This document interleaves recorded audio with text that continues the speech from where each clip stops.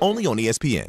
Talk about stepping up. Bang! Bang! It's time to level up your game. Introducing the all-new ESPN app. All of ESPN, all in one place. Your home for the most live sports and the best championship moments. The electricity is palpable. Step up your game with no annual contract required. It's the ultimate fan experience. Level up for more on the ESPN app or at stream.espn.com. Sign up now.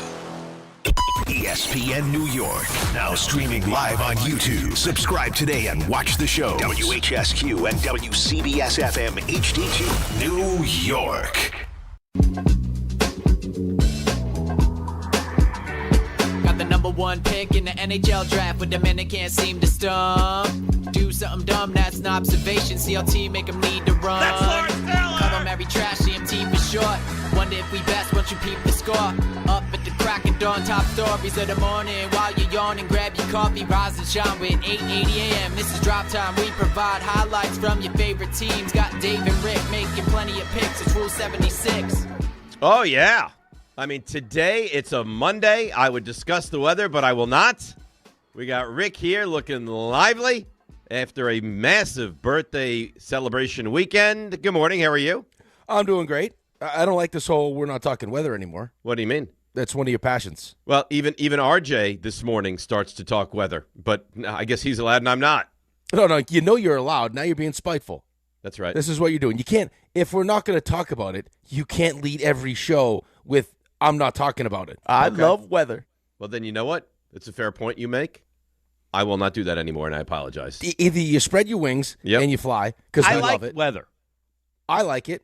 Last time you talked about it, you came through. It's not like you didn't hit. You hit. Right? Like if you had said, if you spent the entire week talking about all the snow that we're going to get and then we got nothing, I could understand he's cut off. No. You talked about it. I threatened that if it doesn't happen, we're cutting you off. And what happens? Smashed with snow. RJ made me feel very badly. Yeah, I mean, we should be... you should be thanking God that you have me to give you some weather analysis. That's what I'm saying. We should be building you up. RJ's tearing you down. No, tearing me down. And I told you earlier last week, and this is when it really got to be contentious, I said, look out, there could be something percolating for the weekend. And it turns out there was. Yeah. They're not here, but other places very close to here got hammered. I was ready. Well, I was ready because I heard from you, a reliable source, that there was some percolation. I'll tell you what I'll do. It could snow today. Thanks for the update. I'll tell you what I would do. If I were to get a full apology from RJ, full verbal apology. As opposed to what? As written, Okay. I might reinstate the weather. RJ, you hear this? A full verbal apology. That's yes, right. As opposed to a written one. Or yes. Or like a telegram. Anything like that. Well, a McGregor type apology, will that work for you? No. Yeah, I think you know that will not. I'm I want a full apology. If I were to get a full apology, I think tomorrow morning I could get into the weather. I mean, listen, as I was making my way in this morning, it did hit me as I was walking Sending through us weather. the Sending tundra. us weather. It hit me in that moment. You know what? I missed Dave's analysis on the weather. Mm-hmm. As I looked down and the wind chill was 3 degrees, Yeah. I said, you know what? I could have got this from Dave on Friday to know that I was going to freeze. So, Dave, I'm sorry for clipping your wings. And I wish that you would bring us back the weather. RJ, apology accepted. I'm back. Hey, you know what? Here's the hypocrisy in this whole thing. What's a hypocrisy? Is that RJ clipped your wings with the weather. And how would we know this morning at, let's see what time it was. 6:03? Right there, 4:24. How cold it was? Yeah, oh yeah. In the city? Because RJ was sending us the weather. Right. That's my point. I mean, what a hypocrite this guy is. That was my point. And Very we're back. hypocritical. But you know what? Even those that make mistakes can remedy them with apology. I've learned that over my time. And RJ has just done that. And I'm back for the weather. So I'll give you updates later on. I'll give you updates tomorrow, let you know what's happening. I'm sensing we could have some snow in the forecast later in the week. Okay. All right? I like that. Yeah.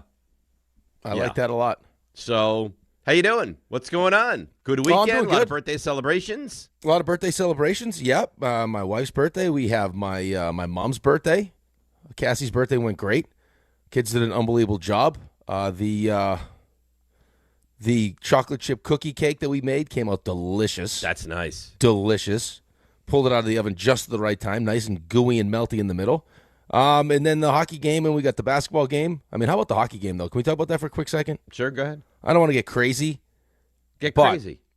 the whole spectacle. Gasparilla is going on right now, so everyone's dressed as pirates. Somehow you manage to have, it's the coldest it's been in, I think, 20 years in Tampa. For them, it's like freezing It's a cold. good game, too. Great game. Started off bad. I mean, Tampa was bad in the first period.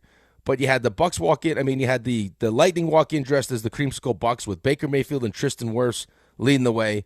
You had the Bruins dressed as like, I don't know, what would you call that? Patriots? What were they? I guess that's what you would say, yes. Right. The And coaches then looked unbelievable. I don't know what that outfit was that Coop was wearing. I'm not sure. Like, they looked like... you know what kind of outfit it was. Well, I know what it was, but why, though? I don't understand why. He had the Lightning medallion. I mean... That was phenomenal. It was awesome. The place looked great. And then, I mean, the game, you got goalie fights. You had, I mean, it ends out in a shootout. It was, I mean, talk about like... This was a lot better than the one in Miami, I'll tell you that. This one was awesome. Yeah, no, this was good stuff.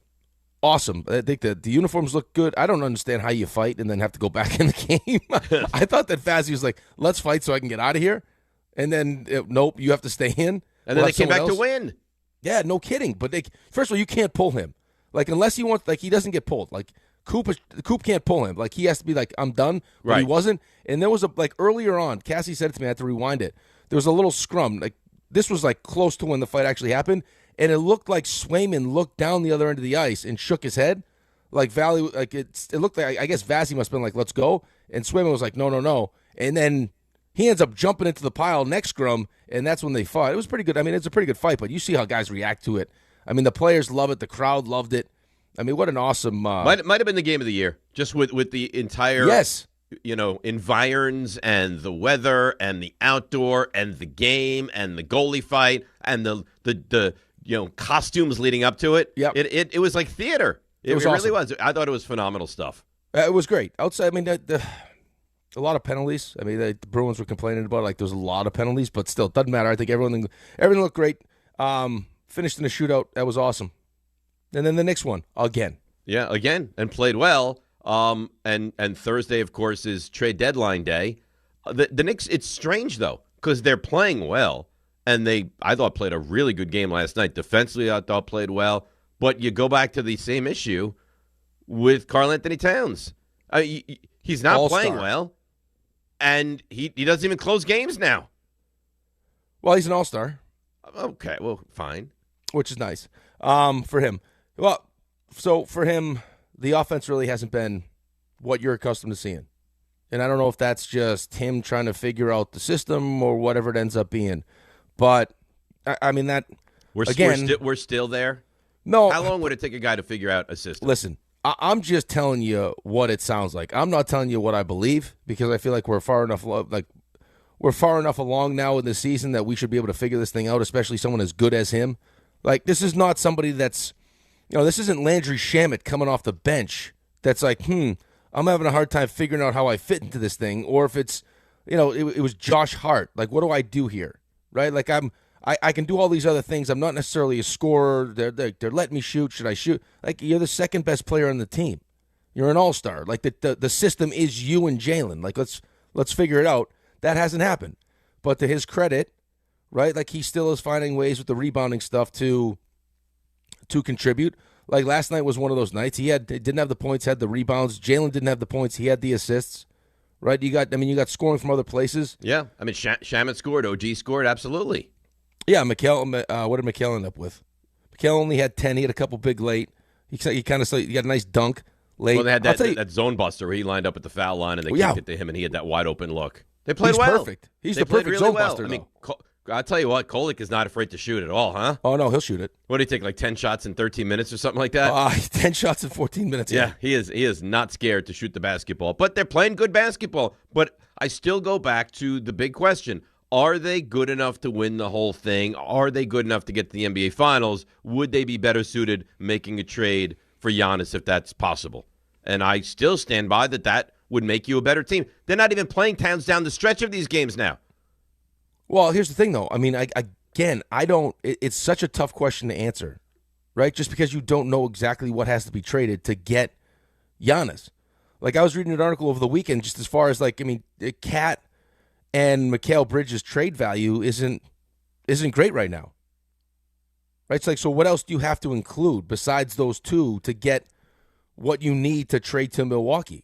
Well, that becomes different. When I say I would make that trade no-brainer, I'm under the assumption that it's going to be a combination of Towns and Bridges. If I'm going to have to go above and beyond that, then I'm going to have to revisit because I don't know that I'm willing to give more than that with what I have right now.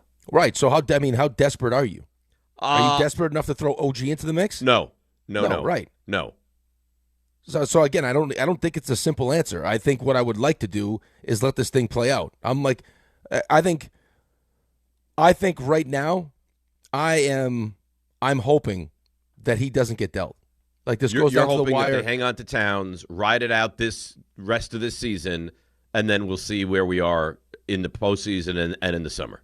Right. I'm willing to run the risk this offseason of having other teams involved and trying to figure it out, as opposed to now doing something out of potential desperation that we got to win now. Well, you're not desperate, right? No, you're not desperate. You're the 2 seed right now. That's the nice thing, is you're not in a desperate situation where you have to absolutely go and pull the trigger on a move like this. But right, like Golden State's desperate. Golden State's desperate. Like how many years does Steph have left? I mean, none. Right. So you don't want to waste. You don't want to waste a playoff run for Steph. Right. I think there's a lot of Knicks fans that would like to see this group get through a playoff run, just to definitively know. Because the last group, we didn't get to see that. Right. Left you wanted. But this group bounces in the second round, and you're gonna be like, they should have made that trade. What a disappointment! That right. They Which didn't is make that trade. But again, which is why I'm just hoping that he doesn't get dealt. If it's not us, that he doesn't. If it's not us, that he doesn't. Correct. Yeah. But he's not. I can't imagine he's going to want to. I mean, I think Steph's. I think he's like 37, right? Yeah. So he's going to have what this year and maybe one more year. Like I can't envision Giannis wanting to do this all over again on a team that's similar to what Milwaukee is right now. Right, but I mean, how long? It would have to be It would end up having to be more than just him and Steph, right? It would be. I mean, Steph for the next how many years could just shoot the way that Steph shoots? He might be able to shoot, but how many minutes can he play, and how many wide open shots is he going to get? And how they would have to continue they would have to continue to build around that. And then you got the other two teams too. You got Miami and you got Minnesota.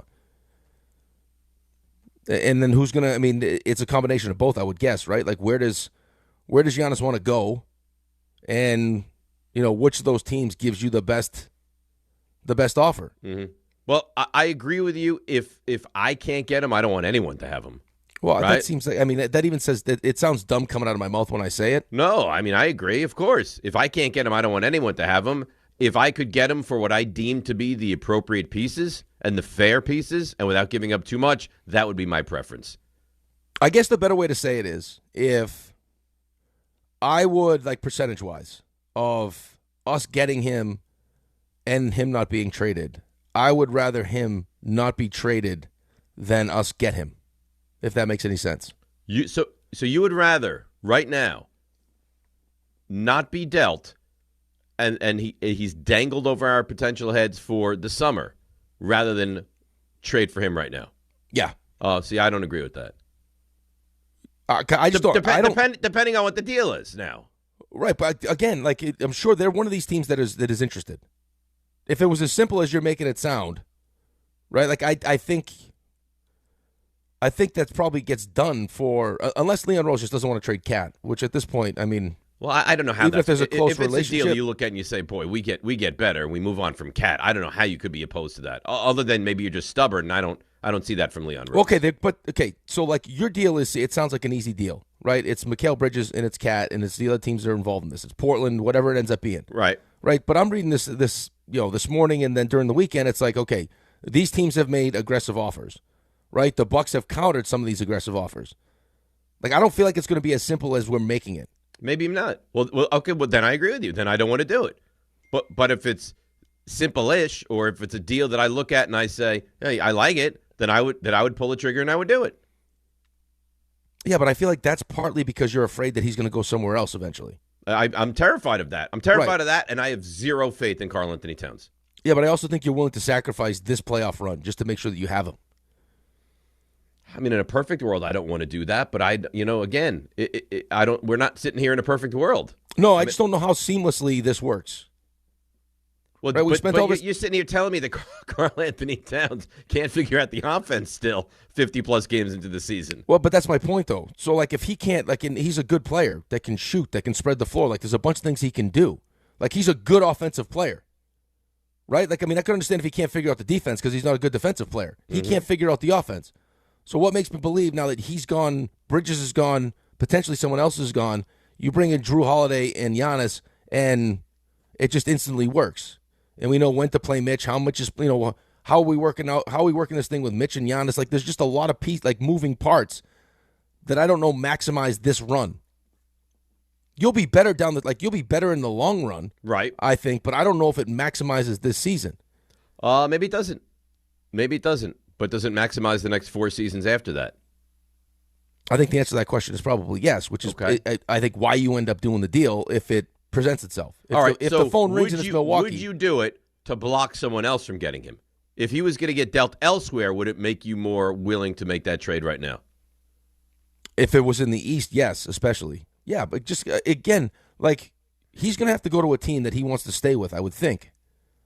I can't imagine that Giannis wants to get dealt this season, play the rest of this season, and then get traded from or threaten that team with, hey, I only got 1 year left. I'm not picking up my option, and I'm not signing an extension. So what does that team do now? They just use him for one playoff run, and then they have to trade him again? That's not what a team's right. A team's not going to want to give up what they'd have to give up to get him if he's leaving. No, that's accurate. And I would think that they would have to get the okay from him to trade him there. So he's gone. Yeah, the other team. So he's gone.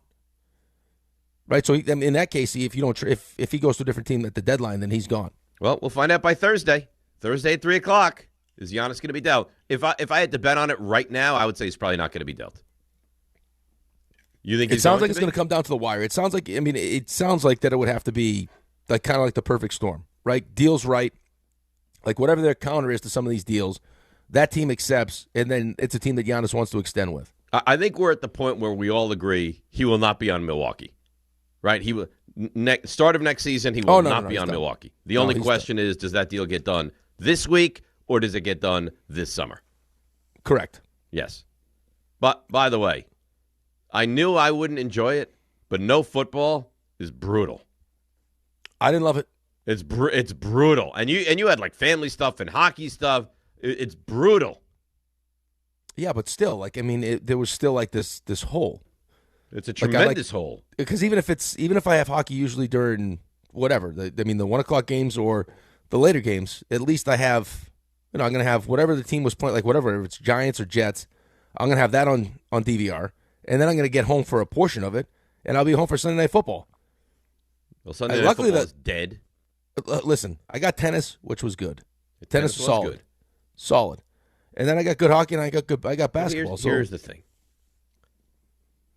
Even having great tennis and great hockey and great basketball and good college basketball, it doesn't take away the fact that football is so great and so comforting. And at least for me, when it's not there, I miss it terribly. Terribly. I can't say that I didn't miss it. I did miss it. But I do think that there are so many activities you can do with all that time. Because it is a lot of time. It's a lot of time. I mean, it's 12 hours every Sunday. Yeah. Maybe more if they play in the morning game. Right, and it's going to get progressively worse with the 9:30 games now. All the time. That being said, I'd rather have 9:30 in the morning till 11:30 at night than not have it. 100%. I don't think there's any question. Well, I missed it yesterday. And you know what? I got angry at all the people back in like August, like this is going to be the last Sunday that you don't have football until, February 1st. Well, it was February 1st. No football. And we're here. No football. No football. I don't Doesn't matter. No, what's the matter is it's funny because it's like it gives me. I don't know if it's the football. I definitely miss the football, or it's like the planning around the football that I like. It's all also, of it. It's very comforting. It's the whole thing. It's like, okay, what am I going to eat? What am I going to eat? Like all those different things I like to go into it. It's the day is encapsulated by football and all the things that go along with football. Right. I felt like I had no real schedule. Yeah. You know? Yeah. There's no plan. But I did though. Like I did have a plan, but the plan didn't feel complete. No, we had a big issue yesterday morning. Oh, what happened yesterday morning? Wake up yesterday morning. It's chilly in here. What's going on? Oh, no heat? That's off. Oh no. Off. What happened? You didn't lose a pipe, did you? Transformer blew. Oh. Yeah. You don't have a generator? No. Why? Because we don't have a generator. You get crushed with snow all the time. You need a generator. Yeah, but we never have any real power issues. So well, you're lucky you didn't. How long was the power out for? Well, it was just this one specific transformer, which runs the upstairs heat. That's not good. Called my HVAC guy. He's there in an hour. Went to the shop, got a little transformer, brought it over, fixed. All fixed, all good. Good, you're rolling now. Yeah. All right. Rolling You're lucky along. you didn't lose a pipe. Thank God. Oh, forget it. You don't want that. Thank goodness. And then I went to my friend's birthday party yesterday as well, which was You went to phenomenal. Michael's birthday party, not just a friend. It was Michael's birthday party. 65th birthday party, yeah. Beautiful. Today's his birthday. You better text him. I'm obviously going to text him. I know. I don't know. You didn't go to the birthday party. I couldn't go. It was my wife's birthday. Well, you know who else from the station went to the birthday party besides me? Brownshire. Nobody. Nobody. I thought Brownshire was going. Brownshire didn't go. Peter didn't go. Bart didn't go. Alan didn't go. You didn't go. Carlin didn't go. I felt badly for him. Winthrop didn't go.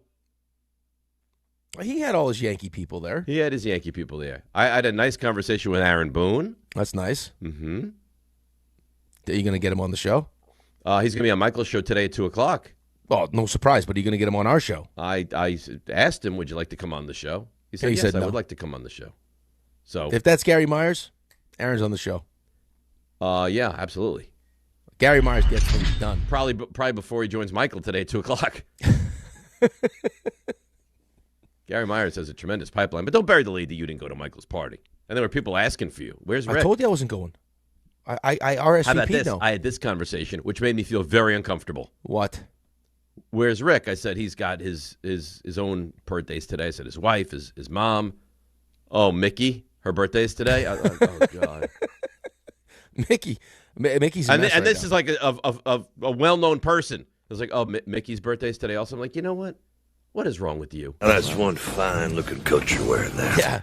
Mickey's got some issues right now. She got a little knee thing. I mean, Mickey's in one right now. Let's break. We have a lot to get to today. We're going to go around the league. We're going to do a frenzy. We got Giants OC stuff and some troubling Giants news as well. We got some Jet stuff to get into. A lot of Knicks. A lot to do. 800-919-3776. DNR with you, ESPN New York.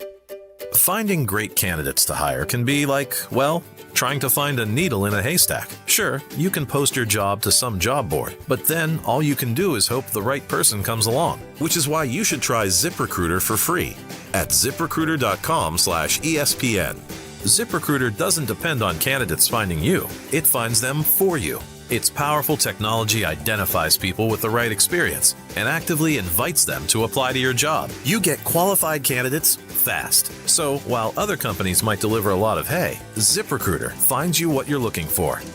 The needle in the haystack. See why 4 out of 5 employers who post a job on ZipRecruiter get a quality candidate within the first day. ZipRecruiter, the smartest way to hire. And right now, you can try ZipRecruiter for free. That's right, free at ZipRecruiter.com/ESPN. That's ZipRecruiter.com/ESPN. ZipRecruiter.com/ESPN. ZipRecruiter. Prizes, flyaways, even cash money. You want it? We've got it. Find a list of all contests and official rules by visiting ESPNNewYorkContests.com. That's ESPNNewYorkContests.com. Hi, I'm John D'Agostino from D'Agostino & Associates, the injury firm. You know what's interesting about the words personal injury? The first word is person. And at D'Agostino & Associates, that word means everything. That's because I handpick every person in our firm, from the pleasant professional person who answers your call to the experienced person litigating your case in court. Because every person in my firm is an extension of me, and the only way to exceed our clients' expectations is to deliver the highest level of personal service every single time. And that starts with hiring the right people. You see, we know that every client is a person too. Someone going through the toughest time in their lives and deserves to be more than just a file number. At D'Agostino & Associates, we put the person back in personal injury. So call 1-800-BITE-BACK. That's 1-800-248-3222 and ask for me, John D'Agostino. And let's talk about your case, person to person. D'Agostino, law, bite back. Hey, New York and New Jersey, commitment issues? No problem. Now you can get unlimited talk, text, and data for $25 a month forever, as in for life. Switch now at boostmobile.com. After 30 gigabytes, you may experience slower speeds. Pay $25 a month as long as you stay on the Boost Mobile Unlimited plan. Knicks fans, it's time for basketball, and the action starts on Wednesday at Pig Beach with Team ESPN New York and Ultra. Whether you need a pregame spot or you're looking for the right Knicks bar to watch the game versus the Nuggets, Pig Beach is your destination. The party tips off at 7 p.m. Team ESPN will be giving away plenty of ESPN, Ultra, and Knicks prizes. Join fellow Knicks fans on Wednesday night at 3537 36th Street, ground floor in Astoria. Cheer on your Knicks, enjoy Ultra draft and bottle specials, and cool prizes all game long at Pig Beach in Astoria. Okay, guys, quick PSA. Forgetting Valentine's Day flowers is not the move. Get it right this year. Send farm fresh flowers from the Books Company. And right now, get 25% off with code CANTY. Books flowers are cut fresh, so you get bigger, brighter blooms that last way longer. And it's easy. Pick the bouquet, the delivery date, and you're done. Valentine's Day is February 14th, right after the big game, so order now. Go to Books.com and use code CANTY for 25% off. That's BOUQS.com.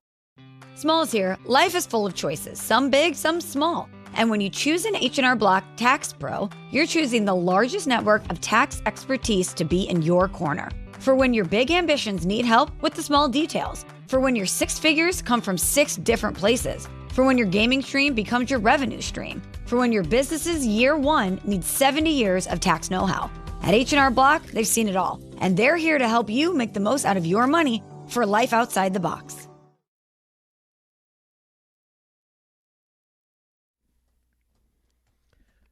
All right, DNR with you, ESPN New York. A high of 31 today, which is nice, and some sun. So maybe, possibly, some of that snow may go away. Maybe a little scooch. Snow's not going anywhere. A little scooch of snow goes away? It's not going anywhere. I had to do some shoveling over the weekend. Ugh. Really? I'm so over the snow. Done with it. Oh, it's terrible. I'm over it. It is god-awful. Just dirty salt. I'm just over it. By the way, can I make a suggestion? Yeah, I love suggestions. Rather than have you dress up as RJ at the tailgate for your punishment, if it were to be RJ that wins, yes. Is there any way we could get you to wear what Chappell Roan was wearing on the red carpet for your punishment? No. Well, I think it's a nice look for you. I don't think so. It's gonna be hot. Potentially, yes. Very breathable. Very breathable. Very breathable. I think if anyone on the show has the nipples to handle it, I think it's you. I don't think anyone's ever been as I don't fascinated think anyone on by the show has that possibility. I don't think many people in the world can pull that off. I don't think anyone on the show has ever been as fascinated by something as Rick is by that outfit. Look at it. I can't tell how. Where is it? I don't see the rest of it. You're fascinated by the outfit. And then you're discussing it, and then did we see it? And then you got to look it up, and now you're bringing it to air. Yeah. And Raymond, I don't know if you feel like this. It feels dangerous. No, this was by design. This didn't happen by mistake. No, that's right. It wasn't well by done design. by you. Well crafted. I saw it. I want to discuss it with friends. I want to see if you guys can crack the case. I can't answer the questions. I don't have the answers you're looking for. I don't know what to tell you. That's the first time I've seen it. And I've got no answers. But Ray, for a 27-year-old, Ray is under the impression that she is not aging overly well. If you told me she was 27 years old, I would have told you. Again, I told you, there's no way.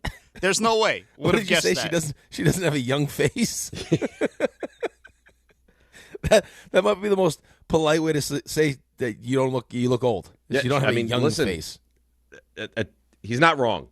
She doesn't have a young look, I think is what he said. Yeah, and he's not wrong. Because I see I see how it's being held on, but I don't see the like.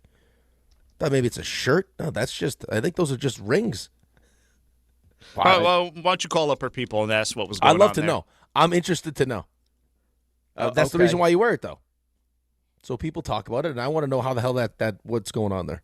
Okay. Well, that's what I want to know. Seems like maybe this is 9 o'clock hour conversation.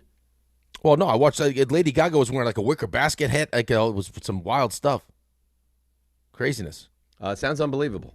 I feel like everyone's trying to outdo each other since Lady Gaga's meat dress, however many years ago that was. A meat dress? A dress made of meat, yes. Google what Heidi Klum wore. Now that I saw. Yeah. I saw what she was wearing. Did she look terrific? You could say that. Yeah. That's interesting. You could say that. I'm a big fan of Heidi Klum. I think she was. I think most people are. The outfit was compared to like a chicken breast, like just like what a chicken, chicken skin. An uncooked chicken, yeah. Yeah, an uncooked RJ, chicken. did you have Grammy outfit recap on the docket today? Rick came in like we're recapping a game. Like he came ready to go. He's got thoughts. He's got notes. This is what happens when you Do don't you have written football. notes, Rick, for this? This is what happens when you don't have football. When you don't have football, this is the result. This is what Rick is at breaking down the Grammys and what people are wearing. Are you a red carpet Grammy guy too? Not normally. No, I mean, my wife loves the red carpets. Yeah, I just kind of stumbled into this one. I noticed that it was going to be on, and then I saw some outfits. Mm. Yeah, Exciting. Justin Bieber performed in like underwear. I heard he was topless. It was just shorts and socks. I think he had on. Justin Herbert was there with his girlfriend. That I Madison saw. Beer. Yep. Yeah. Long Island's own Madison Beer. My guy, I felt bad for my guy too. My guy Alex Warren. He kind of had a little, ear, when you see them messing around with their ears? You know how they wear the ears? Kind of like, the ears, like so you can hear whatever you want to hear. It could be, yeah. Yeah, I think he clearly was struggling I thought you had with him it. in like Mickey Mouse ears. No, not the Mickey Mouse ears. And then he tried to, as he was taking one off, kind of went off, like he stopped for a second, but his backup people kept singing. No, I felt terrible for him. You could tell he was pissed at the end. That's unfortunate. I need football, is what I need. And did you see our buddy Jelly Roll? He looks unbelievable. I saw Jelly, yeah. He's lost over 300 pounds. It's amazing. Amazing. Yeah. See? I told you. I mentioned the first segment, no football. You're like, I was okay. I was fine. Then all of a sudden it's like, what do you think about this outfit? What do you think about this? I missed it. Yeah, I missed it. You're right. You don't want to admit it, how much you missed it. I don't want to admit it, but clearly I missed it. But clearly, if you're sitting there breaking down the Grammys, I obviously have the symptoms. I missed it. Yeah, you have all the symptoms, and you're in full withdrawal right now. Yeah, I need it. I want it. Give me we're at Super Bowl week at least. All right, this is the week. We're ready. That's already dead. It's not dead. We got the whole week. Dead. We're going around the league. We'll go around the league at 8 o'clock. Yeah, we're going to make picks on Friday. We'll have Frenzy on Friday. We got all sorts of fun activities. Yeah. Stop being so negative. I don't know. I'm not a Super Bowl guy anymore. Why? The game is going to be a good game. I hope. I think so. Maybe. What do you mean maybe? Maybe. You got two good defenses. Be a good game. I think Seattle's the better team right now. Right, but RJ gave us some interesting statistics. Is this Patriots team still going to be a problem for Sam Darnold? Does not have good numbers. No, he does not. So I don't even know who it was. It might have been Greg Bedard. It was a Greg. RJ, you could probably look up on the show sheet who was on with Grassa this weekend. But he said, whoever this Greg fellow was, he said, no team in the history of football has an easier run to the Super Bowl than the Patriots. He said, we could sit here, we can analyze. He goes, they had two teams that could barely move the football in the first two games. Then they had, Jared Stidham in the championship game who could barely throw the football. He's like, no team has had an easier run an entire season getting to the Super Bowl than this Patriots team. Right, but Drake May didn't play well either, though. They still went up against great defenses. Greg Bedard. That's how it's labeled in the sheet. Greg Bedard. This is Greg Bedard. There's no Greg Bedard. That's what it says. Is it spelled B-I-R-D? No, it's B-E-R-D-A-R-D. It's not Greg Bedard. You said look up the sheet. I looked up the sheet. Well, little did I realize that a functional moron would be filling out the sheet. Wow. That's not nice. Greg Bedard. It's not Bedard. I don't think he stresses the R in the. Well, there is no R. That's why he doesn't stress it. It's Greg Bedard. It's not Greg Bedard. Call. B-E-D-A-R-D. Not according to the sheet. Why did you ask? You So why said did you ask that? Because I didn't know what Greg. You Once said gave look me at the sheet. The Berdard or the Bedard, I would have known. You said look at the sheet. I looked at the sheet. I mean, RJ. It says Greg Berdard. It's not Greg. There is no Greg Berdard. Sheet Big begs to fans of differ. Greg Berdard's work. Is this guy with the Patriots podcast? Is this the Bedard Yes. we're talking about? Yeah. It's Greg Definitely not Bedard. No, this is a Berdard. different guy. Oh, then who is this guy? Berdard. Well, I'll tell you what though, he does a podcast with Nick Cattles. If you had Berdard and Cattles, There's no Berdard. There is though. it says Greg A. Berdard. Poultry and meat. That's not Yeah. who it is. It's not Berdard. Surf, you got Surf and Turf. It's Bedard. Forget it. Let's talk about the woman's nipples, please. I was done. I'm past that. I'm interested in. I want to know the story. That's it. Maybe if you were Gary Myers, he could get Chapel Roan on. Great. Live performance of Pink Is that Pony what Club you would want? be You want nice. Chapel Rowan on the show? It's an A-list guest you told us about. Rick really wants answers on that. You know what I dress. was thinking about this weekend? Oh, no. You're very disrespectful to all the guests we have. Why? I give us Louis Riddick. I give us Mel Kiper. You didn't give us Jordan Louis Riddick. Renan, Rich Samini, and in your Ian Begley. In your mind, no, these are not A-list guests. No, you didn't in my mind, these are big time guests. You These didn't are give us any of beautiful those- guests. You didn't give us any of those guests. What do you mean? We have all those guys. Yeah, you didn't give them to me. Jordan Schultz. I give you guests up the yin yang. Stop. Hey, this is not. You're talking about Jeter and A-list. I mean, no offense to I don't Jordan want Schultz. Jeter's We love boring. him. Nobody wants Jeter on the show. Jordan Schultz is not what you were talking about this summer. So in your mind, you don't. So what you're saying is, all these guests that we have on, you're better than them. No. That's No, exactly what you're saying. No. Yeah. No. Maybe I'll get Greg Berdard on the show. Yeah, listen, You land Berdard. We forgive you. you didn't give us any of these guests. The only guest you gave us was Jordan Schultz, and that, listen, no offense, was not what you described this summer. Well, I went and thought about it, and Jeter, you're just bland, boring.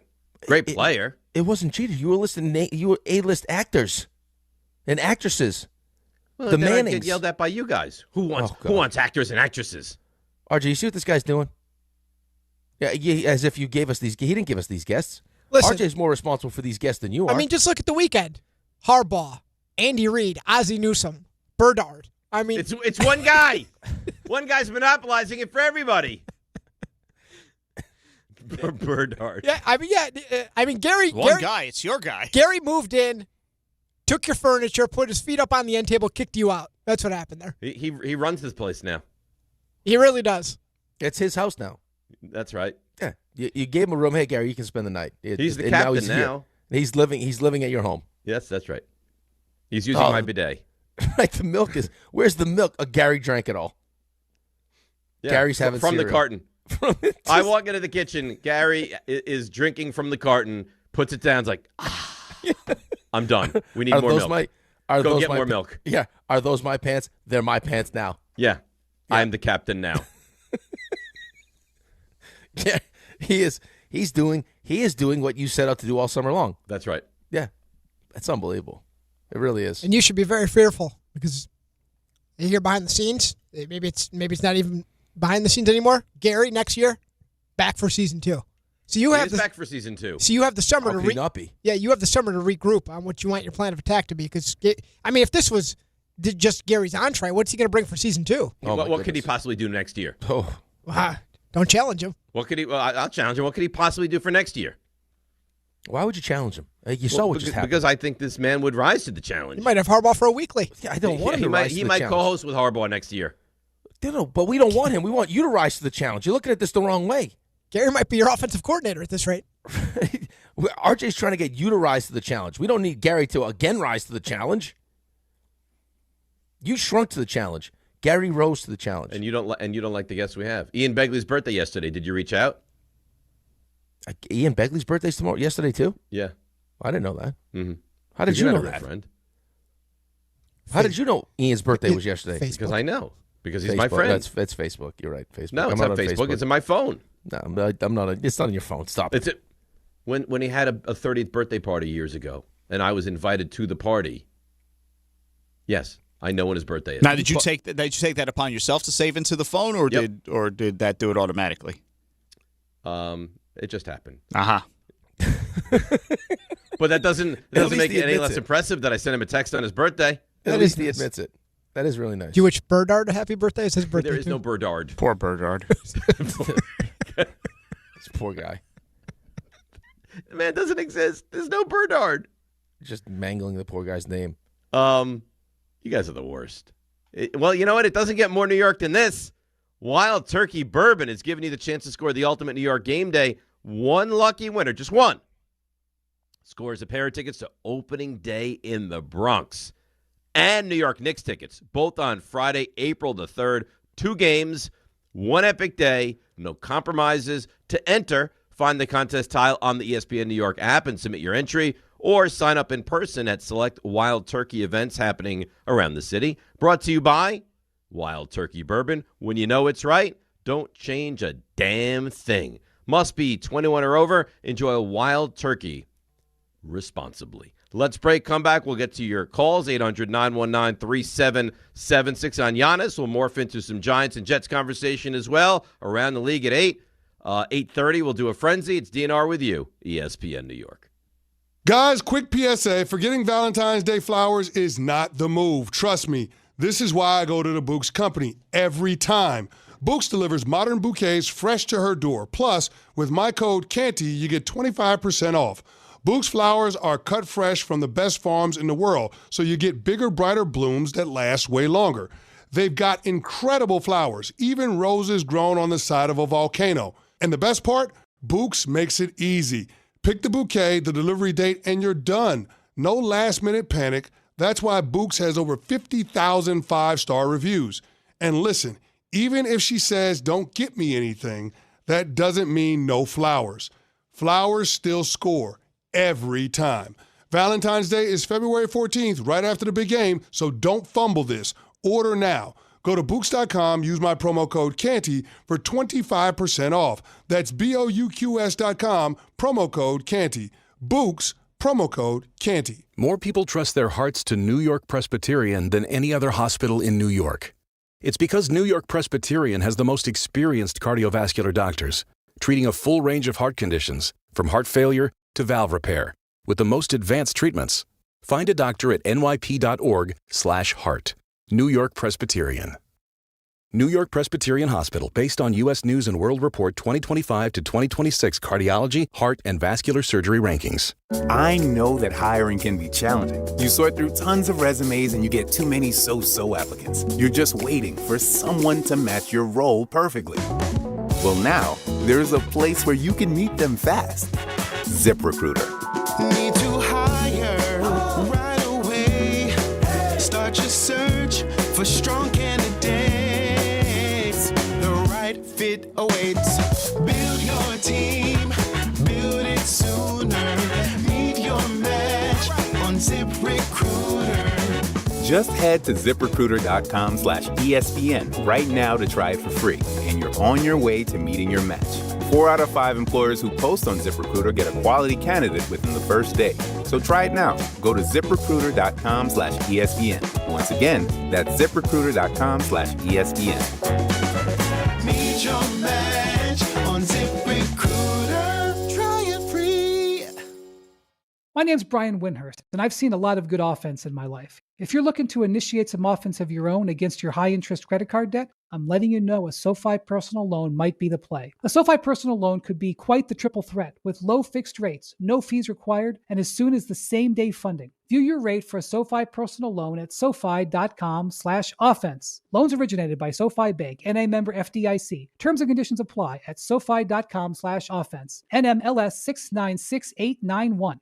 Access to education changes lives. That's why National University provides flexible online and hybrid programs from associate to doctorate degrees. Since 1971, NU was built to serve non-traditional working and military learners nationwide. NU understands the demands of work, family, and service. Each year, more than 130,000 learners trust National University to move forward. Visit nu.edu to learn more. NBA fans don't just watch the game, they live it. So stream like you're courtside with NBA League Pass, your ticket to all the action. Watch your favorite team shine and catch the league's brightest stars and rising stars at the same time with multi-view on your favorite devices.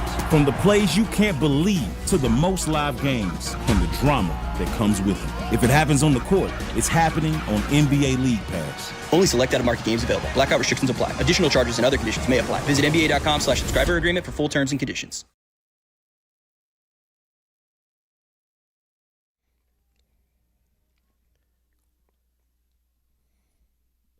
This is Heidi Klum's husband or ex-husband. Nice job Seal, by right? you. Nice job by you. Seal. See? That's Yep. right. Pop culture, I'm there. I finished season 4 of Dexter. Of course you did. I'm 2 episodes into season 5. What's your favorite season so far? 4. You loved it. John Lithgow was the villain. Have you watched it? No. John Lithgow was the villain, and the end of season 4 was jarring. Like Is a it worth- massive plot twist. Let me ask you Massive. a question. Let me ask you a question. Mhm. Since you're the streaming guy on the show, Mhm. is it worth getting involved with Dexter? So I'm 4 seasons in, like I said. I've heard that the next 4 seasons are not nearly as good as the first 4. Okay.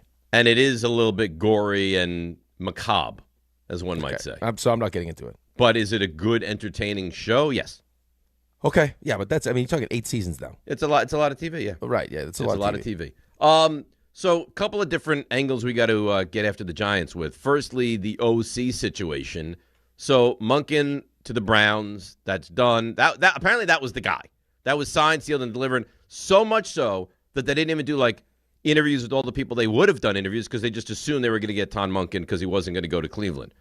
But now we're in a position where they're kind of opening up the whole search. Cliff Kingsbury has been interviewed. So now it's open season. Davis Webb, I guess, is someone. And the reason I hear that Davis Webb is somewhat of a possibility is because Sean Payton calls plays in Denver. So if he was allowed to call plays with Jackson Dart, would that be more attractive than staying in Denver? I don't know the answer. But now we have I guess there's going to be a wait before they make their decision on an offensive mind. Right. At this point, at this point, outside of, the Monken thing where it's like we all thought that or assumed, our fault, that, I don't know, either he wasn't going to get the Cleveland job or he wouldn't necessarily want to take the Cleveland job, that he'd be the OC and this wouldn't even be a conversation. But, right.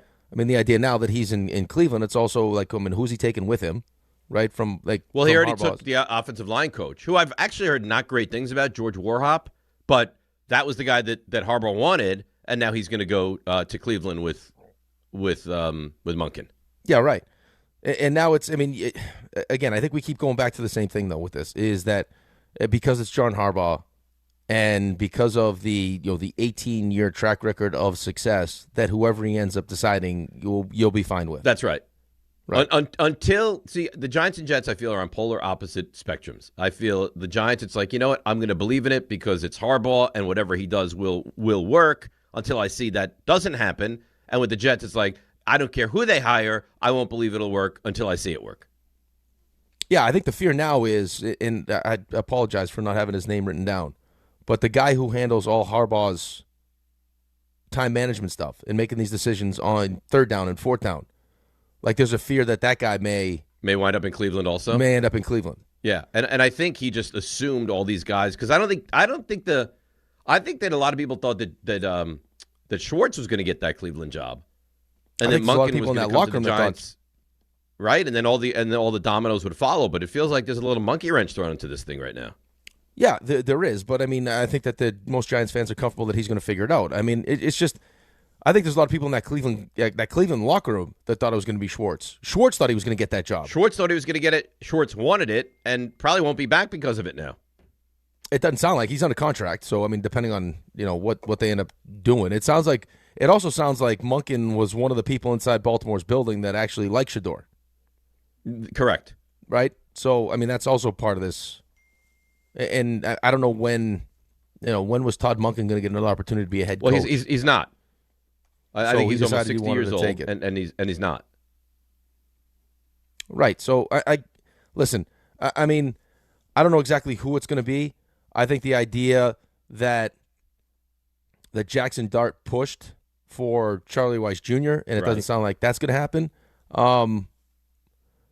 It's not necessarily the worst thing in the world, right? I mean, I would have liked that, the idea of, having that comfortability, having someone that I mean, really the offense is going to be, how do we get the best out of Jackson Dart going into year 2, right? That's saw with Drake May in New England. That's exactly what you're trying to replicate, is what New England was able to do. Well, I mean, you look at Cliff Kingsbury had tremendous success with Jaden Daniels, right? Yeah, right. He did, and then for whatever reason, and injuries being part of that, that didn't happen this last season. Well, but I wouldn't even blame that on Kingsbury. I would blame that on injuries. Like, I feel like he was a scapegoat of that. Right, but if he was that good, and Jaden Daniels liked him that much, why is Cliff Kingsbury not going back to Washington? It's a fair question. Unless they just had to have a scapegoat because they were so bad. I mean, they were putrid this year. I know, but you had Jaden Daniels in the NFC Championship game. So does he not get credit for that? Well, you would imagine he would. We talked about Jaden Daniels having the best rookie season in the history of the sport. Right. I mean, he led a team to the NFC Championship game. So, I mean, I don't know exactly what happened there, and I don't know how much John Harbaugh wants to have somebody that he's familiar with or that he's worked with. Fair. And I guess I was reading every year of his 18 years in Baltimore, his offensive coordinator had been an offensive coordinator at some point in the NFL. So it kind of takes out the guys who have never done it before, right? You would think, unless he's willing to just go completely in a different direction. So, I mean, I don't know what the hell happened with that situation either. The Matt Nagy situation, where he must have been, I don't know if he was that confident, if they were going to make a change anyway, but it felt like he might get a job as a head coach. For jobs. And then they replaced them in Kansas City with the enemy. And now he has no job. Well, I think he's an option as well with the Giants. I mean, Greg Roman, who's been with Harbaugh before. I don't want any part of Greg Roman. Yeah, I don't know if that fits exactly what I've heard. He's one of the finalists for the Jets. He is. Yeah. Yeah, the Jets try to figure it out. You thought it was going to be Frank Reich, and that was signed, sealed, delivered, just like you thought Wink was signed, sealed, delivered. Well, Wink and Frank Reich, and I heard, was it the Ass Man was like, I don't I like that, two older guys. I mean, but at least they're established, smart NFL guys who have been head coaches in this league. Well, that could help, right? That's what we try to do on the defensive side of the ball with Steve Wilks. It felt like that's why you hired Steve Wilks. It couldn't have been. It wasn't track record with Steve Wilks. Clearly not. You know what I mean? Like how many one and dones has Steve Wilks been in different organizations? All of them. Like he's going for the world record. So it wasn't going to be that. And now you have the whole thing with Wink and how that whole thing. The idea that you brought him all the way here to all of a sudden then just drop the hey. By the way, I'm calling plays. It's another embarrassing mark. And they lost their tight end coach. Coaches don't want to be a part of places that have this kind of instability. I mean, it's you gotta. I got to play something for you. Oh, God. RJ? Yes. This is troubling, right? Great. This is tough. Well, I'll tell you why it's troubling. Because this is, RJ, you'd agree with this, I think. This is not a hot take artist, right? No. Like, this guy, in fact, is very opposed to the hot take. And as respected as he gets. That's awesome. Good. I'm glad you guys found He's on Gary levels of respect. Super. He's as respected as they come. Peter King. What I can't see the full name of this. What's the name of the podcast, RJ? Between the Tackles. Between the Tackles.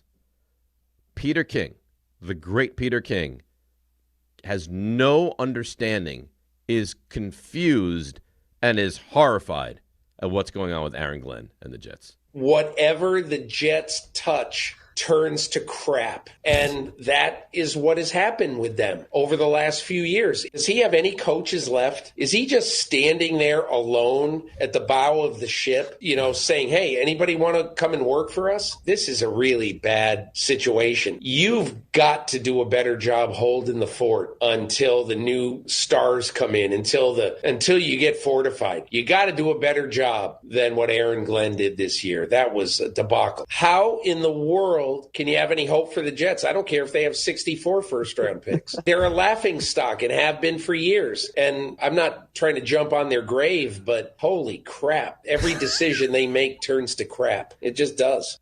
I mean, I've heard Peter King forever. He was in the first documentary we did. I've never heard him speak like that before, ever. It's the crap version of the Midas touch. Everything they touch turns to crap. I mean, it's unbelievable. Have They've you ever lost heard 10 anything coaches. like that? Like this? No, I mean, not from him. I mean, they've lost 10 coaches. If you think about it, though, he's kind of just stating the obvious. I mean, when you look at how people view the Jets, right? Robert Saleh gets fired, leaves for a year, goes to the Niners, has tremendous success with all the injuries and everything else, and boom, he's in Tennessee as the head coach. Right? Like it doesn't. I think that the reputation of the Jets around football is it's the Jets. Right? It's not that Robert Saleh was a bad coach. It's like who could have success that's the with thing. the Jets? I think when you fail with the Jets, it's like, well, it's not as bad because they're the Jets. Yeah, what level of failure was it? Was it a train wreck? No, for the most, it was. I mean, the defense was good. Like there were some good things. Okay, well, if he could do that with the Jets, think about what he could do with a functional organization. Right. I think that's 100% true. Okay, but which makes it even scarier with how bad this is now. I'm not exaggerating when I say this. This is the worst I've ever seen the Jets in my life. This is, I mean, the worst part is how the fan base feels now about the organization. They hate them. It is a hate with they hate them, and they real should hope. hate them. I don't know how it gets better. I don't. Because when you look at that, you do know how. You don't trust that it's going to happen, but you do know how. If you somehow hit on the right quarterback or you somehow hit on the right coach. Right. Those are your only two ways it could get better. Right. And if that's, I mean, that feels like it's going to have to be sheer luck at this point. Mm-hmm. Because right now you have 2 first-round picks, one of those picks being the second overall pick. You're not going to take a quarterback with that pick. No. There's a potential at 16 you take a quarterback. At some point you're going to take a quarterback. Right? You're hearing Garrett Nussmeier's name thrown around. Like, I heard he played well at the Senior Bowl, yeah. I heard he was really good. And maybe it was because, this season wasn't good because he was battling through injury and everything else. But there is going to be a level of desperation for Aaron Glenn to save his job. Would you agree with that? 100%. Okay, so now what decision do they make outside of drafting a quarterback? Who's the bridge guy? And if that bridge guy comes in and is just good enough to screw up next year's draft where we can't get that guy that could somehow be good enough to turn this mess around, then where are we at? You're in disaster. Right, You're in so disaster. Because couldn't you see Kirk Cousins and whatever young quarterback they draft winning 6 games and not being able to get up to 1 or 2? Could I see it right now? No, I couldn't see it. Could it happen? Probably, because that's our luck. Yeah, that's what happens.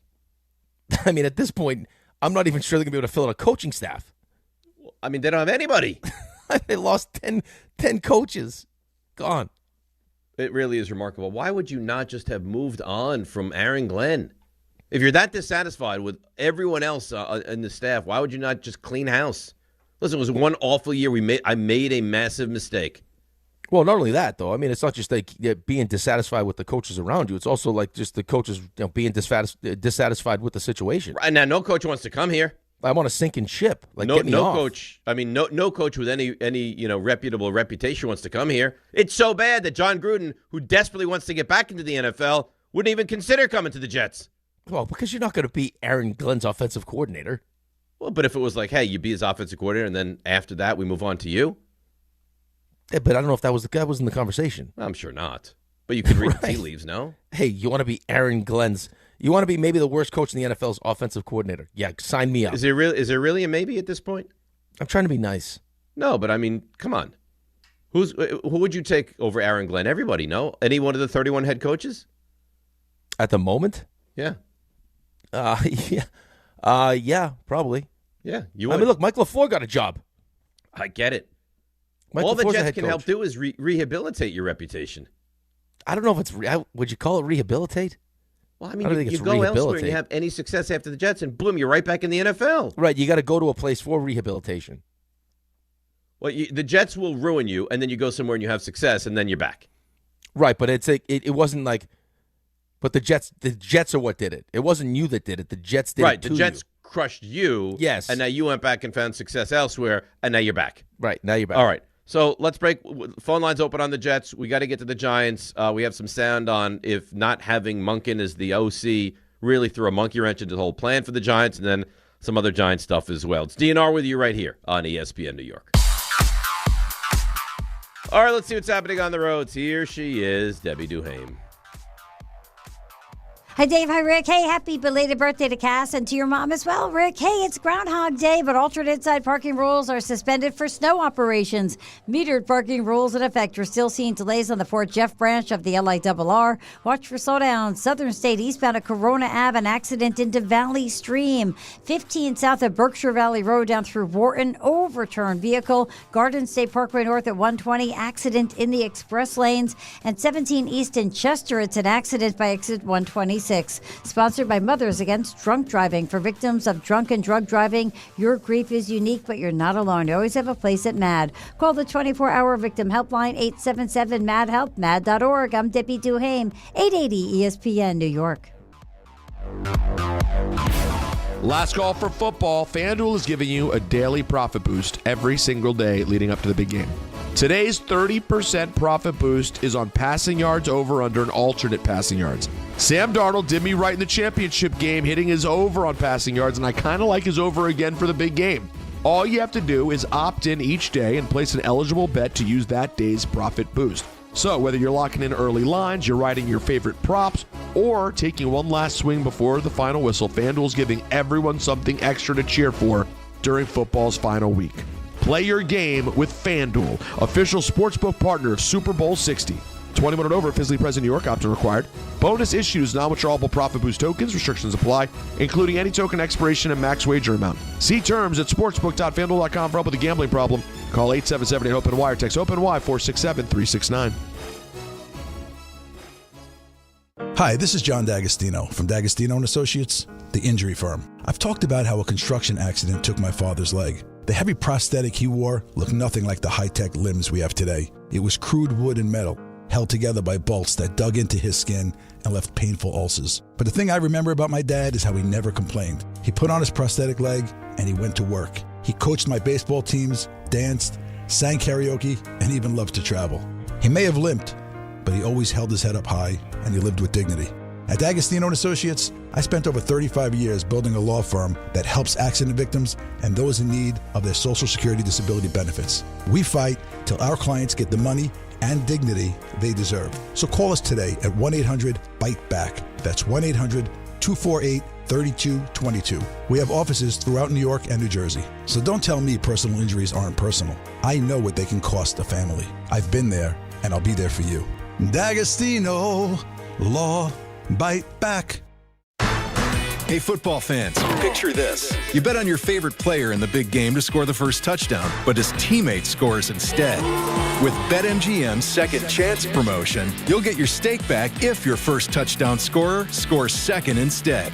That's right. Bet on any pro football player to score the first touchdown of the big game. If you're right, you win. If your player scores second, you get your stake back in cash. Keep the fun going after the first player crosses the goal line with BetMGM's Second Chance. Try a first TD scorer wager with confidence today. BetMGM. Make it legendary. BetMGM and GameSense remind you to play responsibly. Gambling problem? Call 877-8-OPEN-Y or text OPEN-Y 467-369. See BetMGM.com for terms. 21 plus years of age or older to wager and physically present in New York only. Subject to eligibility requirements. Rewards paid back in unrestricted withdrawable funds. Career changers, including veterans and active duty service members. Your transition starts here. Go from GI to IT in a matter of months. Become a certified cyber warrior with training at My Computer Career. Cybersecurity specialists are in high demand, offering IT pros great opportunities and a rewarding lifestyle while protecting our people, liberty, and treasured institutions from cyber threats. Deploy your career in IT today at mycomputercareer.edu/CWP, an elite CompTIA certification partner. VA education benefits are available to those who qualify. Out on the course, they're the PGA Tour's best players. But in the arena, they're prime time. And Season 2 of TGL presented by SoFi is back with lights, cameras, action. We're talking big moments, big personalities, big names in the stands, all on the big screen. Big-time matchups with shot clocks, hammer drops, timeouts, overtime, and playoffs. It's city versus city, squad versus squad. The sport just hits different under the lights. It's TGL presented by SoFi. Keep up. It's golf. Tune into every match. Only on ESPN. Hey, this is Mika Zibanejad. Hey, this is Adam Fox. Catch every Rangers game right here on 880 ESPN. WHSQ and WCBS FM HD2, New York.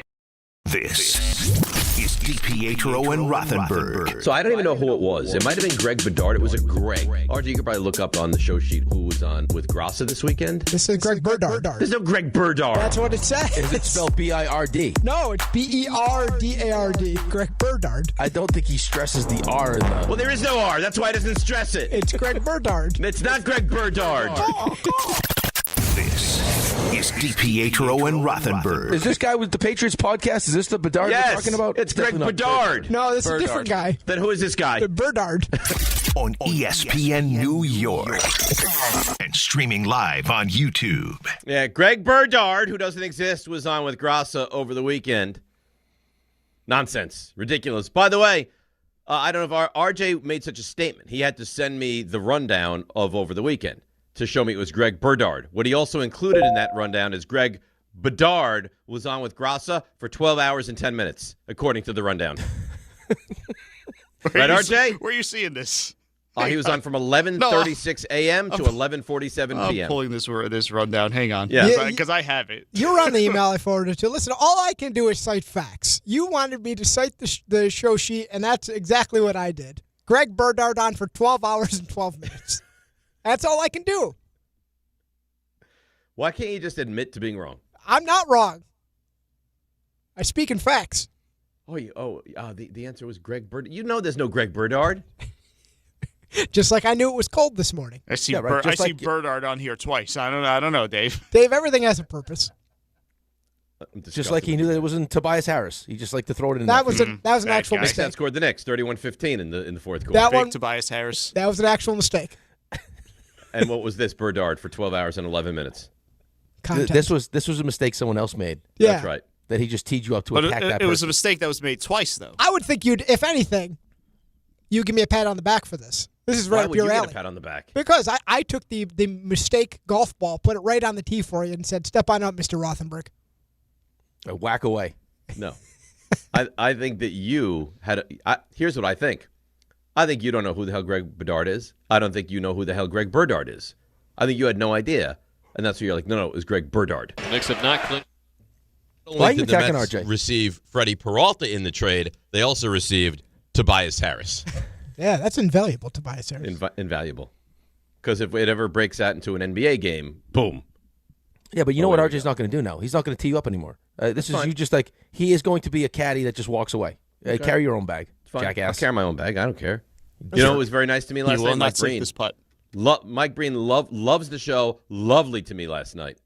Yeah, Mike Breen is not taking the time to set you up for a slam dunk Berdard situation. Yeah, you think Breen knows who Berdard is? No chance. I don't. Breen He's not knows listening to- everybody. He's not listening to Berdard and Cattles. He's not doing it. You don't know that. Let's go to Danny, Long Island. Danny, I know you're not going to be in a good way this morning. You're on ESPN New York. Danny, back from a 60-degree South Carolina baseball trip, and now it's about 12 degrees out. My God, what is going on? I need the warmth. I need to go back again immediately. By the way, my son threw four. My son threw 4 1/3, hitless, in relief. How about that? Nice. Oh, get right out of the box. There we go. Listen, first of all, how great was that hockey game last night? The whole spectacle. I don't know what was better. I'll let Ricky decide. The game, the goalie fight, or the Tampa Bay coach's outfit. That was just tremendous. We What a discussed it spectacle. to start the show, Danny. It was all great. Well, I was sleeping at that point. I'm sorry. Well, But I just enjoyed every minute of it. Now, listen, the demeanor of the entire show has so drastically changed. I would never say I feel sorry for Rick. What a life he's lived. What a great life. We'd all pay for it. But now to have the Jets mired in the sewer that they are. If we never thought they could get any worse, it gets worse. And meanwhile, you, after 12 years of nothingness, are sitting high atop the peak of life. Every day it just gets better. Every day for Ricky has to sit here now. It's just a complete transformation of the show. And I mean, it makes for great radio. But Rick, my heart goes out to you because it can't be easy having your team in disarray and have to sit next to Dave, who's absolutely gleaming every day of his life. Yeah, it's not easy, but you know what? I'm happy for Dave. You know, I'm happy for the Giants. I've never rooted against the New York teams. I'm happy for Dave. I hope the Giants have all the success in the world, and I love to see the Jets win one. Do you know that in my lifetime, in very short order, in recent future now, we will come to the time where there may not be a person alive who can speak of Super Bowl III. I mean, it is 60 years ago already. Danny, it's not like it's 87 years. It's what, 69? It's 57 years ago. My friend was 9 years old, so add 9 to 60. So he's 71. So, Okay. so that's about.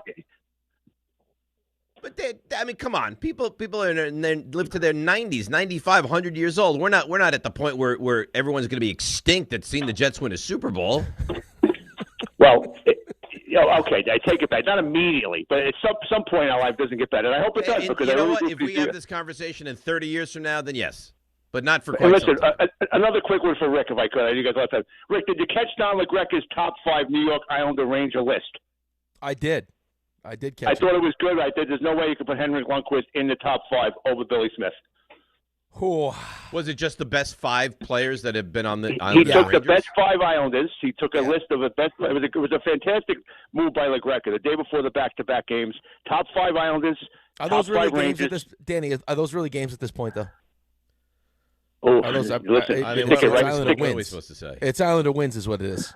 Are those You got to really give it games? to him, Dave. You have to have Rick have a little fun. You have to allow him to have a little joy. He doesn't root for a football team that's remotely functional. He has a hockey team that is, and he wins there. I mean, do we want to talk You about have one to give year? it to him. You have to be happy for Rick. I said nothing, Danny. What do you mean I have to give it to him? Give it to No, me. I just. Geez, Dave, you're attacking today. Yeah, because you know what, Danny? This is what I have to deal with every day of my life. But anyway, what do you feel about Henrik Lundqvist on the final list over Billy Smith? I'm hard pressed. Listen, I mean, Henrik Lundqvist is a better goalie, in my opinion, probably. If you look at just the regular season, but as far as who you would want in the biggest moments to try to compete for a Stanley Cup, and Henrik Lundqvist had great success in the playoffs. But Billy Smith is, I mean, he's known the as ultimate maybe winner, right? As the greatest big time goalie in NHL history. But is it an egregious decision? Like, is it horrifying? Is it horrifying? Yeah. Whew. Maybe a little bit. Really? Maybe a little bit. I'm also a Mike Richter guy, so I have a hard time with that. I mean, one, too. Richter won, right? Now, but here's I the love thing. Richter. The Islanders teams and that Rangers team were far better than that Rangers team that went to the finals with Henrik Lundqvist. Henrik Lundqvist is awesome. Well, nobody's saying that any of these guys aren't awesome. Henrik Lundqvist. But I mean, as far as people are concerned around it's like with the conversation we had the other day with the quarterbacks. Right, we start looking at numbers and everything else.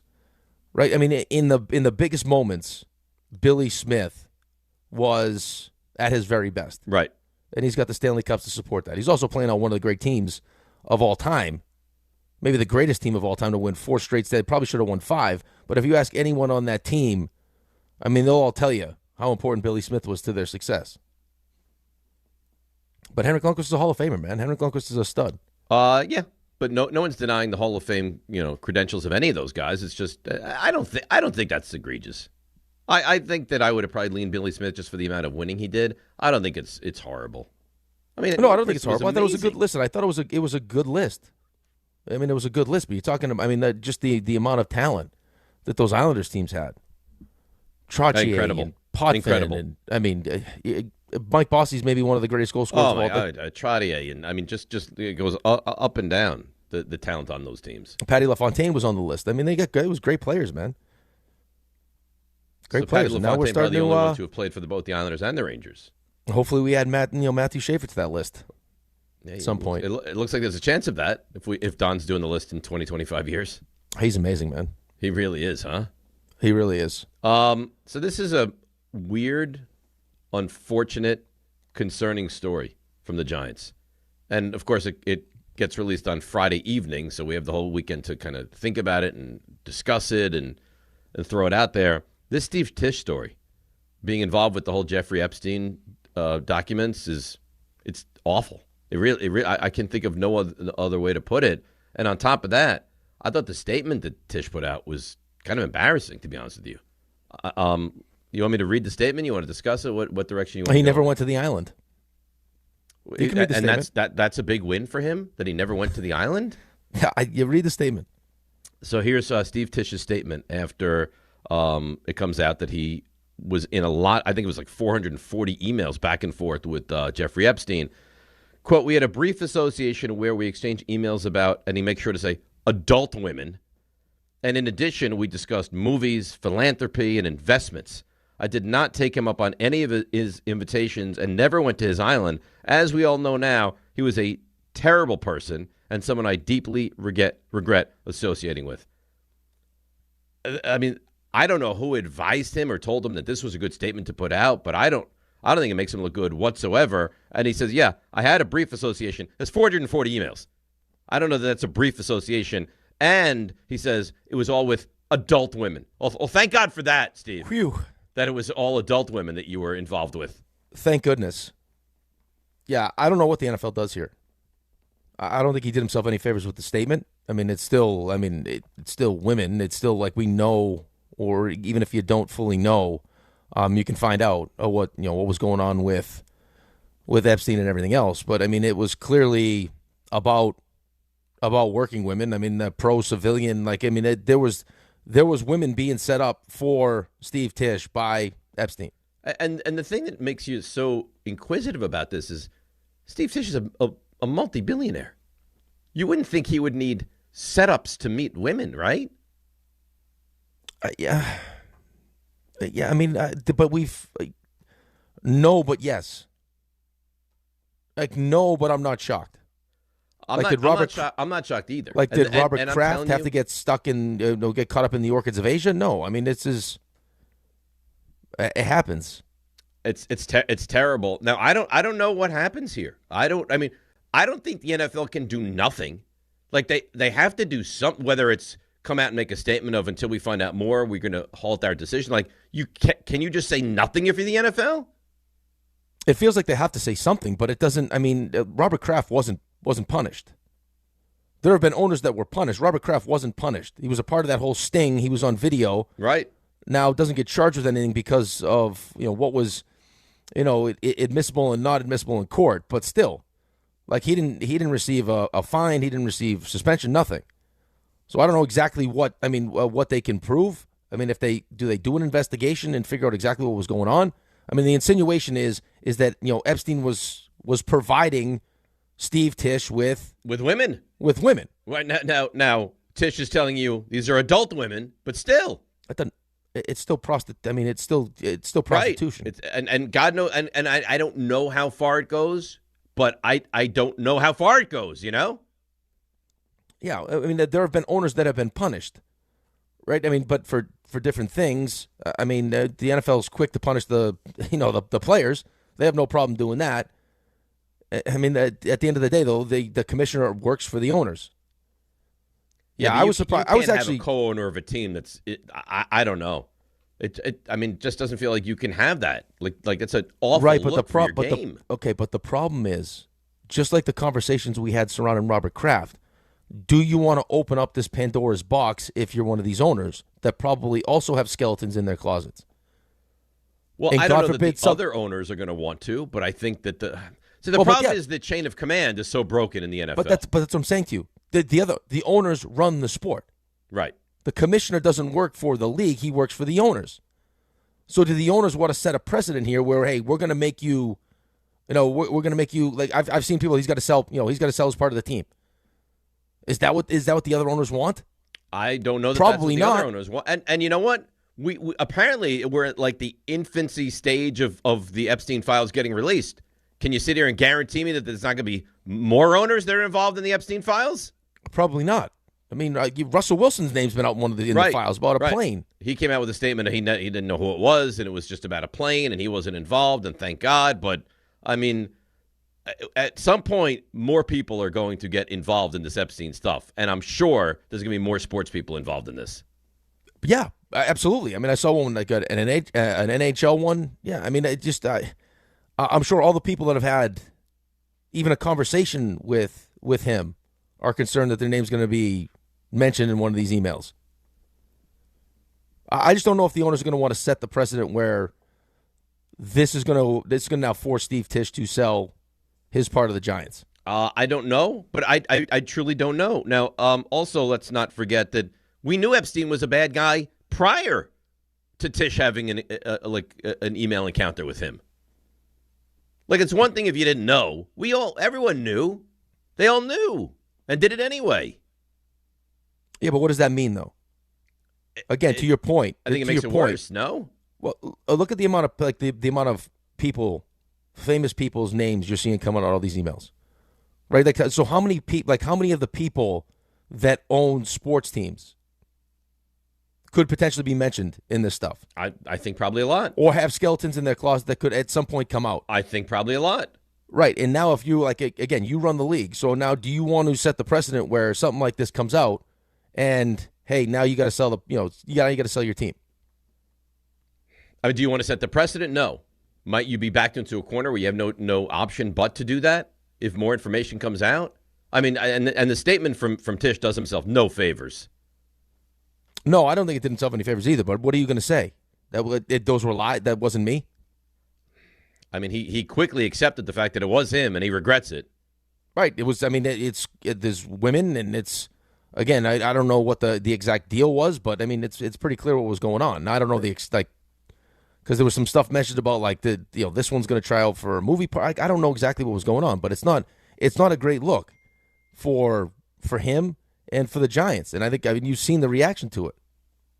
What exactly did they do? Because they did send 10. I mean, they have sold 10%. Right. And the person they sold that 10% has tons more than capable, tons and tons of money of buying whatever percentage of Steve Tisch's piece that he would sell. But I mean, it wouldn't be the whole thing because John Mara's not going to let that happen either. Right. So we believe, yes. Is it fair to say this? It's a really bad look and a really bad situation. It's terrible timing. There's never good timing, but it's the high that Giants fans were on, the direction the Giants are headed in, and then this comes out. And not to know one of your co-owners is involved with the Epstein. Well, right, but I mean, it Nonsense. speaks to it speaks to the people that are in charge of running your organization. Like part of that is the decision making, and this is not great decision making by Steve Tisch. It's awful. It's disgusting. Right. So I mean, you're trying to lead a whole organization and all these things that you talk about, and I'm sure that they talk about, and it's like, really, this is the guy that's running it's gross. That's running this thing. It's gross. There's no two ways about it. It's absolutely disgusting. 800-919-3776. We continue this conversation. Get back to the Jets. Go around the league. All that good stuff. 800-919-3776. DNR with you right here on ESPN New York. At Uline, the prevailing opinion is if you don't live it, you don't believe it. The people at Uline believe in hard work, and they live it by being there 24/7 to answer your call, having 41,000 items in stock, and offering same-day shipping from 12 locations across North America. Business owners, sellers, buyers, shippers, and packers believe it. Uline is the hard-working, dependable source for your shipping and industrial supplies. Visit uline.com. DraftKings Sportsbook, the #1 sportsbook for live betting, is making every moment of Super Bowl 60 count with DraftKings Live Millions, featuring over $5 million in prizes. Here's how it works. Open the DraftKings Sportsbook app, opt in, and get your promo token. Place a live bet of $1 or more on the Super Bowl, and you're in. And every live bet means another shot to win. Download the DraftKings Sportsbook app and use code WHSQ. That's code WHSQ. Bet live for your share of $5 million in prizes with code WHSQ. In partnership with DraftKings. The crown is yours. Gambling problem? Call 877-8-HOPE-NY or text HOPE-NY and 467-369. 21 and over. New York only. Eligibility and restrictions apply. No purchase necessary. Opt-in required. Minimum odds minus 500. Prizes either bonus bets or single use 20% profit boost. Max bet $20 that expire in 30 days. See official rules at sportsbook.draftkings.com/promos for entry period and free method of entry. Sponsored by Crown Gaming Inc.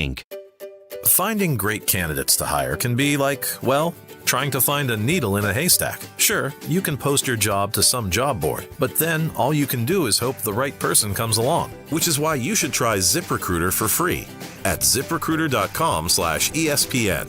ZipRecruiter doesn't depend on candidates finding you. It finds them for you. Its powerful technology identifies people with the right experience and actively invites them to apply to your job. You get qualified candidates fast. So while other companies might deliver a lot of hay, ZipRecruiter finds you what you're looking for. the needle in the haystack. See why 4 out of 5 employers who post a job on ZipRecruiter get a quality candidate within the first day. ZipRecruiter, the smartest way to hire. And right now, you can try ZipRecruiter for free. That's right, free at ZipRecruiter.com/ESPN. That's ZipRecruiter.com/ESPN. ZipRecruiter.com/ESPN. ZipRecruiter. Benjamin Franklin, sir, I've just received news. Speak. They're multiplying you. Multiplying me? Yes, many times. Multiple Benjamins? Shall I stop it? No. Multiply your Benjamins with New York Lottery's Extra Multiplier Scratch-Off games. Play for the chance to multiply your winnings up to 100 times. Prizes up to $3 million. I've won! I've multiplied myself! We won! Please play responsibly. Must be 18 plus. Gambling problem? Call 1-877-8-HOPE-NY or text HOPE-NY.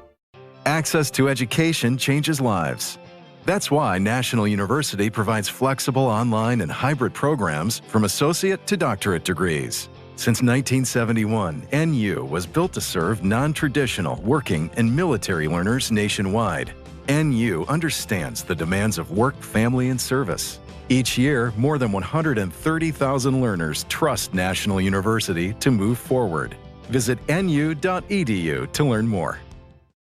My name is Whitney Allen, and I'm a widow. My husband, Ryan, died. We never thought we'd ever have to use life insurance, but the unexpected happened. With Ethos, signing up was fast and 100% online. You can get a quote in seconds, apply in minutes, and get same-day coverage. No medical exams, and you can get up to $3 million worth of coverage. I'm grateful we were prepared. Get your free quote at ethos.com/game. That's ethos.com/game. Paid spokesperson. Time spent on application may vary. Online health questions required. Ready to order? Yes. We're earning unlimited 3% cash back on dining and entertainment with a Capital One Saver card. So let's just get one of everything. Everything?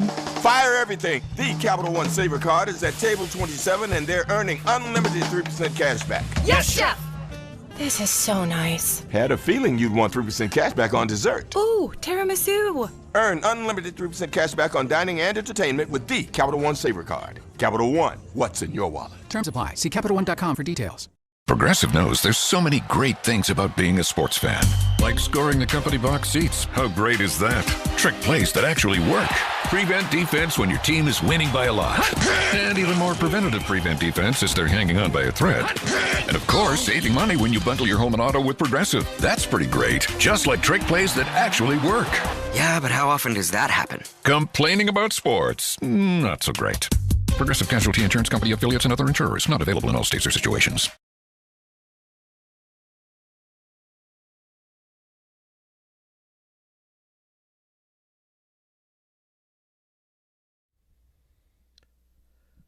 All right, DNR with you, ESPN New York. We'll continue with the calls on the Giants and the Jets. You know, it was just sent to me via the email, electronic mail, a 2-round mock draft from one Matt Miller. Oh, yeah, I saw that. So we will get to that in a little bit of time as well. That's exciting stuff. Very, very exciting stuff. This Giant story is not an exciting story. And you're right. You talk about timing. There would never be a good time to find you're linked with Jeffrey Epstein, but this is the worst time because Giants fans are on such a high right now. Yeah, there's excitement. I mean, you're looking forward to, I'm sure you wish the season would start right now, right? Like, let's get through this, let's get the draft done, and let's get this thing moving. Yeah, I mean, free agency in a month, and then the draft in a couple of months, and now you have this hanging over your head, and it's an awful story, and you know what this guy was all about. I mean, Jeffrey Epstein was, without mincing words, was evil, and now you find out that one of your owners had a friendship. An open line of communication. Working. I mean, it felt terrible. like a working, however you want to describe it, like a working relationship. It's one thing to just be like when Russell Wilson says, like, I'm not necessarily sure who Jeffrey Epstein is. I'm just trying to buy a plane. Like, I'm sure there are plenty. Like, you go through the course of life. I mean, there are people maybe that you have sent an email to regarding something that you don't necessarily know. That's fine, right? But this is not that. No, this is like an actual relationship with right. You're Jeffrey setting Epstein. Up right. Like I'm using you to set me up with women. Right, and then we talked about I'm sure women was the furthest. Like, oh yeah, some adult women and philanthropy and investments and all these other things. It's just, I don't know who advised Steve Tisch with this email, but it was an embarrassing statement that he put out. Yeah, I just don't know how you would even respond to it though. Like, I mean, outside of like maybe not mentioning those other things that were involved in the obviously actual you would categorically deny it if you could, which he obviously can't. So he's going to minimize it to the best of his abilities, but it feels very dirty. It feels terrible. Right. At the end of the day, it is what it is. It's still prostitution. I don't know. I mean, you don't know. I don't know where these girls are coming from or how, like, just all of that, stuff surrounding it. We don't know. Is it prostitution? Is it just trafficking? We don't know the extent of against their will. We don't know how bad it actually got. Right, but it speaks to the judgment of the person that owns your team. It's awful. Right? Just like, just like the Robert Kraft stuff. Right? Did Robert Kraft know exactly what was going on? No, but he's there. He's a part of it. Like, he got busted in this whole thing. Right. And that's the guy who runs your team. He owns your team. He's the one that ultimately makes all the decisions for your organization. And not that it makes it any better, but I'm concerned / curious to know how many NFL owners or big participants in sports are going to be involved in these Epstein lists and emails and conversations. Well, I think that's another part. Like, that's another side of this whole conversation, though. Because they're the ones that run the league. It's not Roger Goodell. Roger Goodell's going to protect the shield. He represents the owners. But don't you think that other owners know they obviously know if they've emailed with him or been with him, and don't you think they're probably terrified right now if they have a relationship with Epstein or had one? Of course they are. Right. I think anyone is. That your name's going to pop out on one of these emails. Oh, it's so repugnant. It's terrible. It's just, I don't know what the NFL does now. You've seen the immediate reaction, what people think the NFL should do. But if you're Roger Goodell, you must be like, oh dear God, like what am I? Roger Goodell's probably taking his Roger Goodell's going to take his cues from what the owners want. Like, what does this do to the NFL? What does it do to the Giants? Right? I mean, how does this affect business? Right. Does it affect business? Does it affect business? Like, some of the other stuff, like, what happened in certain places, what happened, when you start talking about workplace stuff, or you start talking about, like things that affect employees and players and everything else, that's not good. That's bad for business. Right? Like, you have that reputation that's bad for business. But, does what Steve Tisch does, what Steve Tisch is doing in his private life or Robert Kraft is doing in his private life affect business? It may not. Well, the thought with the Robert Kraft thing. It certainly hasn't with New England. Right, they're back in the Super Bowl. Robert Kraft's in the Hall of Fame. They're back in the Super Bowl. He's in the Hall of Fame. It's not even really mentioned anymore. And New England is as obsessed and in love with Robert Kraft as they've ever been. Right, but that's why, again, the statement was it's adults. It's adult women. Like, let's not get, like, it's just so everyone knows it's adult women. Yeah. A prostitute or not, it's adults. Okay.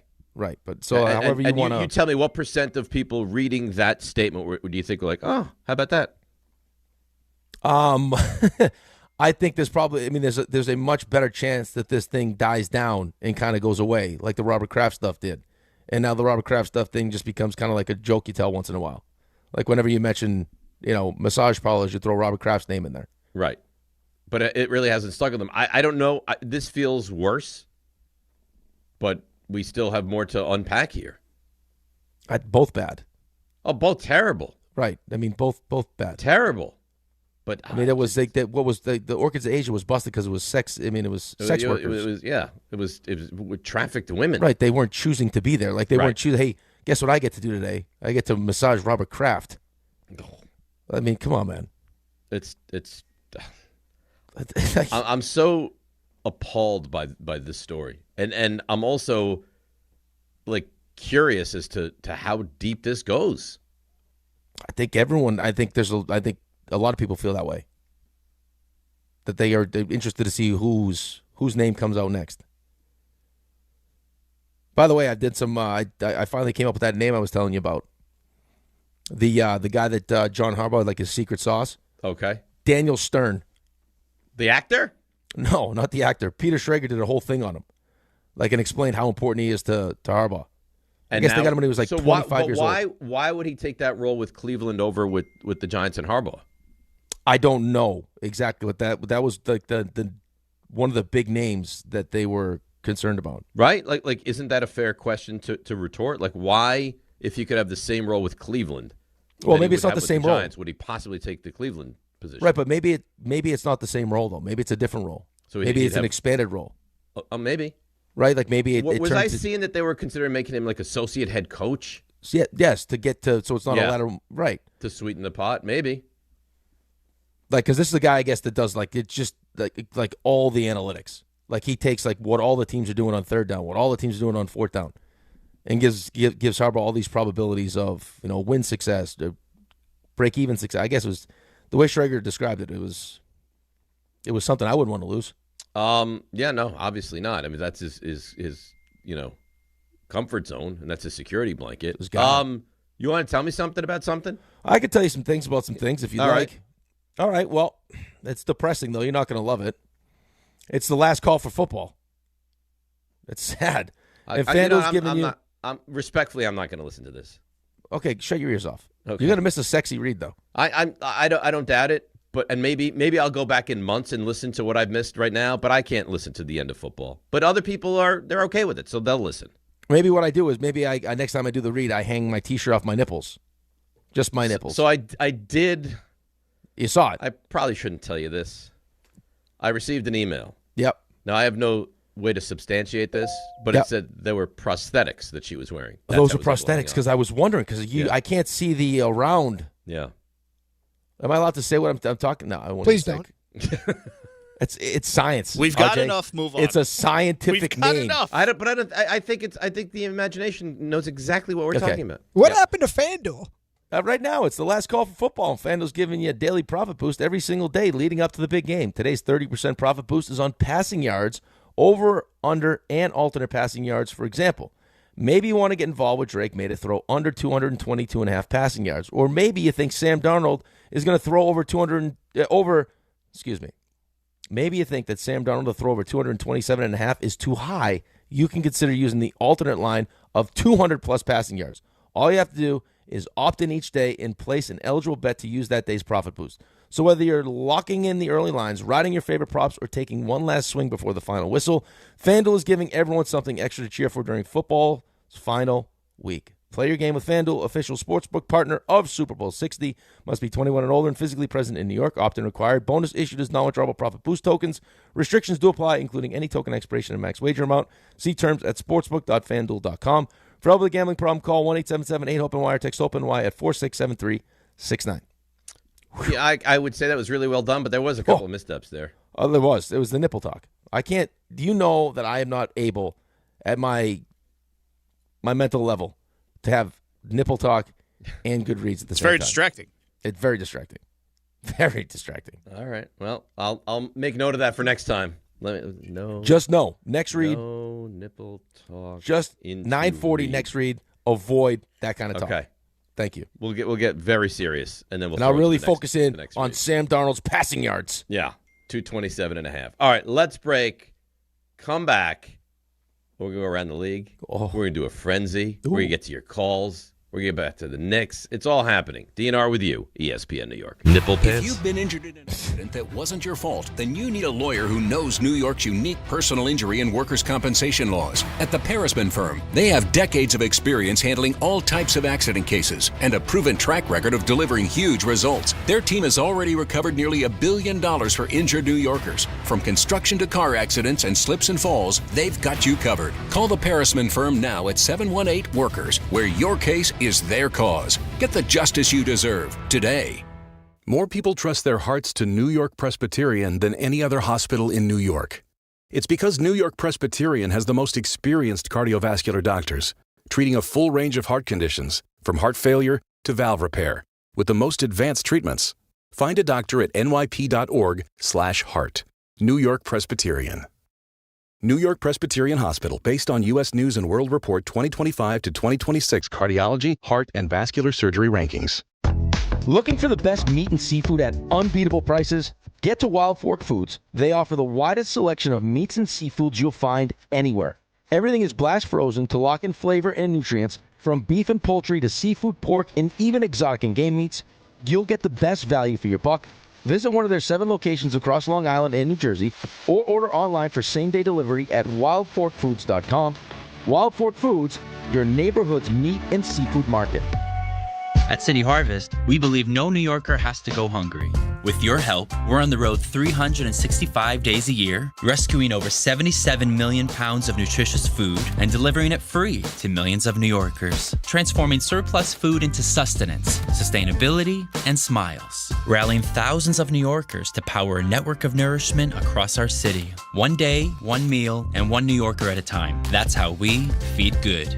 Donate at cityharvest.org. Presented by Robinhood. He crosses, spins, pulls up.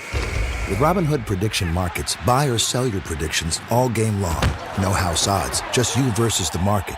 Put your sports IQ to work. Trade every shot, block, steal, run, and moment that shifts the game. With Robinhood Prediction Markets, trade every play. Visit Robinhood.com/predict to start trading. Futures and cleared swaps trading involves significant risk and is not appropriate for everyone. Event contracts are offered by Robinhood Derivatives LLC, a registered futures commission merchant and swap firm.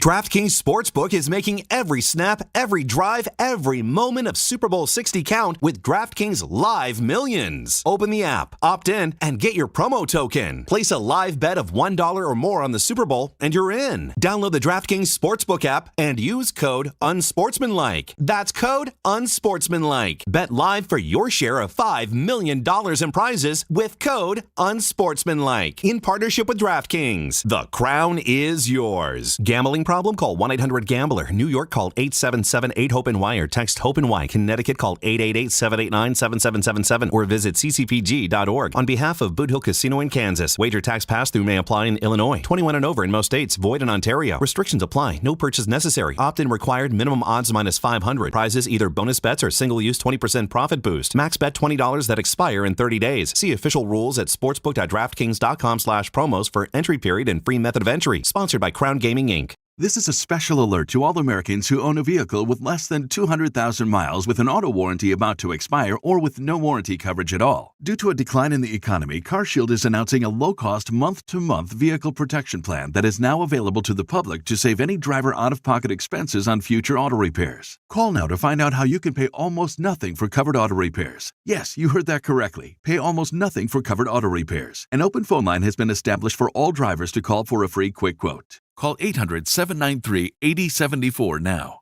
Drivers who are covered will not have to pay for covered repairs again. This protection plan is at an all-time low. Additionally, drivers who activate this vehicle protection today will also receive free roadside assistance, free towing, and car rental options at no additional cost. Call us for your free quick quote today. 800-793-8074. That's 800-793-8074. What do you have to lose? Call 800-793-8074. Again, 800-793-8074. In the city that never sleeps and never stops talking sports, ESPN New York is always on. Now you can live and breathe everything New York sports wherever you are. On your radio dial, on the ESPN New York app, and streaming live on YouTube. However you watch or listen, ESPN New York is always on for you. Hear us, stream us, watch us. This is ESPN New York.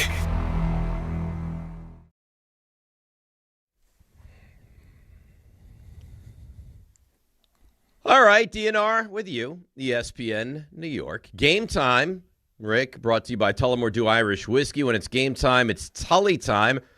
7 o'clock, your New York Islanders visit the Capitals in Washington, D.C. And that's the only local on the docket tonight. And that's game time, brought to you by Tullamore Dew, the original triple distilled, triple blended, triple cask matured Irish whiskey. Be sure to grab a Tullamore Dew or try the new Tullamore Dew Honey during today's action. Glasses up to enjoying Tullamore Dew responsibly. The Olympics start on Friday. Yeah, but you don't care. No, I don't care, but you do. Right. Yeah, of course I care. You don't care. I wasn't going to bring it up. Well, why? Because you don't share the same passion that I share. So why would I? So because I don't share the same passion, it shouldn't be discussed? No, I think it should be discussed. But I mean, I'm just good. It hadn't started yet, so it's not like I would. Are you an opening ceremonies guy? I like the opening ceremonies. Yeah. Yeah. Yeah, I like all of it. You like the whole pomp and circumstance around the ceremonies? Yeah, I like this new event RJ talked about too, where they ski and shoot bows and arrows. That also sounds nice. How much Olympic viewing do you think you'll partake in? I think I mean, as much as I can. I'm going to watch. Yeah, I like the figure skating. I'm going to watch all the hockey. I like all the events. Some of the curling. Yeah, I like the curling. Hurling.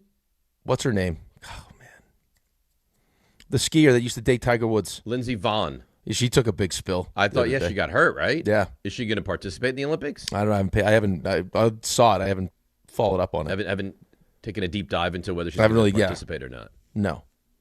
Mm-hmm. I haven't given it the full attention that it deserves yet because I don't have a co-host that shares my passion. Don't blame me. No, I'm you know what? Blame you. If you didn't care about college basketball, it wouldn't change my adoration for college basketball.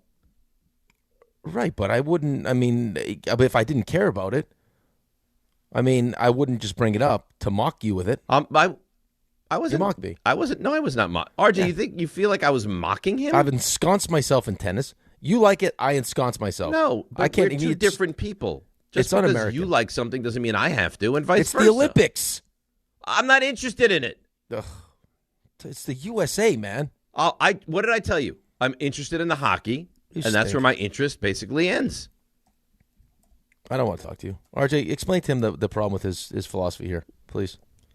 It's gross. It's tough because especially like we're looking to fill a void. We're looking for your patriotic nature in sport form, and you're not giving that to us. Let me say this.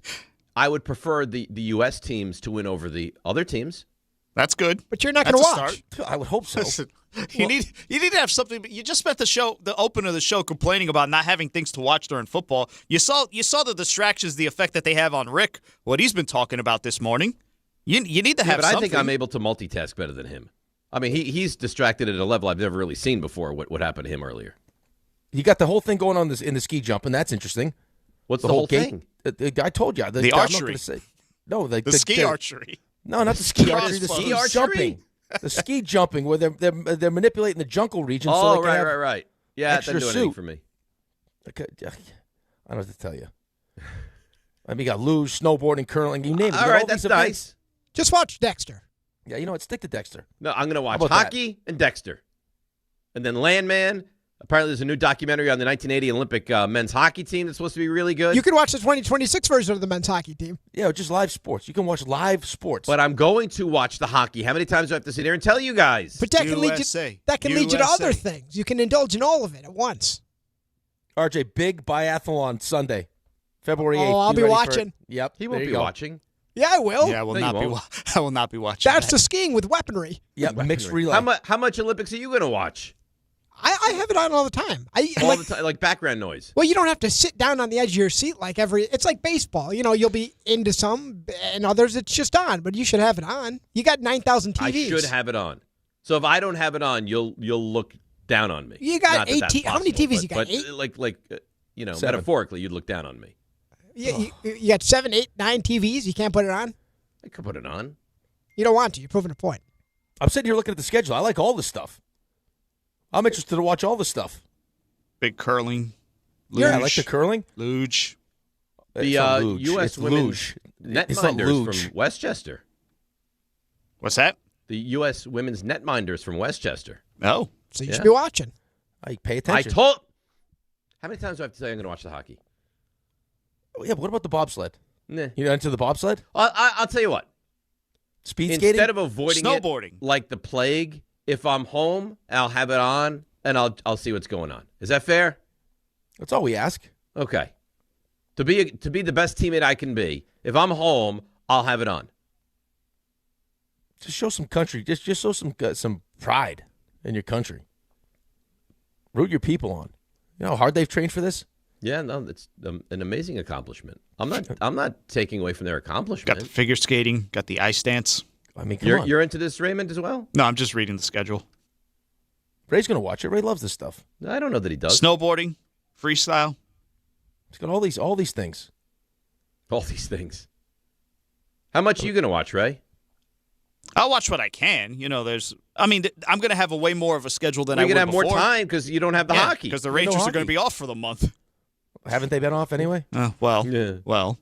Feel the rhythm. Feel the rhyme. Get up, boys. It's bobsled time. Come on, man. I think the Jamaican bobsled team is there.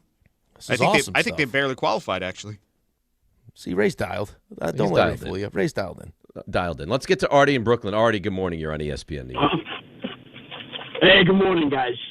So, look, I'm not going to sit here and try to defend anything that the Jets are doing, right? But with that said, okay, if Aaron Glenn takes three defensive guys, makes them into either the Texans or the Broncos. They win 6 games.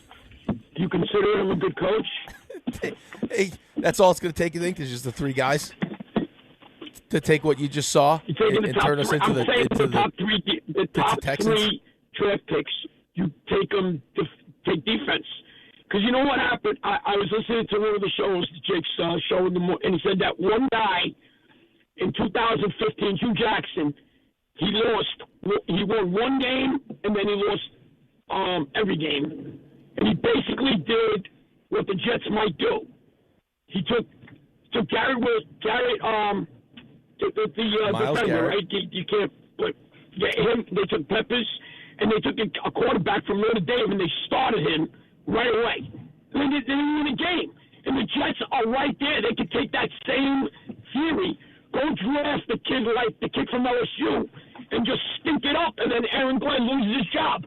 Why would he do that? He's going to call his own plays like Sally, try to make this defense into one of the top 3 defenses in the league. Right, but he's not going to. Artie, listen to what you just said. Yeah. Did you just bring up Cleveland as an example that they drafted the players that you just mentioned, and then they played them, and then they didn't win the game the next year? Is that what you're looking for, Artie? No, I'm not looking for it, but I'm thinking that's where they're going. If they end up taking this kid Simpson at 16, they're going to start him. They're going to have to start him. Why? So everybody's looking to get a Artie, quarterback. why would if you sign Kirk Cousins, who is going to be my projected starting quarterback for the Jets next season, why would you have to start Ty Simpson? If you go get Cousins, how many games are you going to look to win for Glenn to keep his job? I guess it's not a big. How are you signing Cousins? I can't figure out a way in my mind that he keeps his job. I don't think they're good. I don't think they're functional. But the last thing I'm going to do is draft Ty Simpson and put him in game 1 as the quarterback. No, you're not going to do that. I mean, you're back. We are now in New York Giants Brian Dable territory right now, as far as what's going to happen. But worse. But worse. Yeah, but worse. Like, I mean, they're going to draft the quarterback. Do they draft the quarterback 16? I hope not, because I don't think that Ty Simpson is probably someone I want to draft at 16, knowing I have 3 first-round picks going in 2027. So you take a couple defensive players or whatever you end up doing. You take the best defensive player at 2. You take whatever you do at 16. You're going to address quarterback at some point. You're going to draft the quarterback. I'd rather not do it at 16. You're not doing it at 2. And Aaron Glenn's probably going to get fired. Most likely going to get fired. And then you'll have, hopefully, you'll have a high enough pick to go along with the 2 other picks that it actually makes the job somewhat enticing for a coach that is good. That. I mean, if the Jets go 3-14 and have the second pick in the draft, and there's 2 really big-time quarterbacks coming out, maybe you can entice a legitimate head coach to come take this job. That's right. The only way I see punching out of this thing is going in that direction. Because if you win 6 games and you pick 11th, I don't know how you're ever going to get out of this. Yeah, my only concern is, again, what happens when, desperation kicks in here? When you get to draft and free agency and you do have money to spend. And you have... They have a lot of money to spend. Yeah, and you have premium picks. Right? Who's in charge here? Are you able to see the long-term the long-term plan here as opposed to, hey, I got to win now. I got to turn this thing around right now or I'm out. And does that affect the decisions that you make? Right. I mean, there's 2 ways. It's either you're bad enough that you can have the pick to draft a quarterback, or a team that doesn't need a quarterback is bad enough that you can trade up and get the quarterback. Right. Or you get stuck in a situation like some of these teams are, like the information is coming out now, got stuck in where you love the quarterback like Drake. I love Drake May. Like the Minnesota Vikings love Drake May. New England said, go kick rocks. We're not doing it. And they end up with J.J. McCarthy. It sounds like last year you had a head coach that wanted to keep Sam Darnold and a GM that didn't and wanted to roll with J.J. McCarthy. Now guess what? Your team doesn't make the playoffs. Sam Darnold's in Seattle, and your GM got fired. Yeah. It happens fast, man. It happens fast, and sometimes it's surrounded by one decision. Like the Zach Wilson decision. He had 5 first-round picks. You hit on 4 of them. The only one you didn't hit on was Zach. Right. And it ended everything. And the quarterback you moved off of is now, and again, it's a bunch of different stops, which is why I didn't like that conversation to begin with. I mean, it was Carolina, it's San Francisco, it's Minnesota, and now finally it's Seattle. But like, were you going to have the patience for that? Probably not. Well, clearly not. You didn't have the patience for it, right? Right, but that again, it speaks to, I think, the bigger problem, which is the dysfunction. And when you're as dysfunctional as the Jets have been, there's no real continuity because everything keeps changing. So whoever, like Mike McCagnon, might have loved Sam Darnold, and then you bring someone else in who didn't draft Sam Darnold that may not like him as much. There's too much. There's too much change. There's too much change. And with change comes people that like certain things, or you have a different scheme that players don't necessarily fit in. Like I wouldn't. They're broken. There's not one vision. They're broken. They're dysfunctional. The leadership at the top is not right. There's very little positivity to talk about with this organization. It feels worse than broken, though. It feels hopeless now. Now, listen, we're not in Cleveland. We're not in Arizona. I don't know, like, the day-to-day minutia ins and outs of those different organizations. This, to me, feels as bad as I've ever seen any organization. Yeah, because, again, it's not just that it's broken. It's hopeless. It's broken and it's hopeless. Like, you've beaten down fans like John. Again, outside of being the most handsome person that he's ever seen, he's also a tremendous Jets fan. Has now been beaten down to the point where he is convinced that he'll never, and he's a young man, will ever see a Super Bowl. Right. What is he, 44? He's in his early 40s. Yeah, he's 44, and he's convinced himself that he will never see a Super Bowl championship. Never. That's sad. And I don't think he's wrong. I don't. You got to think he's going to go another 40 years, no? I'm thinking at least another 40 years, but still. They got to win a Super Bowl. I'm unsure that I'm going to see a Super Bowl. I can't make the playoffs, Dave. Right, just get into the tournament, would you? Right, but I can't do it. You can't. I'm sorry. It's no time. I mean, next year we're not going to be in the playoffs. Oh no, obviously. Right. Like then when? If you said to me, when is the earliest they could possibly go to the postseason? It's 2028. There's no way they're going 26. So you're figuring whoever we draft this year probably not going to be the answer, really. Right. Draft one in 27, let him play, and then by year 228 is when he takes that. That's ready. exactly. You just nailed to a T what I'm thinking. Okay. Like the earliest you could possibly sniff the postseason is 2028. That's exciting. Do you disagree? No, it's exciting stuff. You want a little draft discussion? Yeah, I like a little mock drafting. Matt Miller, ESPN Zone, he's really good. He has not a single round mock draft. He has a 2-round mock draft. And I would say, if you could wind up with this, I think you would be excited. Yeah. So he has Mendoza going 1. He has the Jets 2 taking Arvell Reese, who the more I'm reading about him and watching tape looks terrific, right? Maui Noah to the Cardinals at 3. Ruben Bain to the Titans at 4. Top receiver off the board to the Giants, Carnell Tate at 5. He then has the Jets taking Mekhi Lemon, the kid out of USC, at 16. And then you go to the second round, and he has Caden McDonald, defensive tackle from Ohio State, and then he has Ty Simpson at 44. If I could give you that draft, that would be a big-time coup for the Jets. It absolutely would be. I mean, that feels more of the spot that I would want to address the quarterback position with what's available. If I told you get Ty Simpson at, now I don't know that he lasts to 44, but Ty Simpson at 44, you would sign on for that. I would sign on for that. Yeah. Yeah, and then I have to figure out, I mean, the other most important part here is obviously who's calling the plays and then who the veteran's going to be. I'm thinking they're going to hire a play caller. I would imagine so. Yeah, that's correct. Right. So we'll see. And also, it's just, but it's how you keep saying Kirk Cousins. Now, this may be the best option because it's the only real option where he steps in and he's guaranteed to be the starter. But I mean, how attractive is this? Is this job? Oh, I don't think it's very attractive at all. But how many teams do you think are knocking down the door to get Kirk Cousins?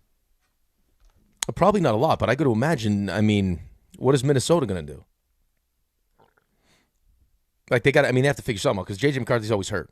Right, always hurt. Right, and not great on top of that. Right. So I mean, is that an intriguing place for Kirk Cousins? So back to Minnesota. Had success there. Kevin O'Connell's had success with him, knows him, and knows the offense. Well, I'll tell you what. If Minnesota came calling, clearly more attractive. Oh, 100%. Right. Right. If Aaron leaves, what about Pittsburgh? Yeah. That doesn't sound like that's going to happen, but yes. You got to figure out where Tua was going. Kyler Murray. Now, I don't know Mike LaFleur. I know that, I think we both agree that we probably moved off Mike LaFleur too soon because we're the Jets. But it was pretty clear, like outside of Zach Wilson, like Mike LaFleur had some success with the other quarterbacks. That was kind of our whole argument against Zach Wilson. Well, how come Mike LaFleur has success with everyone but Zach Wilson? Maybe Zach Wilson just stinks. Turns out we were right. Zach Wilson does stink. Why are you taking Arizona? Well, I don't know that Mike LaFleur has a million options. Okay, but he had options. But he was in the cycle this year. He's still in L.A. with Sean McVay, so he's still. I mean, I would imagine their offense is still gonna be good. And then, maybe he says, "I want a job now. I don't want to wait." But that owner's not good. The quarterback position's a mess. They're the West Coast Jets. I don't know, man. I think I would. I don't know what. Listen, me personally, I think I wait. I don't think that's crazy. I think I wait. I don't think that's crazy. 800-919-3776. So just to set the table for you, Raymond's going to take us by our hands around the league, which is exciting. I love it. And then at 8:30, we're going to do a football frenzy. I want you to hold it. Well, that's right, which is equally exciting.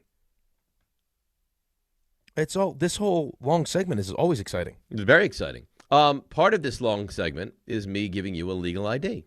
You're listening to DiPietro and Rothenberg on WHSQ, WCBS FM HD2 in New York. And John wants it to be understood we overaged him. He's only 43, not 44. Right. I love dinosaurs. Well, it's not like we said he's 61. We were off by a year. Yeah, sorry. I actually wanted to be a paleontologist. He doesn't look overly young. And you know what, John? I think John looks young. John doesn't care about other people's birthdays. I'm very old, man. Going to Michael's celebration last night. Old, stupid, done man. Well, I think the snow right? Wasn't the snow the excuse? Well, first of all, he wrote the longest declining note in the history of writing them. Right. Apparently, they were supposed to have his somebody's birthday last week, and they had to push it back to this week because of the snow. So they couldn't do it last week, and now they're going to have it now, and then he can't make it. Right. Everyone's got their excuse. The only true friend that Michael has at the station is me. Why are you laughing? I don't think that's true. That's the only really true friend. Yeah, I don't think that's true. That's a declaration right there. Yeah, I don't. Ray, do you deny that? I mean, only one of you went to the party. I mean, and I gave a beautiful toast. Oh, did you now? You didn't give a toast. What do you mean? You know exactly what I mean. There's no way you gave a toast. Why would you say that? Why are you so certain? I'm positive you didn't give a toast. Is that right? Yeah. Well, you wouldn't know, would you? Because you weren't there. Yeah, but I know. There were no pictures, huh? I'm sure there were pictures. I just didn't take any. Does Sherry take any pictures? No. Why? It's a nice little date night for you guys. It was really nice. In fact, I got a lovely email from someone. From who? I'm not going to tell you that. Why? It's Berdard, isn't it? It's not Berdard. It said, "So great seeing you and Sherry tonight. You left before they gave out the awards. You took home the party's best-looking couple. You guys looked amazing." Stop it. I'm telling you. Come on. I'm telling you. No chance. They gave out the awards for best-looking couple. Doing? Come on. What are we doing? It's not a high school prom. What are we doing? I'm just telling you that Sherry and I looked really good. Well, who would know? Because you didn't take pictures. Know. Maybe if you would have gone, maybe you would have taken some pictures. What did Sherry wear? I'm not getting into this with you. Why? Because I'm not. Was it Chapel Ronish? What did she wear? Yes, it was hanging from her Yahoos was her dress. You would have loved. You wouldn't have made it out. You wouldn't have made it out of the house if she was wearing that. Why can't I she? didn't think we were late. She show those things off a little bit for everybody. I mean, now it's my wife. It's Michael's 65th birthday. Well, it's you didn't celebration. Go. It's a celebration, and it was at a fancy, swanky place too. How were the hors d'oeuvres? Nice. Terrific. Food was excellent. What'd you eat? So what was nice was I ate some of the hors d'oeuvres, but it wasn't overly filling. So even though I ate some calories, I didn't feel like I was stuffing myself. Yeah, I like carrots. They had. How about this? Bad name. No, strips of bacon. Oh, in glasses. Nice. And they had the waitstaff just, would you like bacon? Delicious. Like, yes, I would. Wow. Nice and crispy, just how you like them? Oh, well, I was able to decipher the crispy pieces and go after those. Paella. He likes it almost burnt. So they had pizza. I didn't have any pizza. Okay. They had sliders. I had a slider. They had crab cakes. Those were delicious. They have chicken fingers. That's Michael's favorite. They had to have chicken fingers. I didn't see chicken fingers. He loves chicken fingers. And they had some little chicken parm sandwiches. Oh. And they do what had, you want on Christmas, whether it's crab cakes or whatever you want to do. They had cake, obviously. Mike Breen gave a glorious toast. Of course he did. Mike Breen's his best friend. Beautiful chocolate chip cookies. That sounds delicious. It was very nice. That's very nice. I'm very glad I went. And, with that size crowd, you would think that you wouldn't get to spend like some personal time with the host. But I was able to talk to Michael for quite a bit of time. That's great. It was lovely. Hey, you're an excellent conversationalist, though. It was probably nice. Oh, that's nice. Yeah, you're welcome. That's nice. I talked to Charlie quite a bit, his son. Very cute. Loves baseball. Loves baseball. Loves baseball. Yeah. He when I told him, I was like, my son plays college. He was like, oh, your son plays college? He's like, really? Do you throw the exit velo around? I did not. But Michael told me a funny story. So Charlie catches. And apparently, wherever the pitch goes, he tries to frame it. So it could be like a foot and a half outside. He tries to grab it and bring it back in. Yeah, listen, it's good practice. Good, really good. I thought it was cute. Yeah, it was fun. And the All-Star reserves are being announced during the party. And he was very excited by the All-Star reserves. Yeah, well, he's a big-time sports fan. Big sports fan. I mean, he's got Kaster, he's got Mike Breen. I mean, he's got a lot of serious sports role models. He really does. Uncle Dave. Yeah, Uncle Dave. No, Rosenberg, he wasn't there. He was in Saudi Arabia, wasn't he? Well, he said he was going to be there. Well, I mean, I'm sure his schedule's probably a little crazy. No Winthrop, no you, no Don, no Carlin, no Bart, nobody, just me. Well, you got to shine, okay? What do you want? No, a pat on the back? Sure. Congratulations. Good job. Raymond. Hi there. How you doing? I'm fantastic. I love to hear that. You want to take us around the league? That's a good idea. I think Let's that's do that. a great idea. Let's do that. It's time to go around the league. And Around the League is brought to you by Boost Mobile. So you guys were talking about some head coaching hires. We'll revisit that real quick. So the Raiders are expected to hire Seahawks offensive coordinator Clint Kubiak as their head coach after the Super Bowl, according to Adam Schefter. I like this hire. A deal between Kubiak and the Raiders cannot be finalized until after the game. So after meeting Saturday with the Raiders and Cardinals, Kubiak said he intended to work out the deal with Las Vegas. Once that deal is reached, Kubiak, of course the son of Denver Broncos coach Gary Kubiak, former Denver Broncos coach that should be, would become the franchise's fifth full-term coach since 2021. The Raiders would mark the sixth team that Kubiak has coached over the last 6 seasons. I really like that hire, and I see, of all these awful teams, them potentially having the avenue to the quickest recovery. Because you're going to have the coach that you like, and you're going to have the quarterback that you like. And it's not like they're not great, certainly, but they're not bereft of talent elsewhere. I got to tell you, too, the more I listen to Fernando Mendoza speak. You love him. Yeah, I mean. I told you. I watched him do something the other day for, it was Barstool. I don't know if he's still with Barstool, but he's actually got a good. He's immensely likable. Kids on LinkedIn. I love it. Got a good sense of humor. The problem with Seattle, though, is now this is another offensive coordinator gone. Yeah. It's every year. Yeah, but, I mean, they've been able to get by. And they've got the defense, so that'll help them. They got the defense, and they got the head coach that you trust. Mm-hmm. And they have the GM that's awesome. If there's any team equipped to deal with losing their OC, you'd figure it'd be Seattle. It's the price of success in the NFL, losing guys. So with Kubiak off the board, as you guys mentioned, the Cardinals pivoted. They will hire Mike LaFleur as their new head coach, with the Rams offensive coordinator agreeing to a 5-year deal. LaFleur is the 6th straight head coach hired by the Cardinals who does not have permanent NFL head coaching experience. He spent the past 3 seasons as the Rams offensive coordinator and was, of course, the Jets OC from 21 to 22. However, LaFleur did not call plays for the Rams. Ray, define this permanent head coaching experience you speak of. Not interim. Okay. Permanent. All right. Gotcha. All right. I don't know why he would take the job, but I guess he wants to be a head coach. He wants to be a head coach. No, like you said, it's not an organization known for being functional. But they keep going on the same. They keep going down the same road. It's really remarkable. They see what the Jets are doing. Like, we can do that as well. We can also take a guy. With it is crazy though that they do that 6 guys in a row. That's Well, how many head coaches that have? How many coaches that have had permanent head coaching experience want to go to Arizona? Seemingly none. It seems like no one does. Right.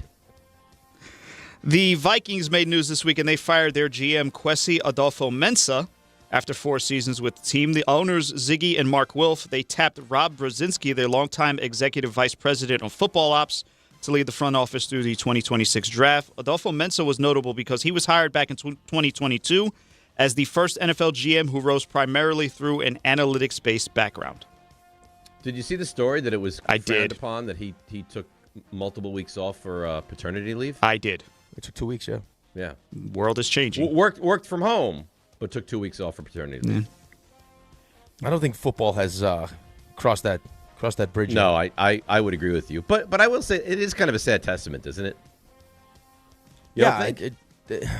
So what's allowable? A week? A day? An hour? Like, how long are you allowed to take? Remember when it used to be notable for coaches to just live at the facility, just sleep there? And Mike McDonough was just talking about it. He sees his kid for like a half hour to an hour a week. Right. Who was the coach? Hafley, right? He was sleeping under his desk for 2 years. Yes. Is that better? That's what people want, though? That's what people want. Okay. Yeah, apparently so. Tanner Engstrand has landed on his feet. He'll be joining Kevin Stefanski's staff in Atlanta as the Falcons passing game coordinator. Falcons also have Tommy Rees as their offensive coordinator and Alex Van Pelt as their quarterbacks coach. It's only a matter of time before Engstrand is the head coach in this league. Think so? That's what I see from this, yes. That's great. Thanks, Dave. Steelers hired former Raiders defensive coordinator Patrick Graham to the same role on Mike McCarthy's staff. Graham was with McCarthy in Green Bay back in 2018. Here's a bold move by Jesse Minter. The Ravens will hire Bears offensive coordinator Declan Doyle, he of 29 years old, to be their new OC. Doyle is the same age as Lamar Jackson and becomes the youngest offensive play caller in the NFL. That's crazy. I've heard really good things about him. And I guess the Giants had some interest in Doyle. A lot of people have heard good things about him. Well, look what I know Ben Johnson gets the bulk of the credit, but he also had success there this year. Yeah, he's got to take some of that. The 49ers are hiring Raheem Morris as their new defensive coordinator. He will become the 5th defensive coordinator in as many years in San Francisco. He, of course, replaces Robert Saleh, who departed to coach the Titans. Niners are looking for some stability, so it was DeMeco Ryans to Steve Wilkes to Nick Sorensen to Saleh in the past 4 years. Morris, of course, spent the past 2 seasons as Atlanta's head coach. This will be his 3rd stint as a defensive coordinator, having done the job in Atlanta and L.A. in 2021 to 2023, where he helped the Rams win a Super Bowl. RJ, how you feel about this hire? Love it. Best case scenario. Isn't he Kyle Shanahan's best friend? They are. And he was a defensive coordinator with... How many best friends does this guy have? He's very social. But I think it's why Shanahan got arrested, isn't it? That's right, yes. Which is an insane story. He was the defensive coordinator, too, because they all roll in that same circle for the Rams when they won the Super Bowl with Sean McVay. That's what propelled him back to head coaching. That's how he got this job. So he rolls tight in that circle. This was best case scenario. It doesn't feel like he's going to be a one and done either. He's not. I mean, I don't know how many teams are going to rush to hire him again as a head coach. It feels like this one could stick for a minute. Yeah. Which is what you would hope. You won't have to have another DC next year. Yeah, this is just part of the 49er calendar. Look for a defensive coordinator. 6 years in a row would be tough. Jim Leonard, he's got a job finally. He's been hired as the Bills' new defensive coordinator. He served as the defensive pass game coordinator and assistant head coach for the Broncos. He's the second Broncos coach that Joe Brady has added. In the coordinator role, of course, they hired Pete Carmichael earlier in the week. Can I interrupt for one quick moment? Yeah. To discuss Raheem Morris? Yes. And there's some relevance here. It's not me being Jackass Dave. Do you know where he went to college? He went local, didn't he? Hofstra. Yeah. And it was local because he's a Jersey. Because he's a Jersey guy. That's nice. I remember that. Yep. It's very good. So he's one of the last. I think that was a good reason to interrupt. No, he'd be one of the last guys. You don't to play think that was a Hofstra legitimate reason to throw that in there? No, I think that's notable. I think that's. What does that have to do with him taking the San Francisco 49ers job? It's just listen. A local guy done good. That's all. Okay, that's all. I don't think you were being a jackass, Dave. I think you were great. Thank you. I get what you're saying, Rick. You know what? And that's why I got the email that I just received. Thank you, RJ. I don't know how that was pertinent to the conversation. Oh no. Bill writes in an email. He says, "Honestly, Dave, usually I don't like it when you hit yourself up, but you're right. No one from the station went to the party but you. That's actually kind of sad. Rick should be ashamed of himself. It's not Rick's greatest look. You're a good dude. I hope Michael cherishes the fact that you showed up and Rick didn't. Because my wife's birthday on the same day, that'd be a better look. Yeah. I mean, again, sorry, honey. Go we got celebrate plans. with everyone. You can't keep calling yourself the guy's best friend. Yeah. I don't care if it was my best friend from home that I've known since I was 8 years old. I tell Pete it's my wife's birthday.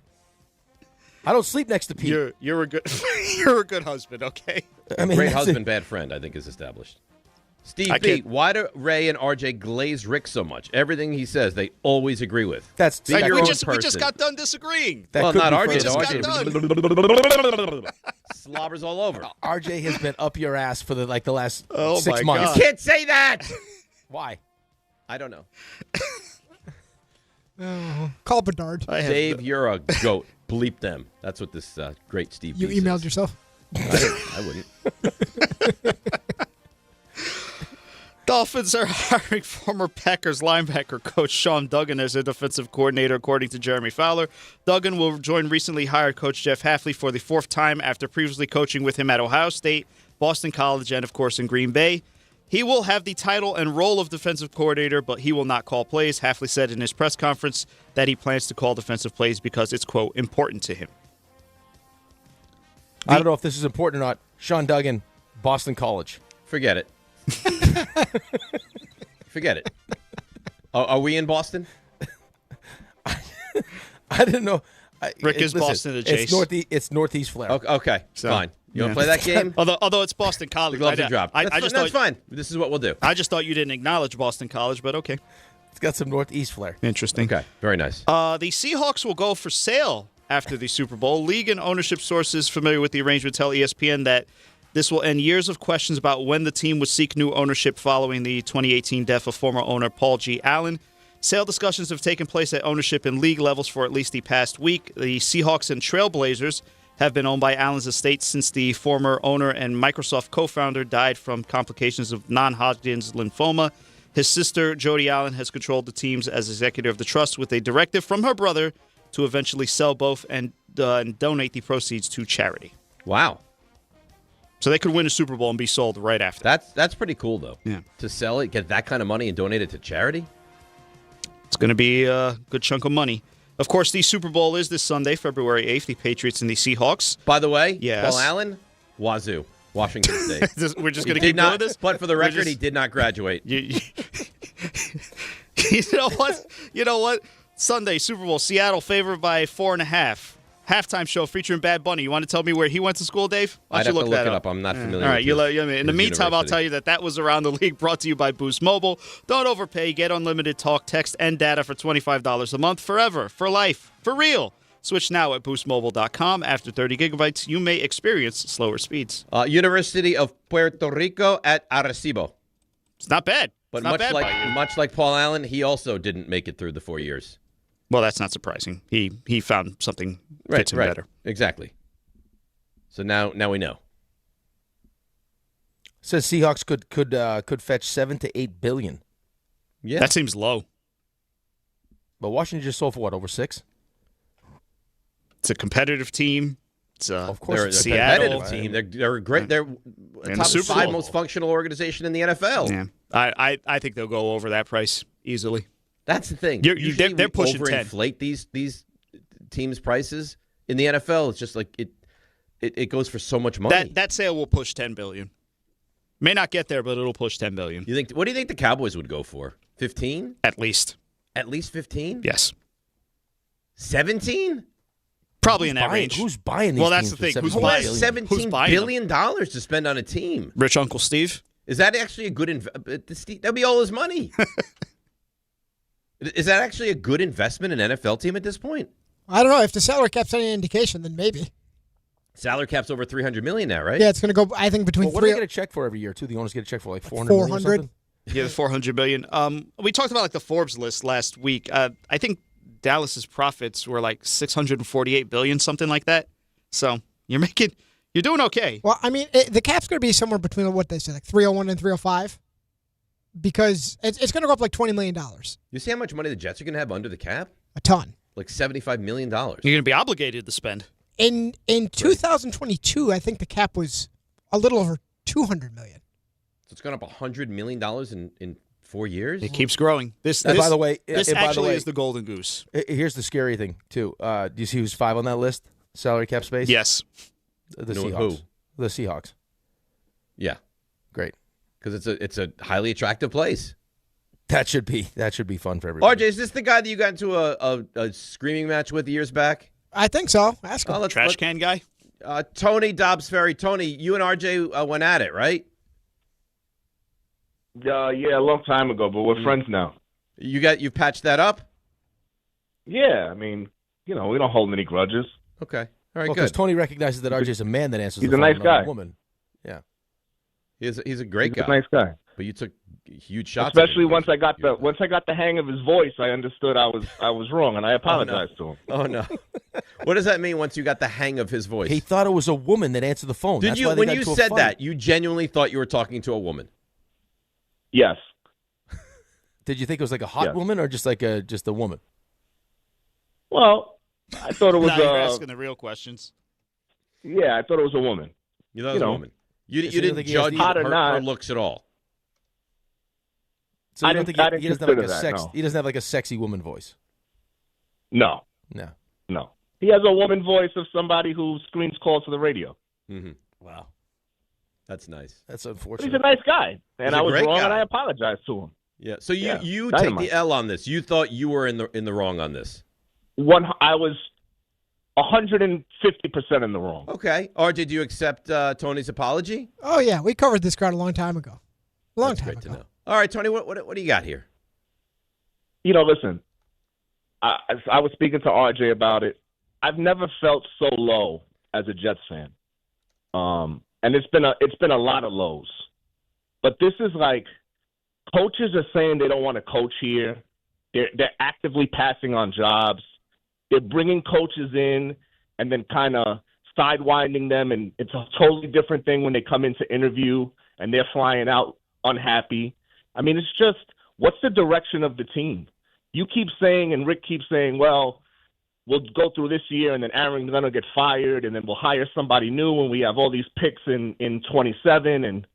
But what does that mean for now? As a fan. Tony, it's a disaster. We're not trying to sugarcoat anything. You heard Peter King earlier in the show. It's as bad as it's ever been, and it feels like there's no hope right now with this organization. But Rick, I have to look across the I don't even know how to describe it, but I have to look at the Giants fans. They got John Harbaugh, man. This guy's going to the Hall of Fame. They got a quarterback that they could believe in. I don't know if he's going to be great, but he looks pretty good to me. We have nothing to hang our hat on. Not defensively, not offensively, nothing. Special teams. We keep hanging on the special teams. Yeah, I don't disagree with you. I mean, You know who's the MVP of our team this year? Isaiah Williams. A punter. I punter think was the MVP. Well, I think the team gave it to Williams. I think it was punter good, field goal kicker good, kick returner good, all good. It's just a nightmare. This is but there's no direction. This is like a nightmare that I don't think we're going to wake up from. Not for a long. You were right, Rick. When could we say, you know what? This is a year we might go to the playoffs. It might be 2030. No. Do you know that? No. No? Why not? No. I mean, 20. That's 5 years away. 27, 28 is no. No. Why is 28 no? 29 is 26 is no. 27 is probably no. Why is 28 no? Well, 28's no because you don't know. You don't have. Well, a I don't quarterback. know, but he's saying a definitive no. You can't say that. Well, but you can't say definitive yes either. I'm not saying definitive yes. Even because I think you're not a Jets fan and you don't understand what it means to be a Jets fan. Like even for the 2 years that we were the talk of the NFL and we're supposed to not just make the playoffs but make a run in the playoffs and potentially get to a Super Bowl, you won 7 games, then 5 games. That's just not what we do. Like even when there's hope or the expectation is the playoffs, we fall flat on our face. Well, you need your owner to stand up and do the right thing for once. That's what you need. Or sell the team, which he's not going to do. He's not going to sell the team. You need him to admit that, you know what I'm doing is not working. And because it's not working, I'm going to hire a legitimate head coach. Right, but in the midst of it not working, they are also doing damage to the franchise, just with how they're handling things. Right? Like, I mean, how they handle, because again, Woody Johnson is ultimately one that's in charge, right? Like, he's the one that signs the checks, he's in charge. In the way they've handled Aaron, I don't think it was a great look. The way they just handled Wink Martindale, not a great look. The fact that they've lost 10 coaches, not a great look. Right, you can be bad, and you can be no one will go near your organization bad, and that's where they are right now. Right. So, I mean, we just asked the question, why does Arizona keep doing the same thing? Well, maybe because that's the only option. Maybe they'd like to do something different, but that's just where they're at. So we may want fire Aaron Glenn and then get a great coach, and because we have 3 first-round picks, maybe that great coach looks and goes, I don't care what those picks are. Maybe. It's a dumpster fire. Maybe. But maybe you go to the hottest commodity coach and say, we have the number 2 pick in the draft, we got 3 first-round picks, we got a bundle of money, and we'll pay you $27 million over the next 5 years per year. Right? Okay. Maybe. And maybe he says, I don't want any part of you guys. And maybe that coach says, you know what? If I could win there, show how great I am. Doesn't it? You win with the Jets, you're a conquering hero now. Yeah, but what would happen? Like, what are the chances that you win with the Jets? Not great. Or you just end up like everybody else. Yep, but don't you think that those coaches are out there that think I can turn around? The problem is, does Woody say to a Mike Tomlin or someone of that ilk, it's yours? You run it the way you want to run it. It is yours. I'm not going to involve myself at all in this organization. You run it. Your team. Does Probably he? not. No, I mean, he hasn't. Which is why we have another first-time head coach. But the Giants never did either. And now they have. Because they realized how bad it was and how desperate they were. Right, but you still were the Giants, for whatever that means. Well, we're the Jets. We're not the. I mean, it's still like. I mean, there's still something to be said. As much as I fought against it, John Harbaugh looks at the Giants different than he looks at the Jets. Obviously, yes. Not that the Jets job was available, but still, like it's something that he pointed to. It's the Giants. Right, it's still the Giants. Right. I don't know if there's any fix in the Jets. I mean, it's so defeatist, but it's so true. You know, like how about Ira? Ira's in his 70s. I mean, even if you have what you just say potentially exist, where best coach available, and you offer them a ton of money, that best coach available is still going to have other options that are probably going to be better options. Oh, definitively. Right. So what am I prioritizing? Just the money? Unless the quarterback. If that best coach available can get Dante Moore, Arch Manning, whichever one he prefers, that could be the avenue to getting the coach. If that happens. If that happens. You got to watch more college football than anybody's ever watched this coming season. Yeah, I don't disagree with you, but still, I mean, how much college football I watch may not matter depending on what happens with my season this year. I know, but okay, but if what I'm saying can't happen or doesn't come to fruition, then what chance do you ever have? Like, this is the only way I can see getting out of this thing. I'm not saying it works. I'm saying it's the only thing I can see that could potentially work. That's what it feels like. Correct. So I'm trying to be uplifting, even though maybe I'm not. Well, but I mean, how many of those guys exist, though? The guys that you're talking about? Not a lot. Right? Like, there's not a lot of those guys that exist that can just go into what this is and turn it around. No, not a lot at all. That have that ability. It's terrible. Most it's a bad don't. situation. And and most don't. Not only is it a bad situation, but it might be darker moving ahead. Well, this year feels like it's definitely going to be darker. Oh, God. All right, let's take a break. We're going to do a football frenzy. Does that put you in a little better mood? A little bit. Okay. All right. So 800-919-3776. Anywhere you want to go. You want to go Giants, you want to go Jets, you want to go Raiders, the draft, anywhere you want to go.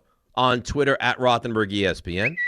In the YouTube chat as well. And the phone lines, Old Faithful. 800-919-3776. DNR with you right here on ESPN New York. All right, let's see what's happening on those roads and bring in Debbie Duhane. Hi, Dave. Hi, Rick. On this Groundhog Day, it's a nightmare getting into town at the Holland Tunnel. It's about an hour in at the Holland. Heading to the inbound Lincoln, that's at least 30. Up for the George, 35. Watch for slowdowns as you head over to the Cross Island southbound bumper-to-bumper traffic getting down toward Northern Boulevard. Watch for delays on the LIE westbound right through Casino Boulevard. Troubles continue 9 northbound, the ramp to 440. It looks like an accident being cleared. Sponsored by Positive Coaching Alliance. If you have questions about youth or high school sports, Positive Coaching Alliance can help. PCA develops better athletes and better people through youth and high school sports. Info at positivecoach.org. I'm Dippy Duhame on 880 ESPN New York. Last call for football. FanDuel is giving you a daily profit boost every single day leading up to the big game. Today's 30% profit boost is on passing yards over under and alternate passing yards. Sam Darnold did me right in the championship game, hitting his over on passing yards, and I kind of like his over again for the big game. All you have to do is opt in each day and place an eligible bet to use that day's profit boost. So whether you're locking in early lines, you're riding your favorite props, or taking one last swing before the final whistle, FanDuel's giving everyone something extra to cheer for during football's final week. Play your game with FanDuel, official sportsbook partner of Super Bowl 60. 21 and over, physically present in New York, opt-in required. Bonus issues, non-withdrawable profit boost tokens. Restrictions apply, including any token expiration and max wager amount. See terms at sportsbook.fanduel.com for help with a gambling problem. Call 877-8-OPEN-Y or text OPEN-Y 467-369. Hi, I'm John D'Agostino from D'Agostino & Associates, the injury firm. You know what's interesting about the words personal injury? The first word is person. And at D'Agostino & Associates, that word means everything.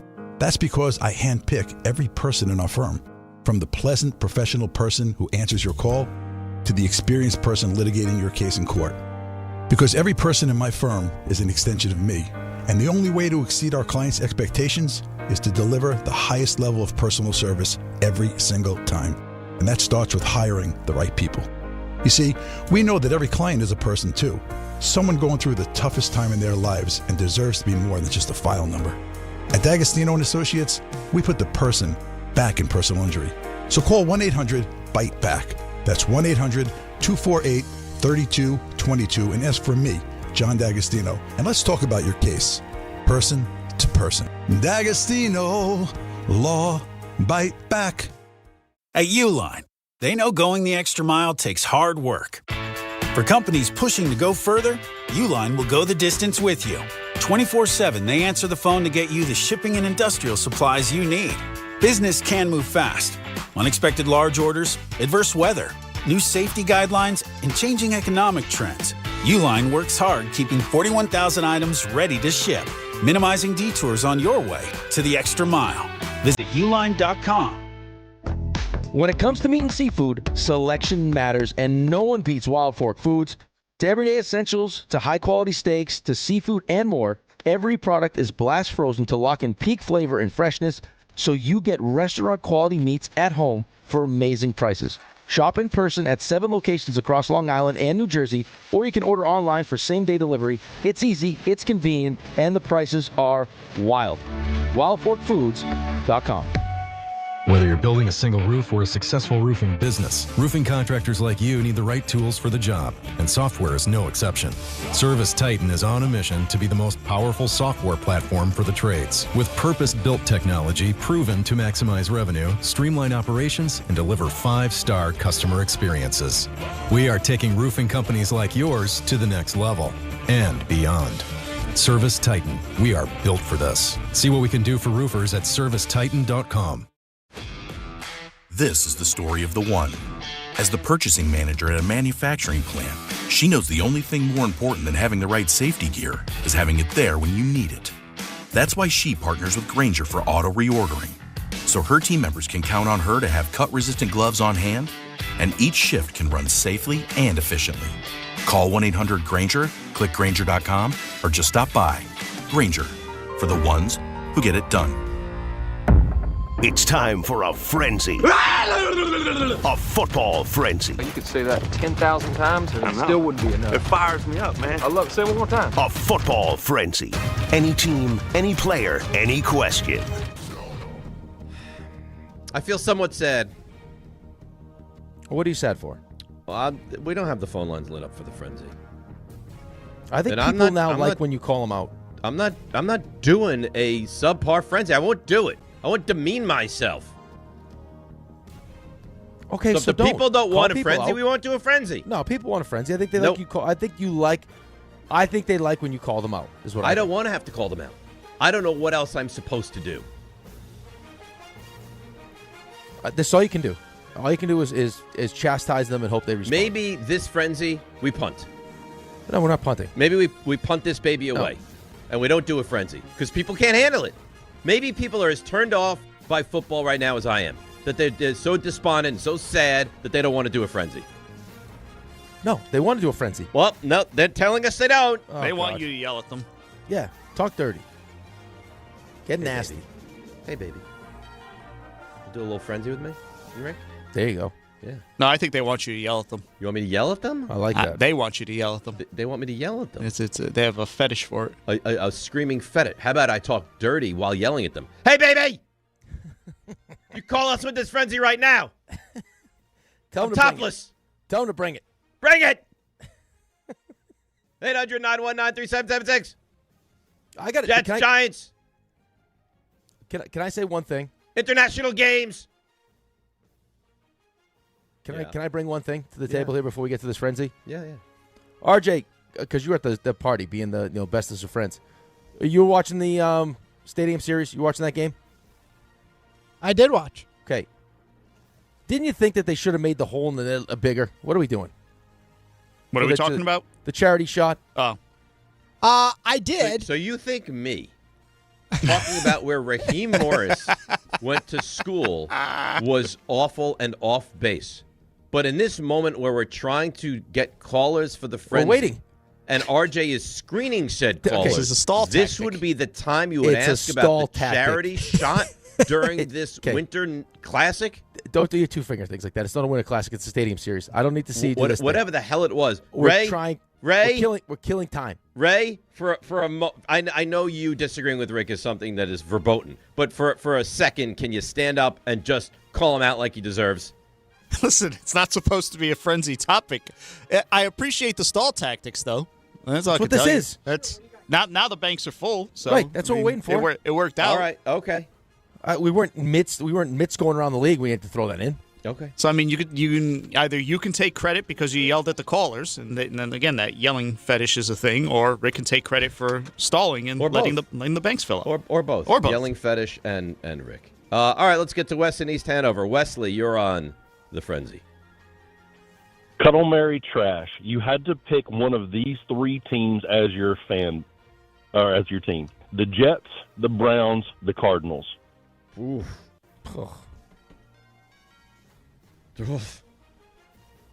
I'm going to trash the Browns. And the Browns have never been to a Super Bowl, ever. I don't know. I don't like Arizona's. I don't like Arizona's owner either. No, he's terrible, and they're cheap. Good luck. I'm gonna trash the Browns. I'm gonna cuddle the Cardinals. I'm gonna marry the Jets. Yes, that a boy. Is that the? I mean, what am I supposed to say? There is no right answer. That's a terrible question. That's a tough question. Yeah. Bobby Bugs on the Twitter machine. Outside of Darnold, CMT, who you would pick for Super Bowl MVP? JSN, Drake May, or Diggs? Oh, you got to marry May, no? Well, I think it depends on who you think is going to win. If you think that Seattle's going to win, you'd marry JSN. All right, so then you have to trash Diggs. Yeah, I think the way you would do it is May. It would be May and JSN, and then Diggs would be the trash. That's right. I would marry May, cuddle JSN, and trash Diggs. Oh, so you think the Patriots are going to win, huh? No, not necessarily. Of course necessarily. Not necessarily. I just think there's a better chance the Patriots win than JSN is MVP. That's what I would say. Let's go to Lewis in Jersey. Lewis. Makes much sense. Frenzy. Hey, what's up, guys? My question is, what is the realistic expectations for the Titans this year with Salah and Dable and the $100 million salary cap we have? Realistic expectations? Are you asking that because you think, that they can replicate what the Patriots did? Ton of money to spend? I don't see that. No, I don't think that either. I think they could be a 500 team next year. I think 8-9, 9-8, something like that is within reason. No. I mean, let's look at that division. I mean, Jacksonville feels like it's taking that next step. Houston's defense is still going to be one of the best in the league. I would imagine C.J. Stroud's going to be. I'm hoping C.J. Stroud is going to be better than what we saw him towards the end of that season. I guess Daniel Jones is going to be the option in Indy. Yeah, he'll be back. Right, he'll be back. Well, division is going to be pretty good.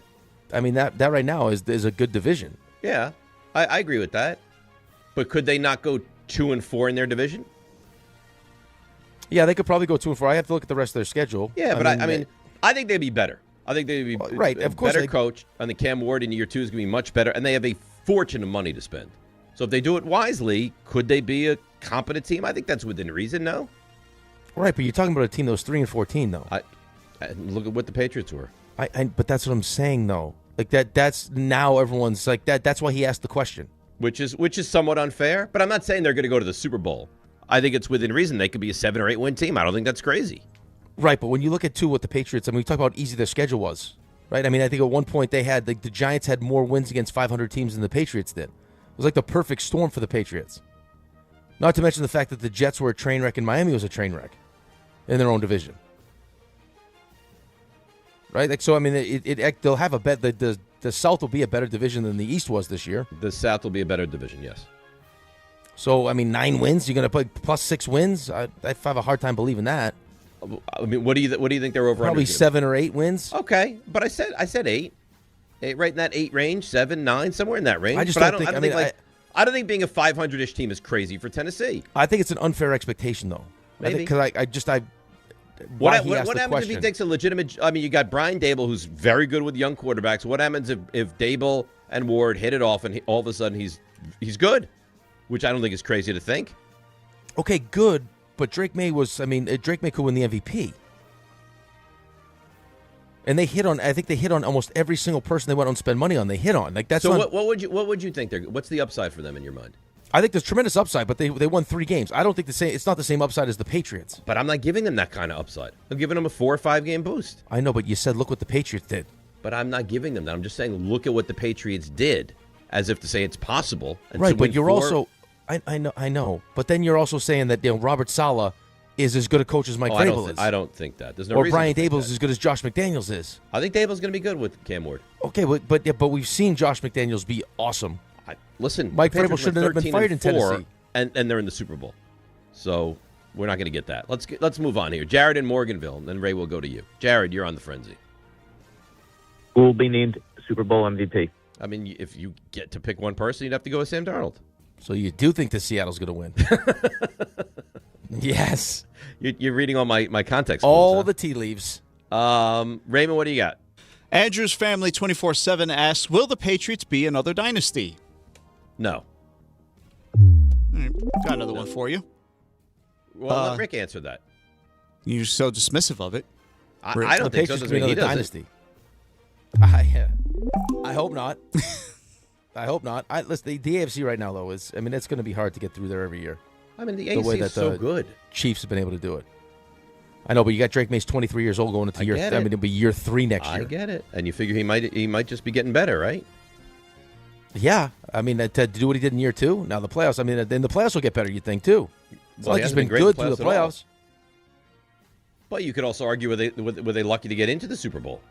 Like, do they win that game if Bo Nix plays? It doesn't matter though. You don't have to worry about it. No, it doesn't matter. Ray, you got another one? Sure. Jimmy T asked, do the Raiders move Max Crosby for draft capital this offseason? Sounds like he wants out. Yeah. I mean, he didn't like the way last season ended. The only way I think that he stays is if they can convince him, like, look what we're doing. We're going to hire Kubiak. You're going to like him. Quarterback, you're going to like him, and we're heading in the right direction. But if I had to put money on it, how many times can you tell him that, though? Well, I agree. Before he's like, okay, no. Under new management. It's the same management. Well, I mean, new head coach, though. A new head coach, but it was the same. I mean, Brady was minority owner last year, too. Yeah. Chris in Yorktown. Chris, Frenzy, go. If the stars align for the Jets taking Arch Manning first overall or second overall, do you think any chance the Manning family with their history stops that from happening? Thanks. No. I mean, I don't know, but I would say no. No, I don't think so. To do that in New York that'd be a big deal. Be a bad look. I mean, is that basically what happened with Peyton? I mean, it'd be a bad look. Peyton went back though. Peyton didn't say he won't go to the Jets. Peyton just went back to school for another year. Right. The Jets also wouldn't guarantee that they would draft him. Right. Was part of it. I mean, it would be a bad look. Would it be a bad look if you manipulated it so you didn't go to the Jets and you went somewhere else initially? But if it turned out that he was awesome wherever he went, who cares? People would care. If he pulled the same crap that Eli pulled with the Chargers, you would forever hate him. Okay, but if he went, yeah, that's fine. I could hate him, but if he went and had a Hall of Fame career somewhere else, he wouldn't care. He doesn't give a shit. No, why would he? Anthony and Hawthorne. Anthony, frenzy. Does Lamar Jackson ever win a Super Bowl? Oh, I got real close. Does Lamar ever win a Super Bowl? I have a hard time. I would say no. Oh man, so good. I'll say no. You got something you want to let us know about? Do you want me to tell you something about something nice? Something nice? That's not nice, but I can tell you about something if you'd like. I almost swore right on the radio there for a second. Yeah, that wouldn't. Yeah, you were right up against it. I got real close, really close. Well, it was going to be the S word, wasn't it? It was going to be. That's correct. I kind of heard that. Oh, I got sad because it's the last call for football. FanDuel's giving you a daily profit boost every single day leading up to the big game. Today's 30% profit boost is on passing yards, over-under, and alternate passing yards. For example, maybe you want to get involved with Drake May to throw under 222.5 passing yards. Or maybe you think Sam Darnold to throw over 227.5 is too high. You can consider using an alternate line of 200-plus passing yards. All you have to do is opt in each day and place an eligible bet to use that day's profit boost. So whether you're locking in early lines, riding your favorite props, or taking one last swing before the final whistle, FanDuel is giving everyone something extra to cheer for during football's final week. Play your game with FanDuel, official sportsbook partner of Super Bowl 60. Must be 21 and older and physically present in New York. Opt-in required. Bonus issued as non-withdrawable profit boost tokens. Restrictions do apply, including any token expiration and max wager amount. See terms at sportsbook.fanduel.com. For help with a gambling problem, call 1-877-8-HOPE-NY or text HOPE-NY at 467369. All right, let's line up the calls, 800-919-3776. You can go with the NFL, you can go the NBA, and then we'll certainly get back to the Knicks at the top of the 9 o'clock hour. It's DNR with you, ESPN New York. Hey, New York and New Jersey. Commitment issues? No problem. Now you can get unlimited talk, text, and data for $25 a month forever, as in for life. Switch now at boostmobile.com. After 30 gigabytes, you may experience slower speeds. Pay $25 a month as long as you stay on the Boost Mobile Unlimited plan. DraftKings Sportsbook, the #1 sportsbook for live betting, is making every moment of Super Bowl 60 count with DraftKings Live Millions, featuring over $5 million in prizes. Here's how it works. Open the DraftKings Sportsbook app, opt in, and get your promo token. Place a live bet of $1 or more on the Super Bowl, and you're in. And every live bet means another shot to win. Download the DraftKings Sportsbook app and use code WHSQ. That's code WHSQ. Bet live for your share of $5 million in prizes with code WHSQ. In partnership with DraftKings. The crown is yours. Gambling problem? Call 877-8-HOPE-NY or text HOPE-NY and 467-369. 21 and over. New York only. Eligibility and restrictions apply. No purchase necessary. Opt-in required. Minimum odds minus 500. Prizes either bonus bets or single use 20% profit boost. Max bet $20 that expire in 30 days. See official rules at sportsbook.draftkings.com/promos for entry period and free method of entry. Sponsored by Crown Gaming Inc. At City Harvest, we believe no New Yorker has to go hungry. With your help, we're on the road 365 days a year, rescuing over 77 million pounds of nutritious food and delivering it free to millions of New Yorkers, transforming surplus food into sustenance, sustainability, and smiles, rallying thousands of New Yorkers to power a network of nourishment across our city. One day, one meal, and one New Yorker at a time. That's how we feed good. Donate at cityharvest.org.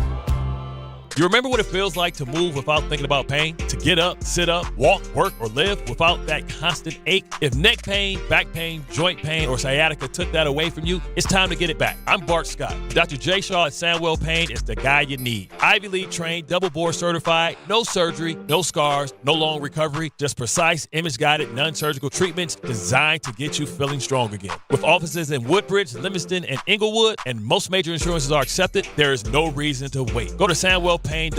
Relief is closer than you think. To Texting enrolls you in a recurring automated marketing text messages. Consent not required to purchase. Message and data rates may apply. The team's looking good this season. I think so.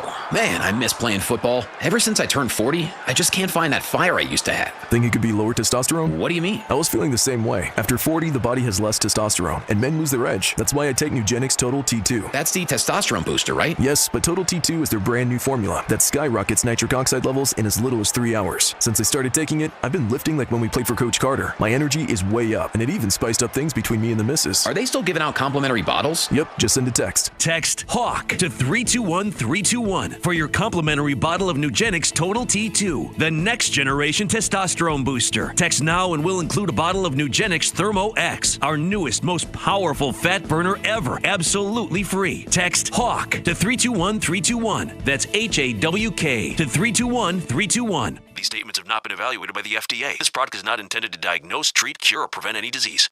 Step inside the game you love with the NBA app. Tap to watch every game as it's happening. Jalen Brunson does it again! And never miss a moment of the jaw-dropping action. Get closer to the players than anywhere else. Follow the latest schedules, scores, and stats. Keep up with every story from across the league. And with NBA ID, it's all personalized to you. The game lives here. Download today.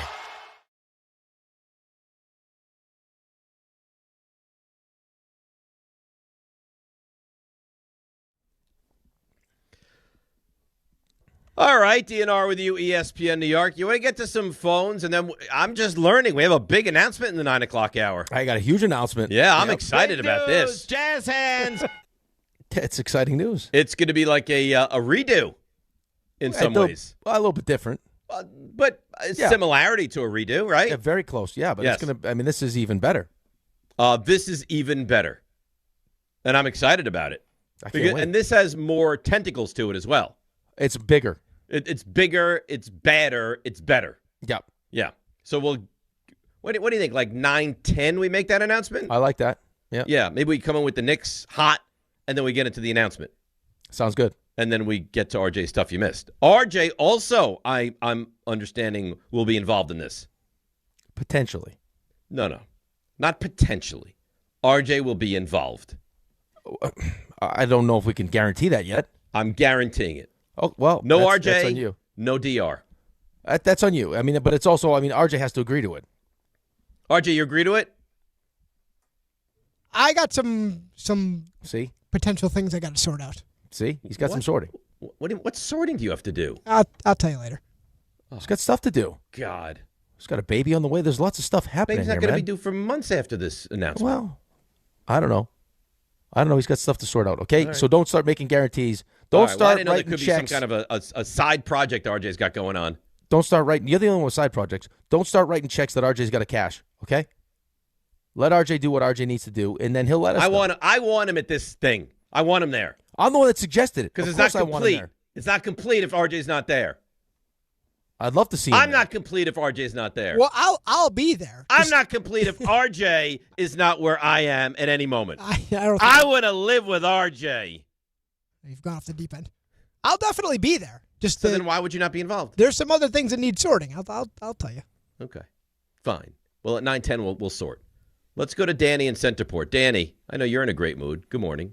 You're on ESPN New York. Yeah, Dave, listen, this form of dysfunction, good morning to you guys, by the way. This form of dysfunction, okay, that we're enduring right now, for the 50 years that I'm rooting for this team or close to it, this is the biggest form of dysfunction that we're going through. I have never felt this way, the way I feel about this team right now. We need a football guy, Rick.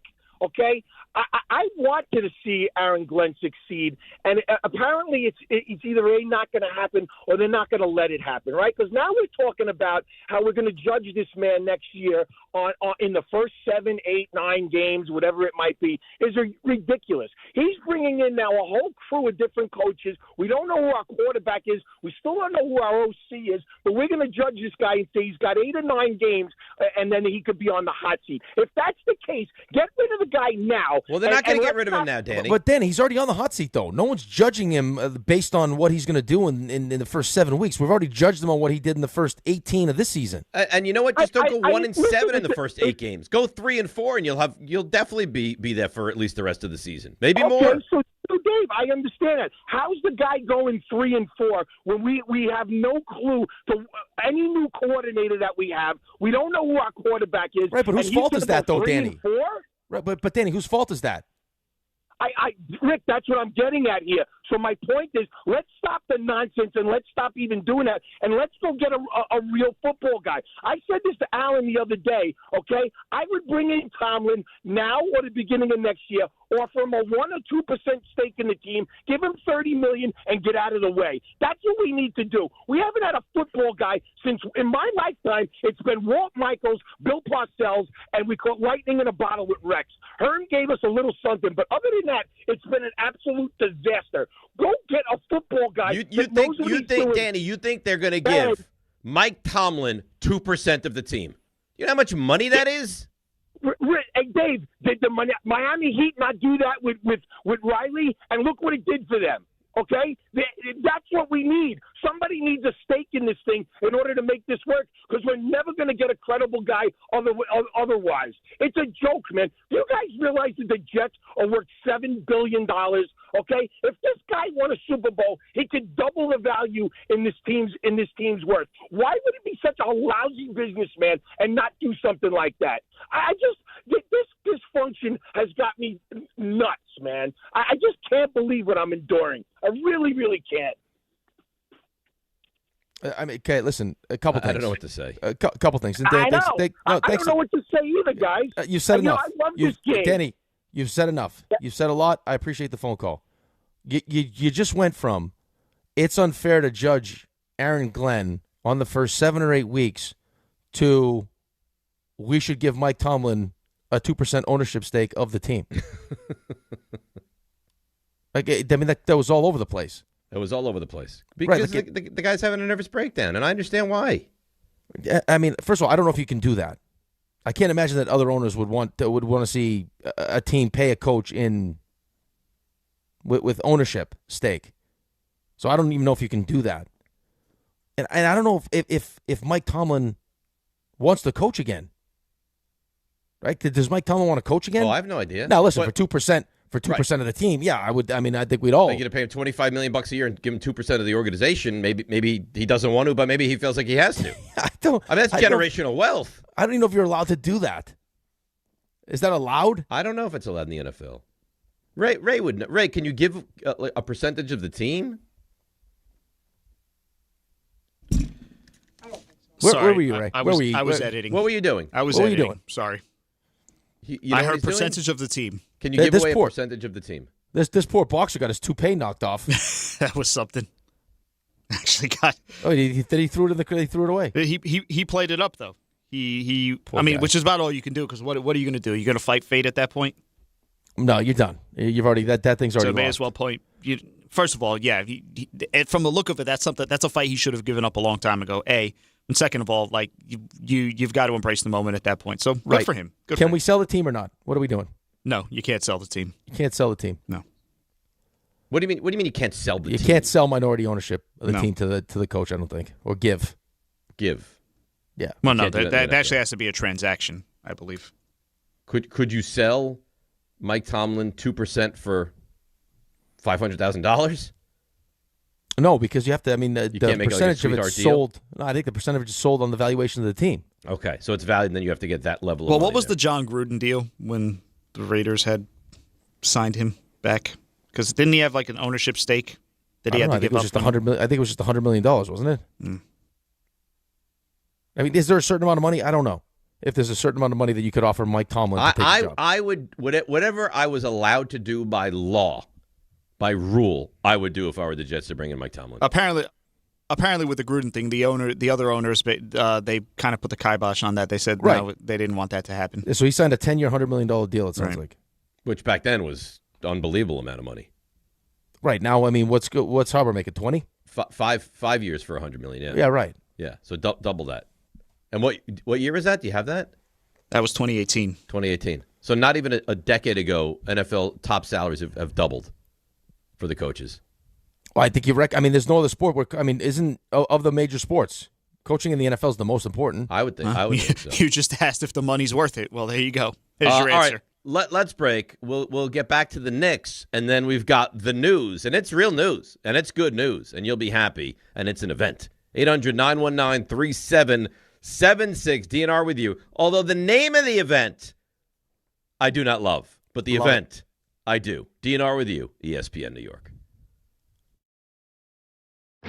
It's the last day for football, and FanDuel is giving you a daily profit boost every single day leading up to the big game. Today's 30% profit boost, it's on passing yards, over, under, and alternate passing yards. For example, maybe you want to get involved with Drake May to throw under 225.5 passing yards. Or maybe you think Sam Darnold to throw for over 227.5 is too high. You can consider using an alternate line of 200-plus passing yards. All you have to do is opt in each day and place an eligible bet to use that day's profit boost. So whether you're locking in early lines, riding your favorite props, or taking one last swing before the final whistle, FanDuel is giving everyone something extra to cheer for during football's final week. Play your game with FanDuel, official sportsbook partner of Super Bowl 60. Must be 21 and older and physically present in New York. Opt-in required. Bonus issued as non-withdrawable profit boost tokens. Restrictions do apply, including any token expiration and max wager amount. See terms at sportsbook.fanduel.com. For help with a gambling problem, call 1-877-8-HOPE-NY or text HOPE-NY at 467369.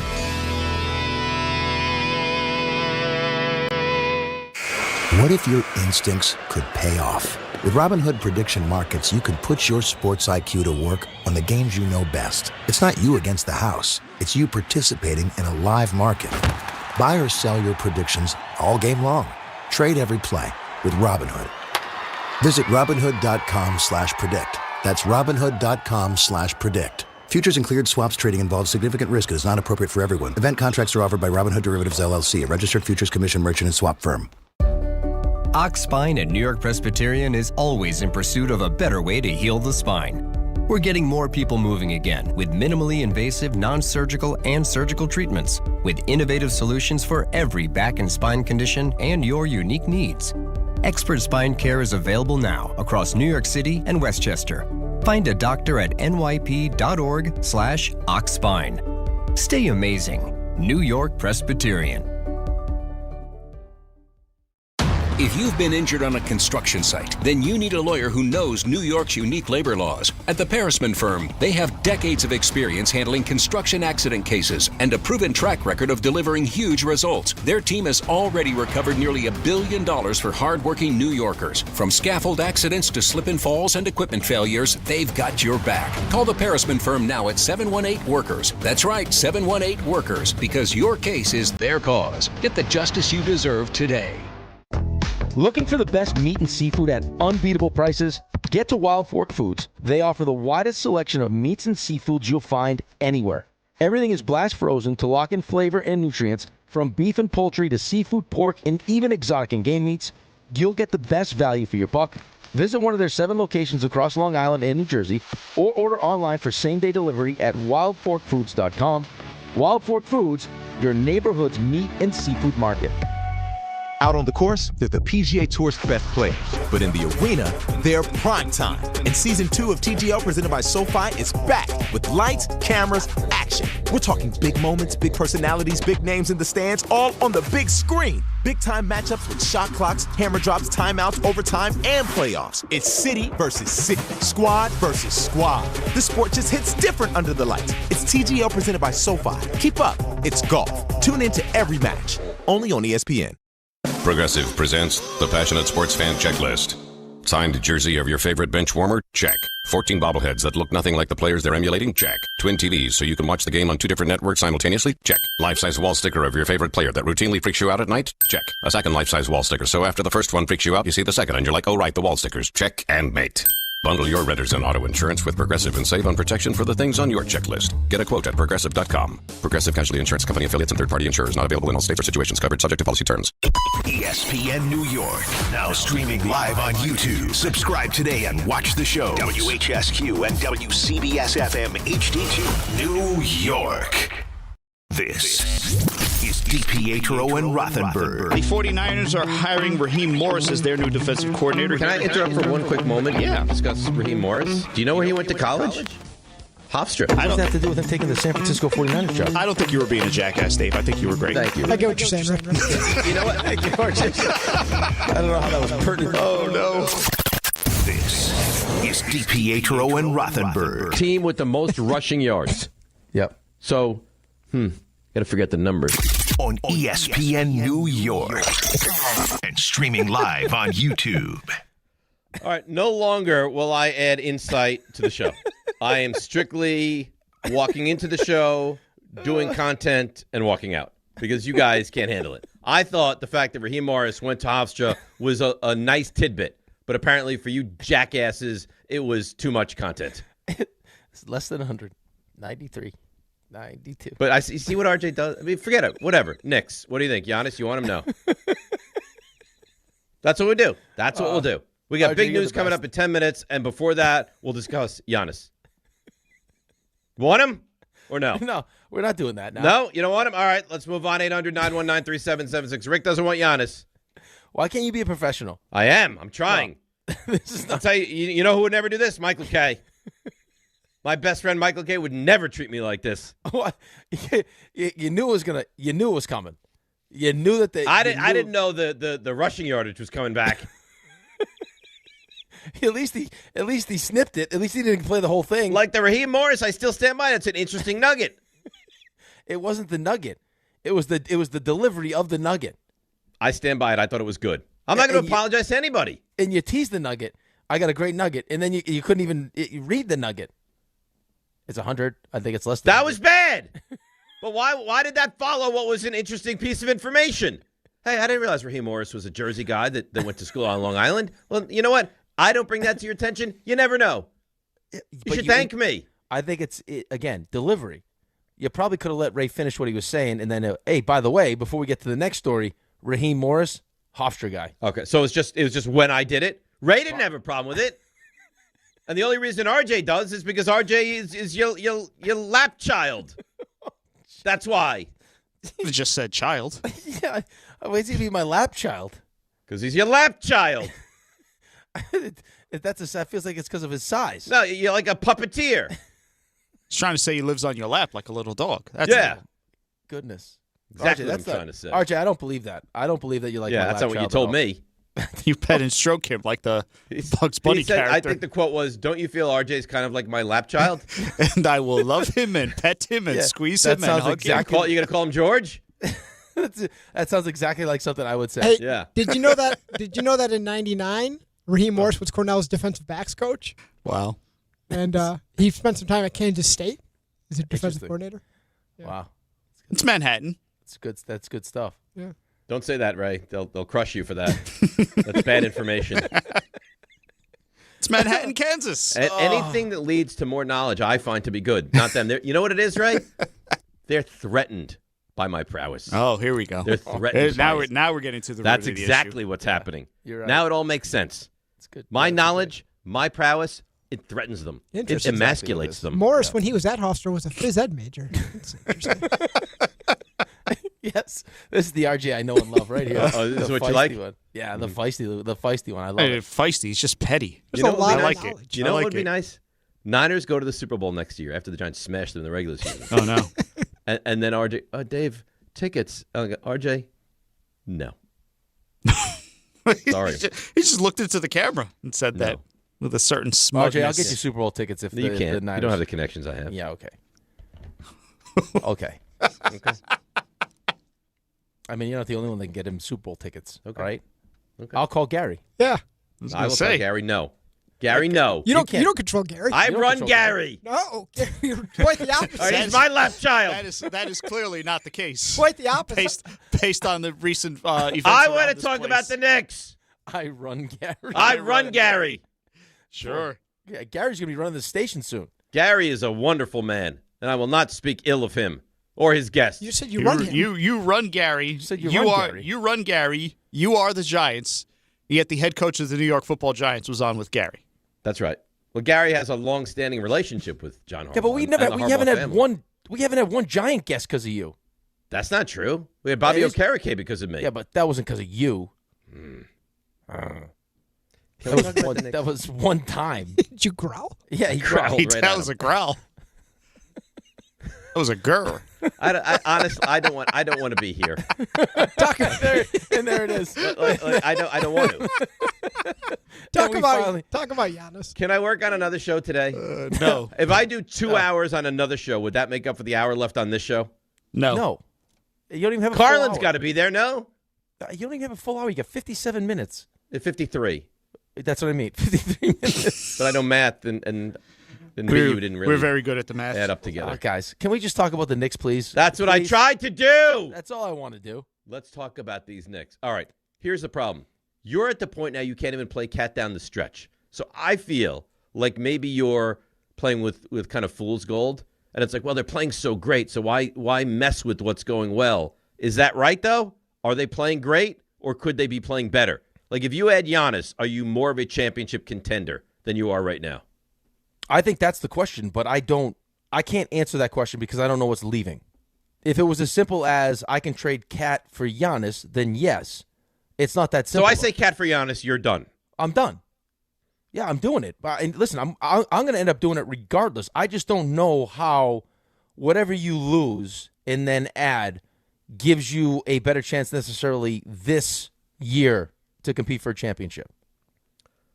I don't know that it does. Like how quickly you have to put this thing together, whatever you're losing, whatever you're bringing back. But Cat is trending in the wrong direction right now. Cat's an all-star. Come on, I don't care if he's an all-star or not. Cat is trending in the wrong direction. I mean, they are a better basketball team when Mitchell Robinson is on the court in big moments than having Cat on the court. I got to tell you, too, one of the most, and you could see it in the body language of the Lakers last night as they were kind of trying to give it that one last, hey, let's get ourselves back into this game. Mitchell Robinson's ability to offensive rebound just demoralizes people. He is one of the great. Alex asked me a good question watching the second half last night. It's like if I told you Mitchell Robinson was healthy and entering the draft this year, is he like a top 5 pick? Dude, when he's healthy, he's defensive player of the year kind of caliber, and I don't know if there's a better offensive rebounder in I don't basketball. think there is. And like the dagger in the game last night was when he went up, got the offensive rebound, kicked it out to Sham, and hit the 3 from the corner to go up 13. And you could just see the body language from the Lakers. It's deflating. Or how about that one play? I forget it might have been Brunson. I forget. It was like he was on the baseline, and he threw it up and out towards midcourt, and you're like, oh, Mitchell's there. He'll get the ball. Yep. Yeah. I mean, he's like a vacuum. He gets everything. Right, but how does that work, though? And that's the other thing. Right? How does Giannis and Mitch in the court at the same time work? Right? Neither guy really shoots well. So there's so much that needs to be figured out. Do you have enough time? In the long run, yes. I think they'll be a better team. But in the short term, when you're trying to compete for a championship now, what does that look like? Right? I mean, we're how many games in are we right now? 40 what? We're 49 games into the season now. Yeah, so you're almost 50 games into the season. And we're still talking about how guys are still trying to settle into roles and everything else. Not really. We're talking about how one guy is trying to settle into a role. Well, Mikal Bridges was just talking about it. Well, Mikal Bridges played better basketball than Karl Anthony Towns, though. But he was talking about it, as I'm saying. Right? Maybe I need to be more coachable. Maybe I felt entitled. Like he was still trying to figure it out. So now all of a sudden we bring in Drew Holiday and Giannis, and instantly it's championship caliber. I don't think that's true. Maybe not, but it's not championship caliber now. Is it good enough to get out of these caliber? Maybe. Let me rework the question now to get your true feelings on this. Okay. If I promised you that after this season you'd still be able to get Giannis, would you want to do the deal now? I think that's a terrific way to ask you the question. Give me this question again. If I promised you that Giannis didn't get traded and we would get him this offseason, would you still want to do the deal right now? What am I trading now? The same thing you trade in the offseason. Same deal, just timing is different. I'll wait. You'll wait. Yeah, see, I think there's a lot. I think a part of the reason why you want to get this done now isn't necessarily because you think it's going to make you a championship caliber team in the moment, but it's just you're scared that he's going to be traded anyway, and then you'll never get him. Well, I can't afford to lose him. That scares me. Yeah, I think if he winds up getting dealt and he doesn't wind up getting dealt to my team. And I think, and listen, again, we don't live in a perfect world, so I'm not going to give you my perfect world scenario. I think that if that's the case, you have to do it because I don't want to run the risk of not getting him. You don't want to lose him. And I'm willing to sacrifice potentially getting out of the East this year for the next couple of years with what that team would look like. Because I don't think this current group is good enough to win a championship. I don't know that this current group is good enough to get out of the East. But if you told me I get him this offseason and I give up the same that I would give up now, then I guess I would wait. I would hesitantly wait for the summer. Just to have a definitive answer on this one, then. Sure. If you tell me I'm going to get him, but I'll get him in the summer, then yes, I'd be willing to wait. But if you tell me someone else gets him now or someone else gets him in the summer, then I'm not willing to wait. Like, I'm okay being uncomfortable if I would lose out on him. Right. I just think that if he does get dealt, and it sounds like it's probably going to come down to the wire, and there's been some aggressive offers made, and Milwaukee's countered those aggressive offers, depending on how these teams feel, like urgency-wise, desperation-wise, like how crazy do these teams end up getting as far as what they give up. I got to think that whoever Giannis goes to, Giannis is going to stay with that team. In order for that team to feel comfortable giving up whatever it's going to take, Giannis is going to be with that. Like, that's the team Giannis will probably sign an extension with. Yes. Like, maybe you benefit. Maybe Giannis says, I'll only go to the Knicks. I'll only sign an extension with the Knicks. Oh, that would be great. That'd be the best of everything. But that's still going to – I can't imagine that if both parties involved in this deal are willing to do whatever it takes to get the deal done, that Giannis be like, no, Giannis wants to go now.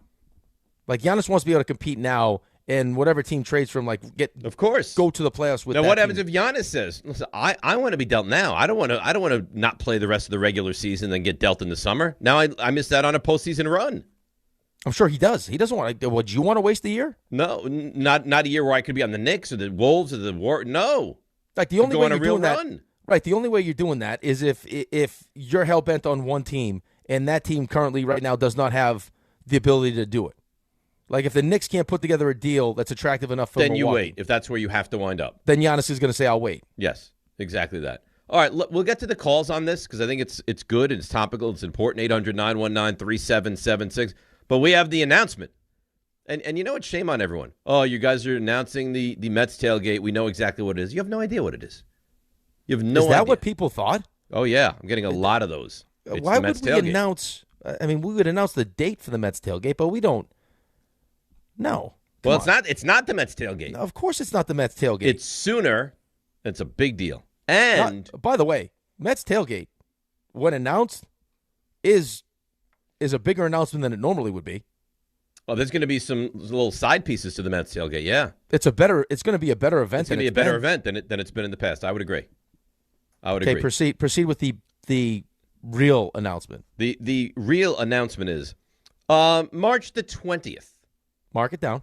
Of 2026. I'll repeat that again. March the 20th of 2026. There's one place to be. And that place is Pickleball Heaven.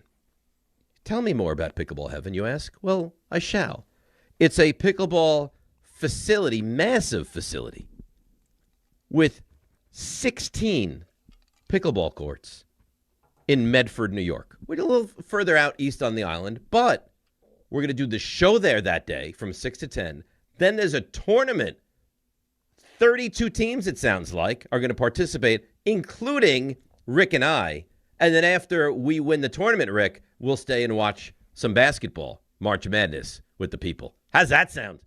Yeah, by the way, we're watching. Hey, you see the size of this TV. It's ridiculous. But they must have more than one TV. Yes, but the piece de resistance. No, I didn't say that right. The piece de resistance. I didn't even say that. Could you say it for me? The piece de resistance? That's what I meant. TV is spectacular. I'm looking at it right now. 60-foot television. Ridiculous. How's that possible? That's 60 feet. How's that possible? Oh, what do you mean? That feels anyway. So listen to this. So listen. If you love us, you can enter to play in the tournament. Details to follow. If you hate us and you want to beat us, you can enter to play in this tournament as well. My concern, to be honest with you, is that we get like ringers there and they go and they smash us, and then we fall out in the tournament. So we're not going to have like pickleball. There's going to be no rankings. I don't think so. Pickleball, if you want to play, you can play. So it doesn't matter. Yeah. Okay. But, whatever. I think we can compete with anybody. Yeah, I think that we're going to have to really, we're going to have to Now, the pare worst down part of all this is the name. It's a great name. The name it's embarrassing, but this is what they want to do. So this is what we'll go with. We're calling it, or I should say, they're calling it Pickleball Madness. I think we're calling it. No, I'm not calling it that. Yeah, I'll refer to it as such, but it's a silly name. It's a terrific name. No. I can't be. What would you want it to be? I mean, involve my name. Dickleball? What am I, just for show? I'm just a pretty face? No, I you're can't not a have my pretty name. face. You're Rick, an excellent. Dave and Rick Madness? Dave's Pickleball Madness? Something? Why would it be Dave's Pickleball? Why not? Why is it just Pickleball? The way I hear this, I don't even need to be there. You need someone to carry you during the show and on the pickleball court. Otherwise, I'm unnecessary. Hey, talk to your buddy. This was John's idea. Oh, it's John's John brilliant idea. And you know who else is to be blamed for this? Troy. Yeah. They love it. Kevin. All of them. Fine. You know what? I'll go there. And I'll be my usual great personable self, but I won't like it. Oh, you'll like it. Oh, no, I won't like it. Oh, you'll like it. Oh, I'm going to kick some ass on the pickleball court, too. You better start playing. I've been playing.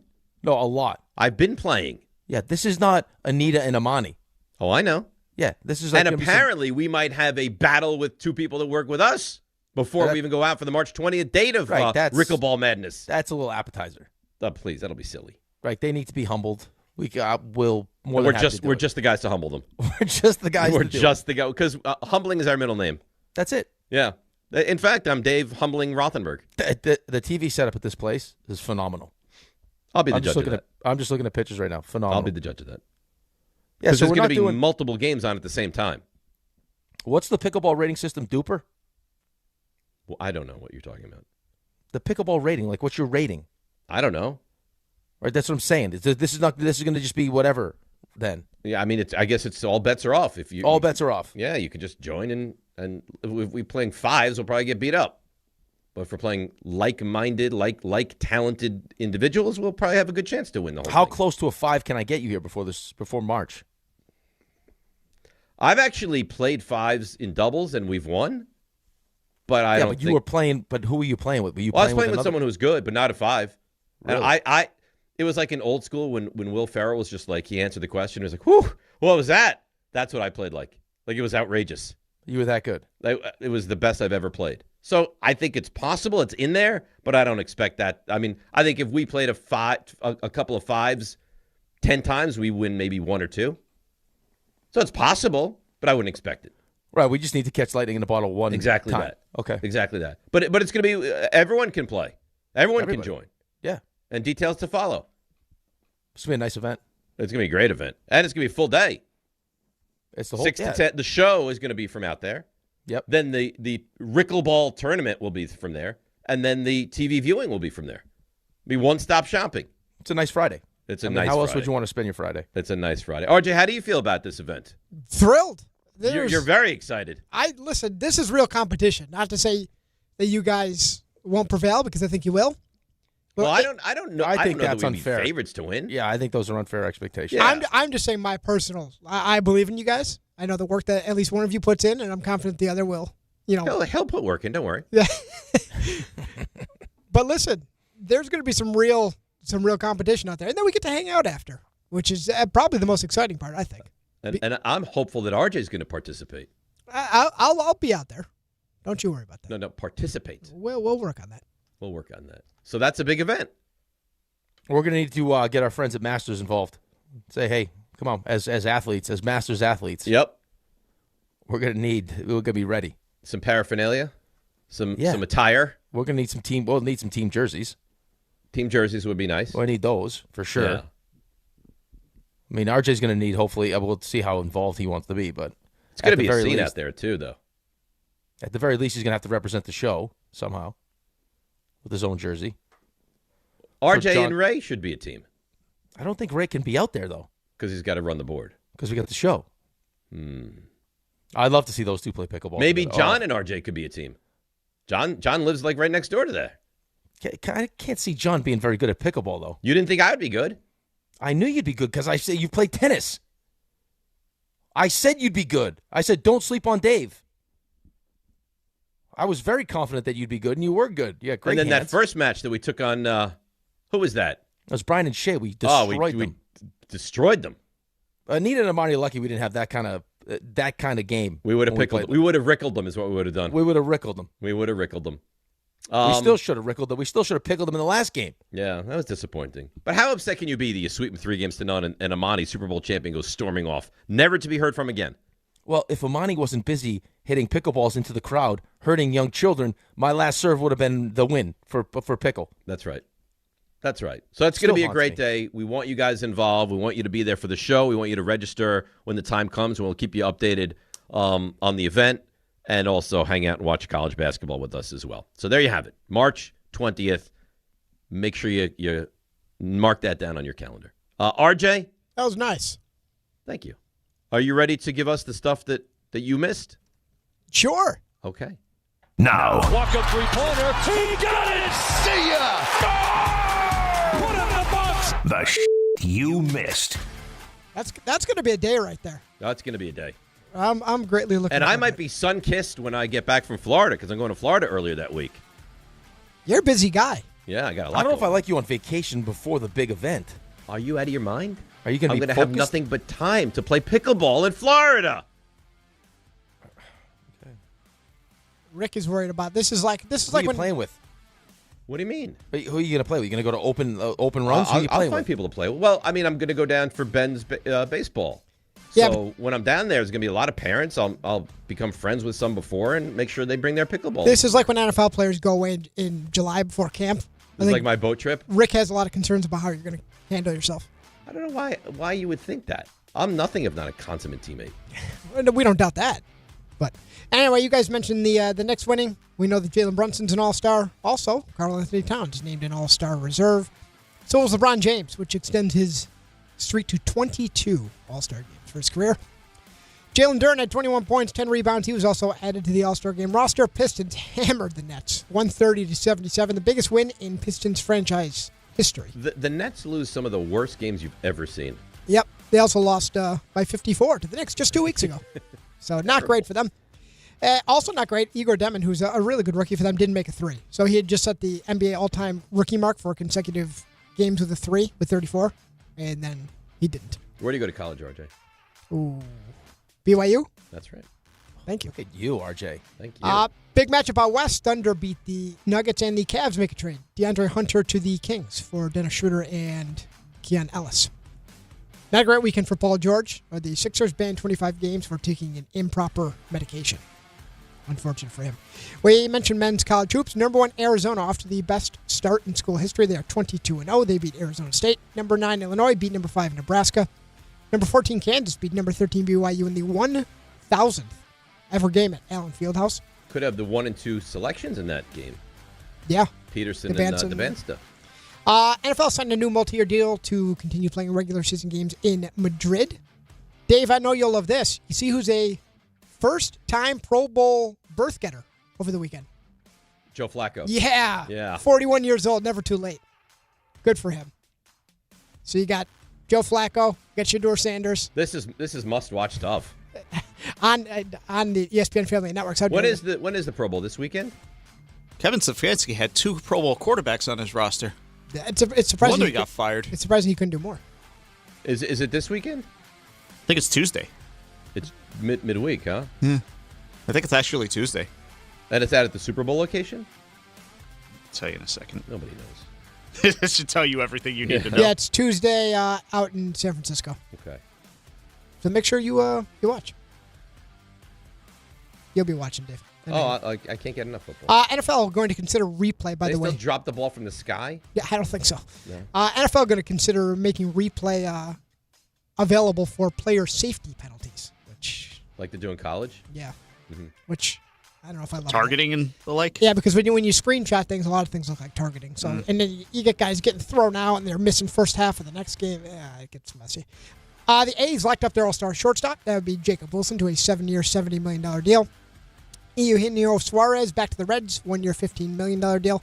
Giants and Luis Arias sign a 1-year deal. And the White Sox busy. They get Jordan Hicks, the pitcher from the Red Sox in a trade. And they also sign Austin Hayes, the outfielder, to a 1-year, $6 million deal. Shohei Ohtani not going to pitch this time around in the World Baseball Classic. Did you mention Gene Suarez? Yeah, he did. One-year deal, Cincinnati. Okay. Yep. Literally just mentioned it. Okay, I skipped right over me. That's fine. And David Robertson, one-time Yankee, retired.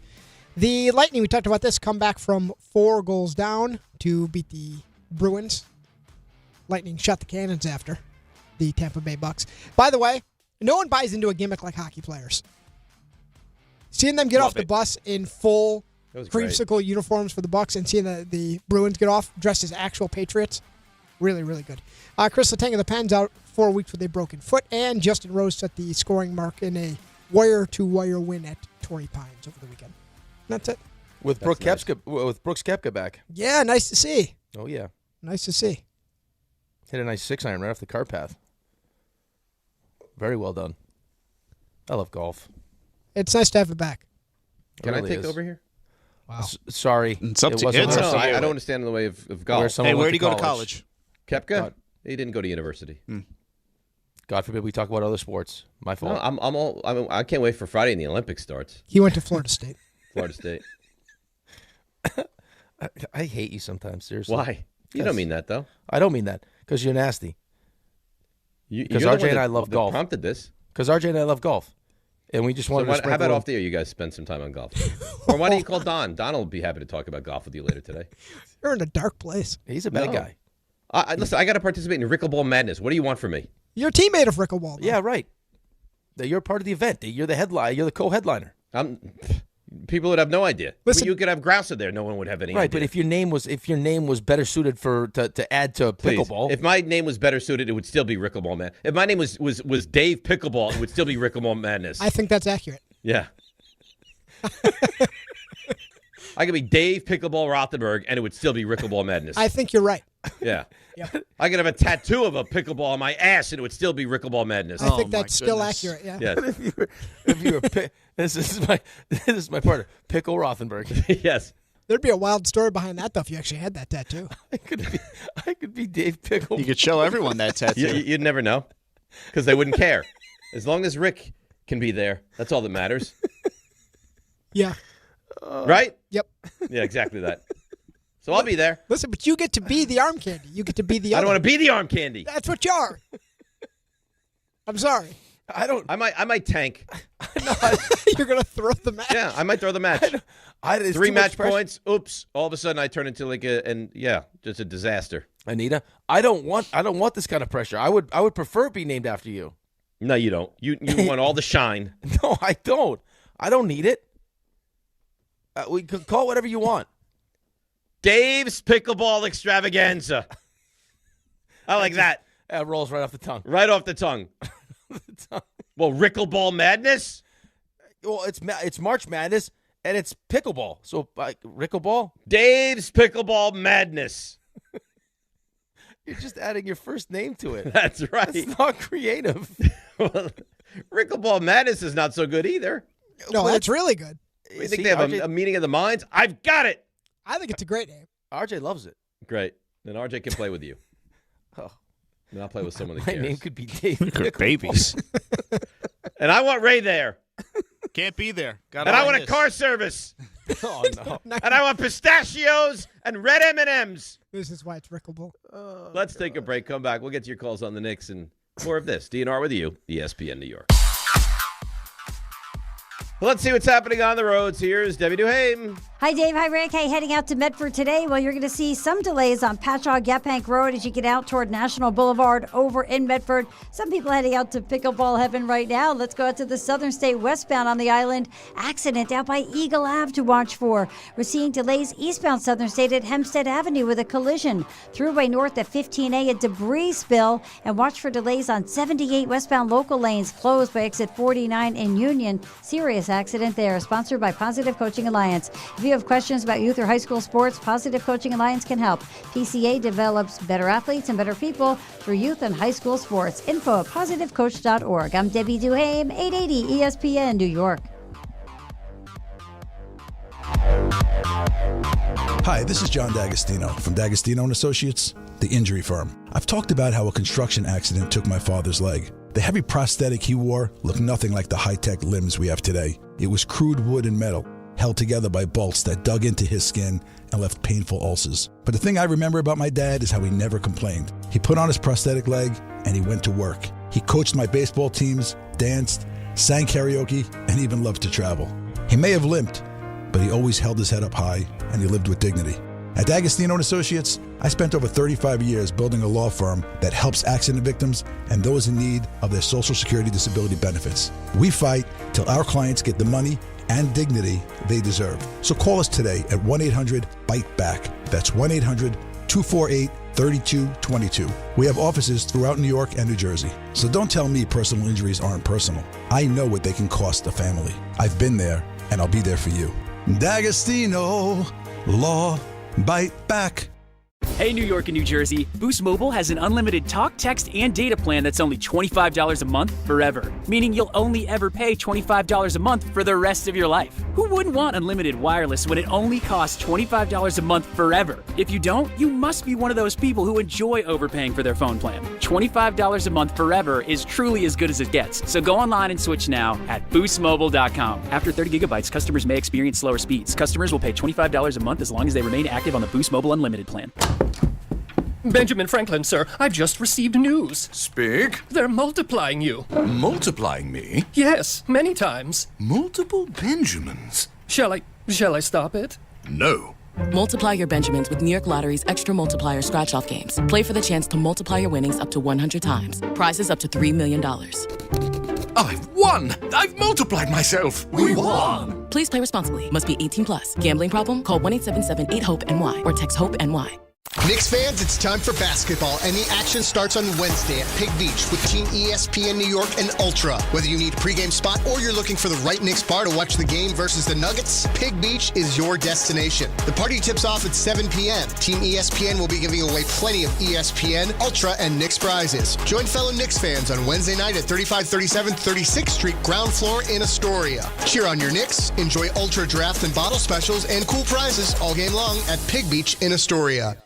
New year, new season, same goal. Feel good and stay in the game. But if neck pain, back pain, joint pain, or sciatica is holding you back, it's time to handle it. I'm Bart Scott, and I'm telling you to call Dr. J. Shaw at Sandwell Pain. Dr. Shaw is an Ivy League trained, double board certified, and he specializes in getting people back to living pain-free. No surgery, no scars, no long recovery, no pain medication. Just precise, non-surgical, image-guided treatments that work. Same day or next day appointments are available with offices in Woodbridge, Livingston, and Inglewood. Stop playing through pain. Go to SandwellPain.com. Relief starts today. DraftKings Sportsbook is making every snap, every drive, every moment of Super Bowl 60 count with DraftKings Live Millions. Open the app, opt in, and get your promo token. Place a live bet of $1 or more on the Super Bowl, and you're in. Download the DraftKings Sportsbook app and use code UNSPORTSMANLIKE. That's code UNSPORTSMANLIKE. Bet live for your share of $5 million in prizes with code UNSPORTSMANLIKE. In partnership with DraftKings. The crown is yours. Gambling problem? Call 1-800-GAMBLER. New York, call 877-8-HOPE-NY or text HOPE-NY. Connecticut, call 888-789-7777 or visit ccpg.org. On behalf of Boot Hill Casino in Kansas, wager tax pass-through may apply in Illinois. 21 and over in most states. Void in Ontario. Restrictions apply. No purchase necessary. Opt-in required. Minimum odds minus 500. Prizes either bonus bets or single-use 20% profit boost. Max bet $20 that expire in 30 days. See official rules at sportsbook.draftkings.com/promos for entry period and free method of entry. Sponsored by Crown Gaming, Inc.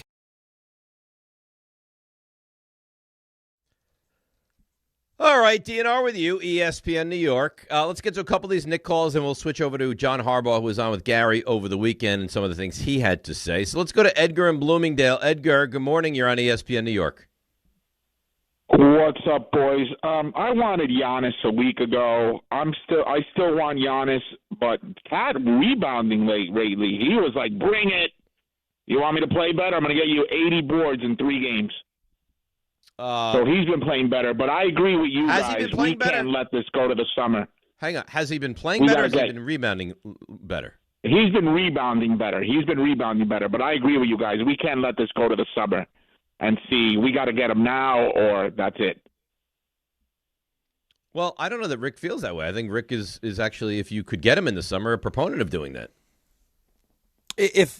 Listen, if there wasn't a concern that he would get traded now before the deadline or on the deadline Thursday and then be gone for good, then yeah, I would wait.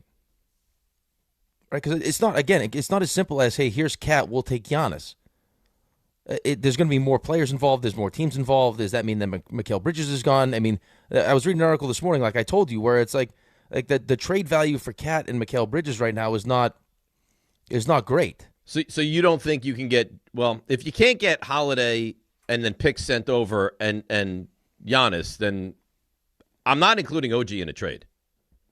Yeah, I'm not either. But we're also looking at the Miami Heat are involved in this. The Minnesota Timberwolves are involved in this. Golden State's involved with this, all making what sounds like aggressive offers. Okay. But what happens, and I don't know if this happens or if it doesn't, what happens if Giannis says, I'm not going to those teams? I'm going to the Knicks, or you're not trading me? Okay, but, I mean, in that case, can Milwaukee just tell him, all right, well, wait then? Maybe. Till New York can give us a better offer. Right, till they can offer us that other first-round pick at the end of the season. Yeah, that we can't get now. It's an interesting game of chess right now. Giannis is not going to want to miss a whole playoff run. You wouldn't think, if he can avoid it. You wouldn't think so. Yov in Israel, our buddy. Good morning, Yov. How you doing? Morning, Ray. Good morning, Dave. How are you guys doing this morning? We're doing well, thank you. So a few days ago, I called regarding the Giannis trade, and I didn't have the number in front of me, so I mixed it up. So my trade suggestion is Cat and Mikal Bridges both get sent to Portland. Portland sent Jeremy Grant, Scoot Anderson to Milwaukee and their own picks, the Milwaukee picks. Milwaukee also get Gershon Yabusele and Pabi Dabiet, and the Knicks get Giannis and Drew Holiday. Is that enough for Milwaukee? I get your own pick. You'll get your two own pick. You can now rebuild for real because you got your own pick. I mean, you can try convince Portland maybe throw another first rounder because by the end of the day, Portland getting Cat with an all-star player and Mikal Bridges was a really good player. So I really think you can make Portland put some more picks if you needed to. Listen, it's interesting. My question, and thanks for the call, Yov, to Rick would be like, what is Portland then? Is Portland's not winning a championship? Right. What does that do for Portland? So now you're spending a fortune of money on and I think Bridges and Towns are good, but you're not winning in that West with that. No, and you're giving up all your first round picks. Right. So how are you going to even improve your team after that? I don't. Again, this is what makes it so complicated. I don't know. I mean, I could understand maybe like the Bridges part of it, right? Trading Bridges for Holiday, younger player, right? I mean, Bridges doesn't miss a game. Like there's a lot of positives with Mikal Bridges, but the part like the Cat part of it, like how does that fit? I don't know that it does. Because that's the money that matches up with Giannis. And then I don't know Milwaukee who wants to spend that kind of money on Cat. And what does Milwaukee want? Milwaukee wants to rebuild, I think. Yeah. Well, they can in a trade like that where they don't receive Cat. Yeah, they can, but I mean, you got to make everyone happy. Is that what Portland wants? Well, I don't know. I wouldn't think if I was Portland, that's not what I would want. All right, let's listen to John Harbaugh a little bit. Open up the phone lines to the Giants, 800-919-3776. He was on with Gary over the weekend. Really good interview. Important question, pertinent question. Does losing out on Todd Monken set you back? It sets us back from a time standpoint for sure because we were kind of counting on that, and we had to wait longer than we would have wanted to. I wish they had decided a little sooner. Mm-hmm. But there's fortunately for us, there's a good pool of offensive coordinator candidates. Really good guys, younger guys, older guys. It's really the whole gamut. And we're not going to be in too big of a hurry time wise to get the right guy. We need to get the right guy who fits. Start with your quarterback Jackson. Work through the rest of it. Also the philosophy of how we want to play football. That's really going to be maybe the most important hire going out. The offensive line hire is going to be really important. All the position coaches, but that offensive coordinator position right now is really important. He puts me at such ease with his answers. Well, he knows what he's doing. Right. Like he's such a CEO of this organization, and you just feel like he's going to do right by this organization. And, yeah, he's disappointed he didn't get Monken. They'll be okay. There's really good guys available, and they'll take their time and do their due diligence to get the right guy to be the offensive coordinator. Right, but I also think he answers the question. Like, that's what I would tell most people. Like, just answer the question the way that, like, you would answer the question. Like, that you would answer the question. Like, if I asked you the same question, that's probably how you would answer. Like, yes, if you're it's a an smart adult person. answer. Right, like, I mean, yeah, listen, we were counting on having Todd Monken. Does it put a little bit of a crimp in what we're trying? Of course it does. Like we expected it to be Todd Monken.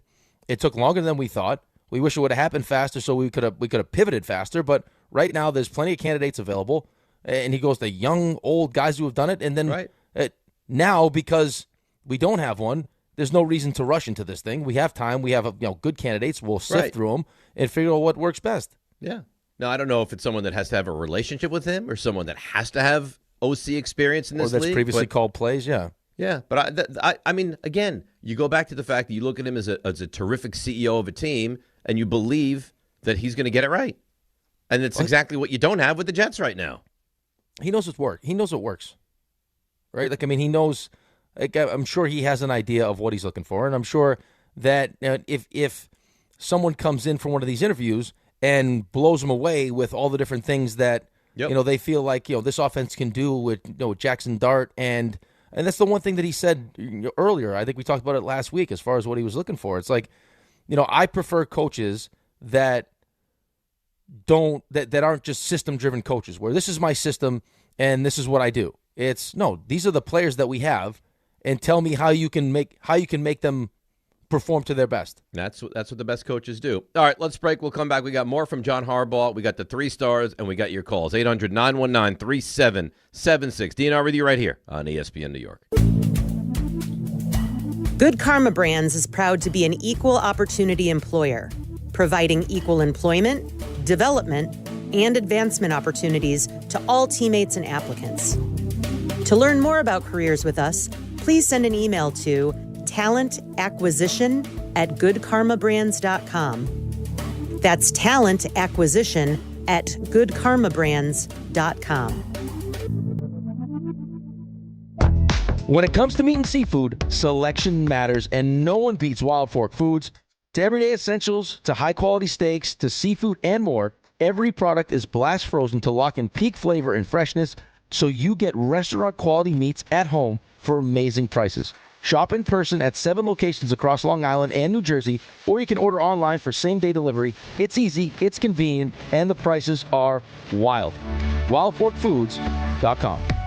DraftKings Sportsbook, the #1 sportsbook for live betting, is making every moment of Super Bowl 60 count with DraftKings Live Millions, featuring over $5 million in prizes. Here's how it works. Open the DraftKings Sportsbook app, opt in, and get your promo token. Place a live bet of $1 or more on the Super Bowl, and you're in. And every live bet means another shot to win. Download the DraftKings Sportsbook app and use code WHSQ. That's code WHSQ. Bet live for your share of $5 million in prizes with code WHSQ. In partnership with DraftKings. The crown is yours. Gambling problem? Call 877-8-HOPE-NY or text HOPE-NY and 467-369. 21 and over. New York only. Eligibility and restrictions apply. No purchase necessary. Opt-in required. Minimum odds minus 500. Prizes either bonus bets or single use 20% profit boost. Max bet $20 that expire in 30 days. See official rules at sportsbook.draftkings.com/promos for entry period and free method of entry. Sponsored by Crown Gaming Inc.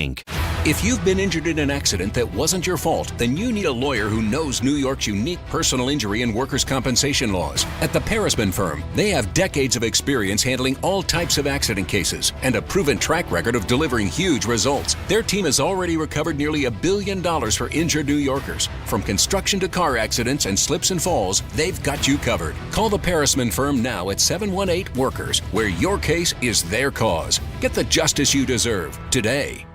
Out on the course, they're the PGA Tour's best players. But in the arena, they're prime time. And Season 2 of TGL presented by SoFi is back with lights, cameras, action. We're talking big moments, big personalities, big names in the stands, all on the big screen. Big-time matchups with shot clocks, hammer drops, timeouts, overtime, and playoffs. It's city versus city, squad versus squad. The sport just hits different under the lights. It's TGL presented by SoFi. Keep up. It's golf. Tune into every match. Only on ESPN. Wendy here. If you're looking to add a star player to your financial roster, you should take a look at SoFi's personal loans. SoFi's got some amazing moves that would be a valued addition to any team, like low fixed rates when you consolidate your debt, no fees required, and as soon as same-day funding. View your rate at SoFi.com/roster to get started. Loans originated by SoFi Bank, N.A. member FDIC. Terms and conditions apply at SoFi.com/roster. NMLS 696891. In the city that never sleeps and never stops talking sports, ESPN New York is always on. Now you can live and breathe everything New York sports wherever you are. On your radio dial, on the ESPN New York app, and streaming live on YouTube. However you watch or listen, ESPN New York is always on for you. Hear us, stream us, watch us. This is ESPN New York.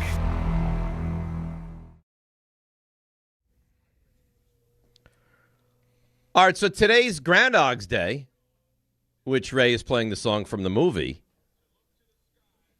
And the groundhog, known as Punxsutawney Phil, saw his shadow this morning. That means we could see 6 more weeks of winter. Great. At least. That's just what we need. That's not a surprise, though.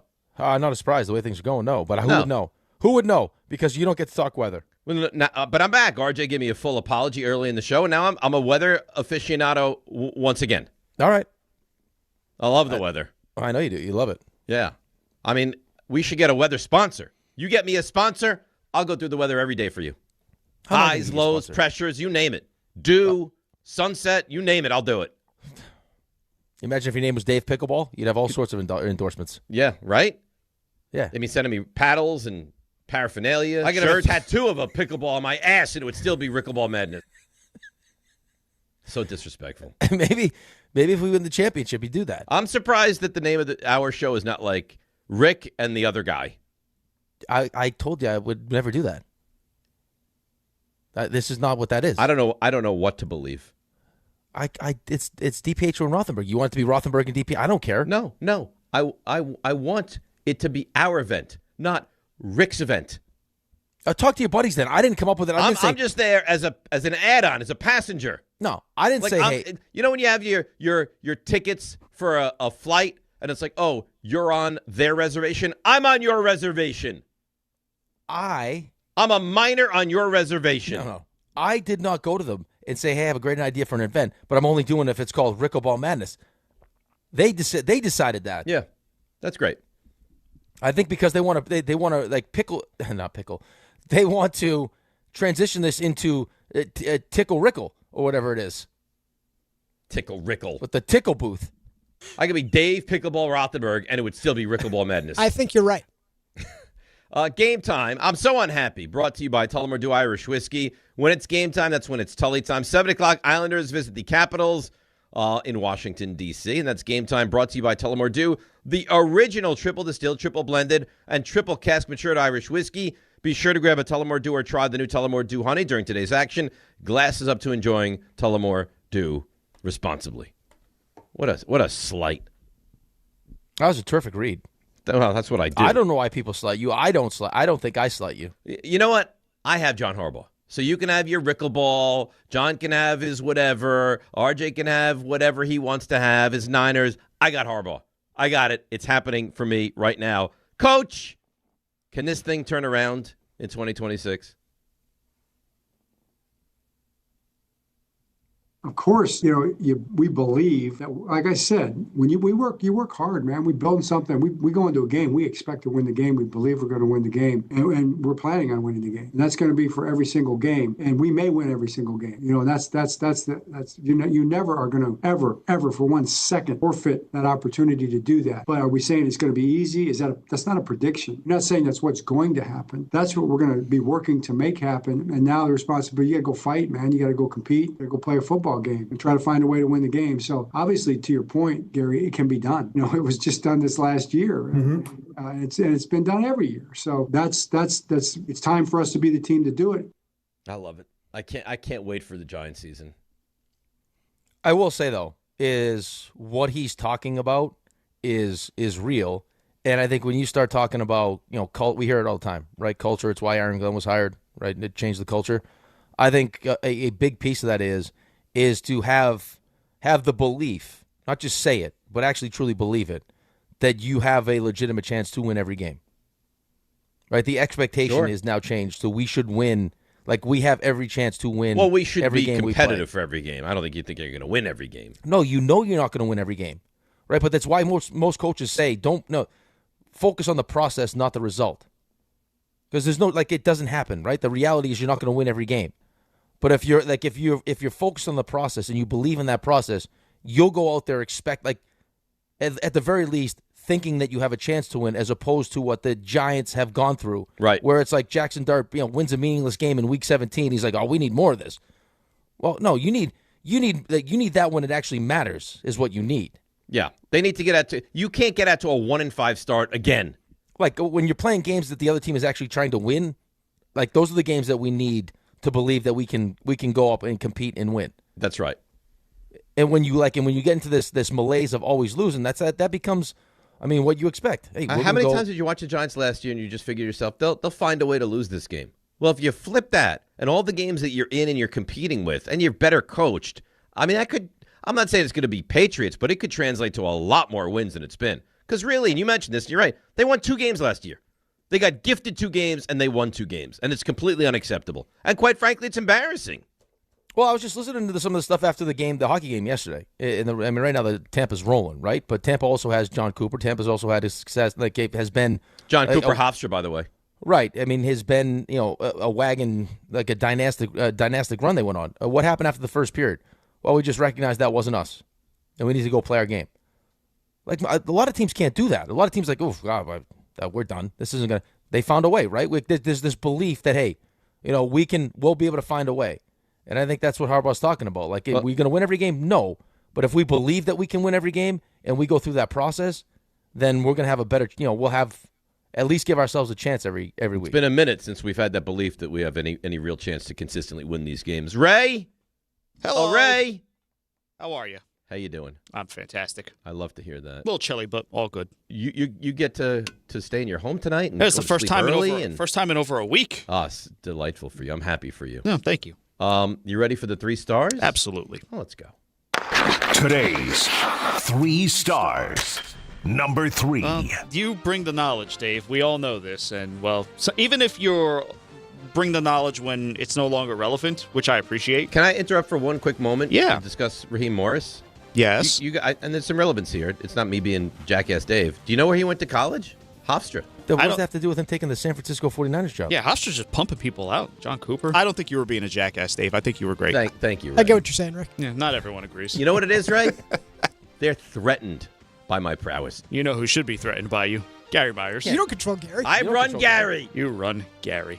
I could be Dave Pickleball Rothenberg, and it would still be Rickleball Madness. I think you're right. Yeah, we had that big announcement. I could have a tattoo of a pickleball on my ass, and it would still be Rickleball Madness. No, thankfully, you don't have that tattoo. You don't know. What does that have to do with anything? Listen.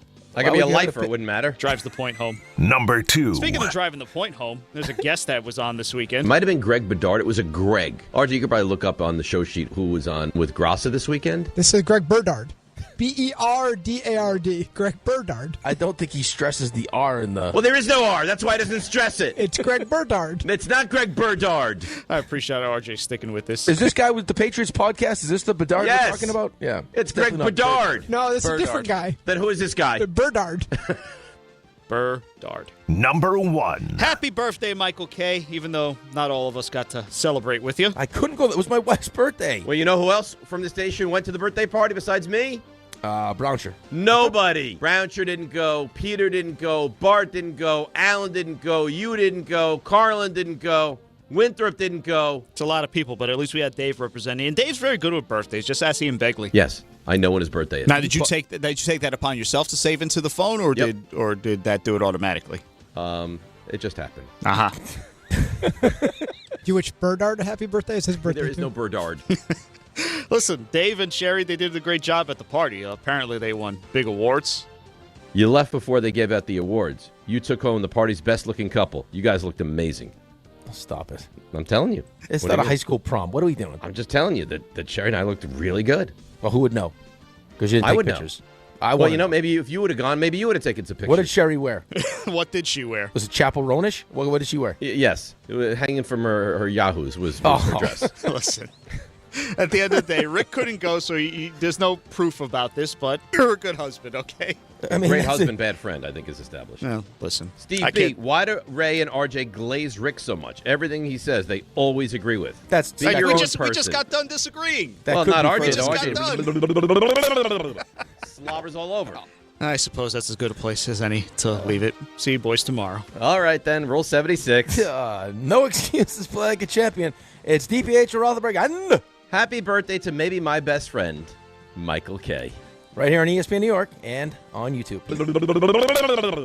Slobbers all over. What if your instincts could pay off? With Robinhood Prediction Markets, you could put your knowledge to work on the events that matter to you. Prediction Markets isn't just sports.